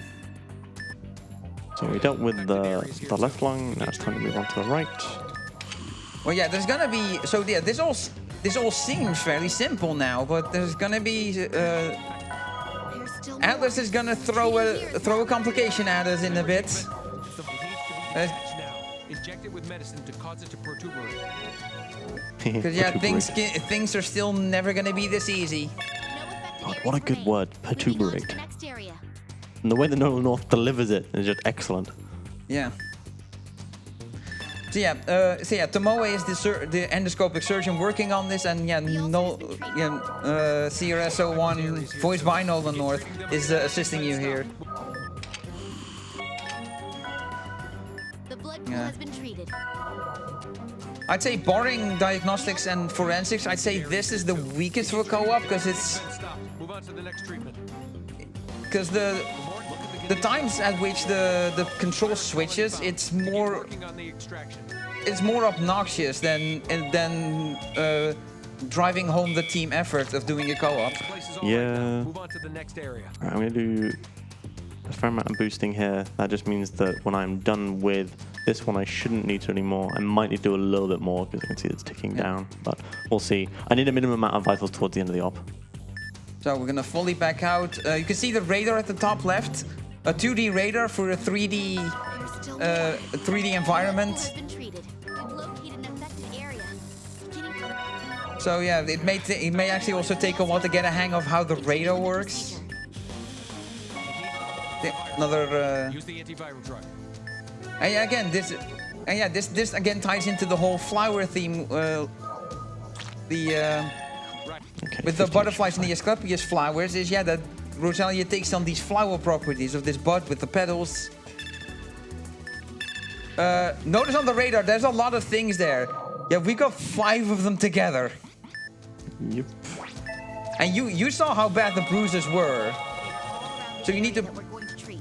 So here, when you inject the medicine, it makes the adjacent ones also also rise based on where you're injecting. So yeah, you need to do it. You can actually use the spray and the drain to reduce it in case you make one too large so it would burst. So you're just trying to carefully manage this. I was like trying to reach that one in particular. It just was being an absolute nuisance. Yeah, that's Leo counting out the vitals. So yeah, all the little nodes doing 1 damage on the scalpel. Then there's a very different area where a bunch of colonies just burst, and then this happens.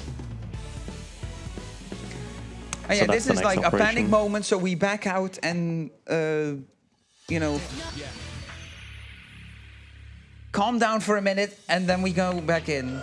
Yeah, this episode was also called Despair. Now it's time for Rejoicing.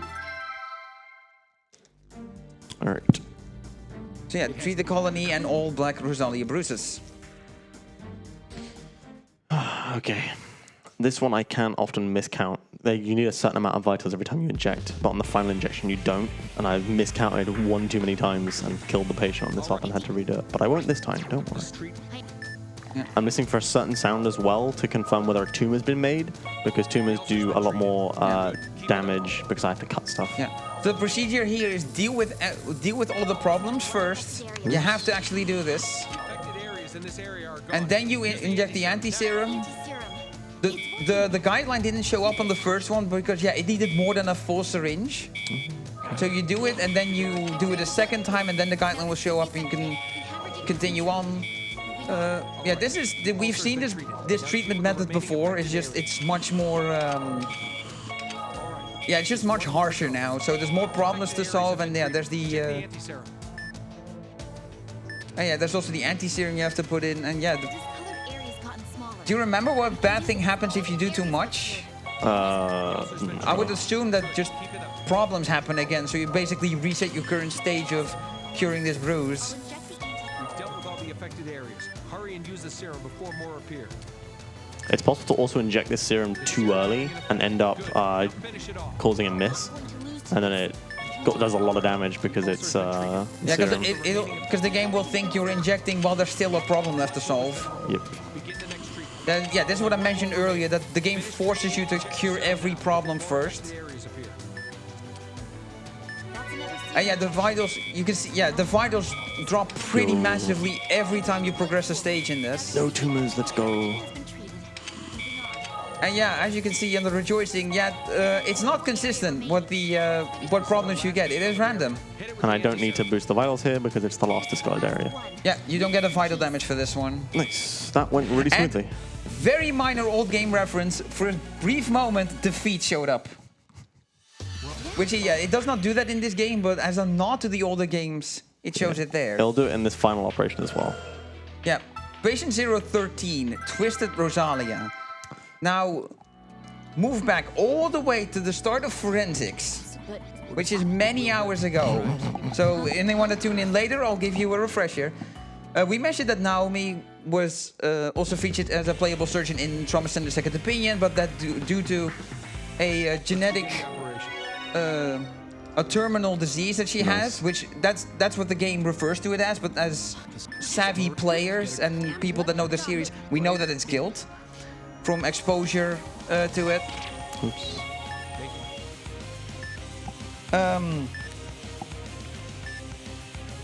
Yeah, so she has guilt, and she's not because of that she's not allowed to be near patients because she's gonna just give them guilt, and it's gonna cause complications. So she's not allowed to operate as a surgeon anymore. So what happened now is now Naomi got infected with Rosalia, but what happened, as opposed to all the virus colonies that we've been dealing with before, is that Rosalia actually did like a Dragon Ball fusion dance and merged together with her existing disease of guilt to create this. Twisted Rosalia, a gigantic virus colony located within her heart. Yep. You know, to set the level. So yeah, the procedure you've been seeing Leo do it as I've been explaining, like the background to this operation. So this operation is going to just introduce more complications as they go on. You have these white little pellets. Luckily, they're irrelevant throughout the entire thing, but yeah, you're intended to drain them so they don't reach the thing or the vitals go down. I believe also the vitals cap goes down. I think so. So you can't let that happen, and that's where you drain them. But Leo can operate fast enough that he deals with everything and then stops moving and advances to the next phase. Now there's 3 of these. So this is the things you've done before. Drain the stuff, then inject the vasoconstrictor to make them vulnerable. Then this medicine to stop it from moving so it can be excised. It's funny, Maria's saying don't get twitchy. Maria, it's been 4 hours. Continuing the treatment. Yeah. So he's lasering basically where the point where they all intersect, so you can just circle and hit them all at the same time. And the additional complications that come from further phases is shards that come out that you have to extract, and if they hit the nutrients here, I then have to inject another thing. That's why I lasered them so that collectively it deals less mess, essentially. Yep. So this is stage 4. I need to boost the vitals. Gosh. So after this, I've mentioned it a few times before that on top of vital damage, you can also get the vital maximum can be reduced. So what we're gonna do here is we're gonna artificially stop Naomi's heart, which is gonna rapidly drain the current and maximum vitals together. So you have to act fast and finish the operation before that reaches 0. And there's nothing you can do there, because the vitals cap is also going down, so stabilizing is useless. Continuing usage. So yeah, now there's 4 parts you need to laser. Now injecting the gelator. Yeah,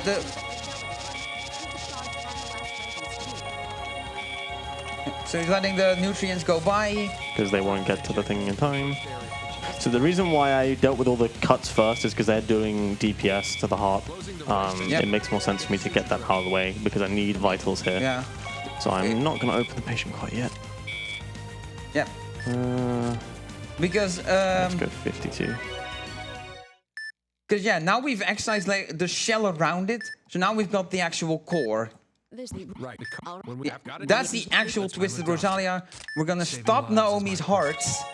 You can see the vitals are draining really fast. You can see the bar with the maximum also going down. Not done yet, you muppets. And that's it. Inject the serum.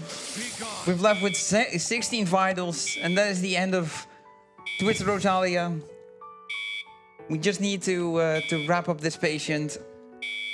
And as is common with Trauma Center games, is there's an epilogue we have to view before we get to the credits, and once the epilogue finishes and we transition into the credits, that is when time will be. And that'll be when the trauma team logo appears, but I'll worry about that. Yeah. Get the suture on. It's almost over. Yeah, enjoy this incredibly rewarding music for the end. Oh, the credits are in itself beautiful after for a few seconds. Okay. We cannot stress enough how amazing the soundtrack is. We've saved Naomi. The 7th Doctor, which references the player. And time. Yep. My hands are dead. I need to sleep. Here, I'll support you. God. Oh, what a train ride. So, something we did not mention at all. This was the very first time that this game has been showcased at an event. Yeah, we've never had Trauma Team showcased at a marathon event. And so when BSG accepted it, I was super happy. And also don't doing it because it's such a long run and I wanted to do it justice. So I'm glad that I managed to go pretty safe underestimate as well. So yeah, hopefully you've enjoyed whatever segment of this run you've managed to catch. If it's been all 4 hours, 10 minutes, and 7 seconds of this. You should probably be joining the Trauma Center Discord and vibing with us, you know? Yeah, exactly. You've earned it. Yeah. You've earned it if you've sat through it all with us together. So yeah, incredibly massive thanks to BSG for allowing this on. Yep. You know, us speedrunners always say this, but with this game, I feel like it needs to be extra stressed because there's so much of this. It's such a long run. And yet there's like the less interesting parts with diagnostics where the commentary really has to carry it. Yeah. So I hope that the people that caught that were but we've been able to keep you engaged throughout this entire thing. But yeah, if you have any interest in Trauma Center, Trauma Team, any of it, then I'd highly recommend joining the Speedrunning Discord. You can just go to speedrun.com/TT, and the Discord link is there, as well as the leaderboards. Yeah, you don't have to do full runs. There's individual levels as well. But yeah. Yeah, and soon we'll have the specialties as individual levels as well, so you can run them individually, do them as practice. But yeah, goodbye everybody. Thank you very much. Back to you, jimb.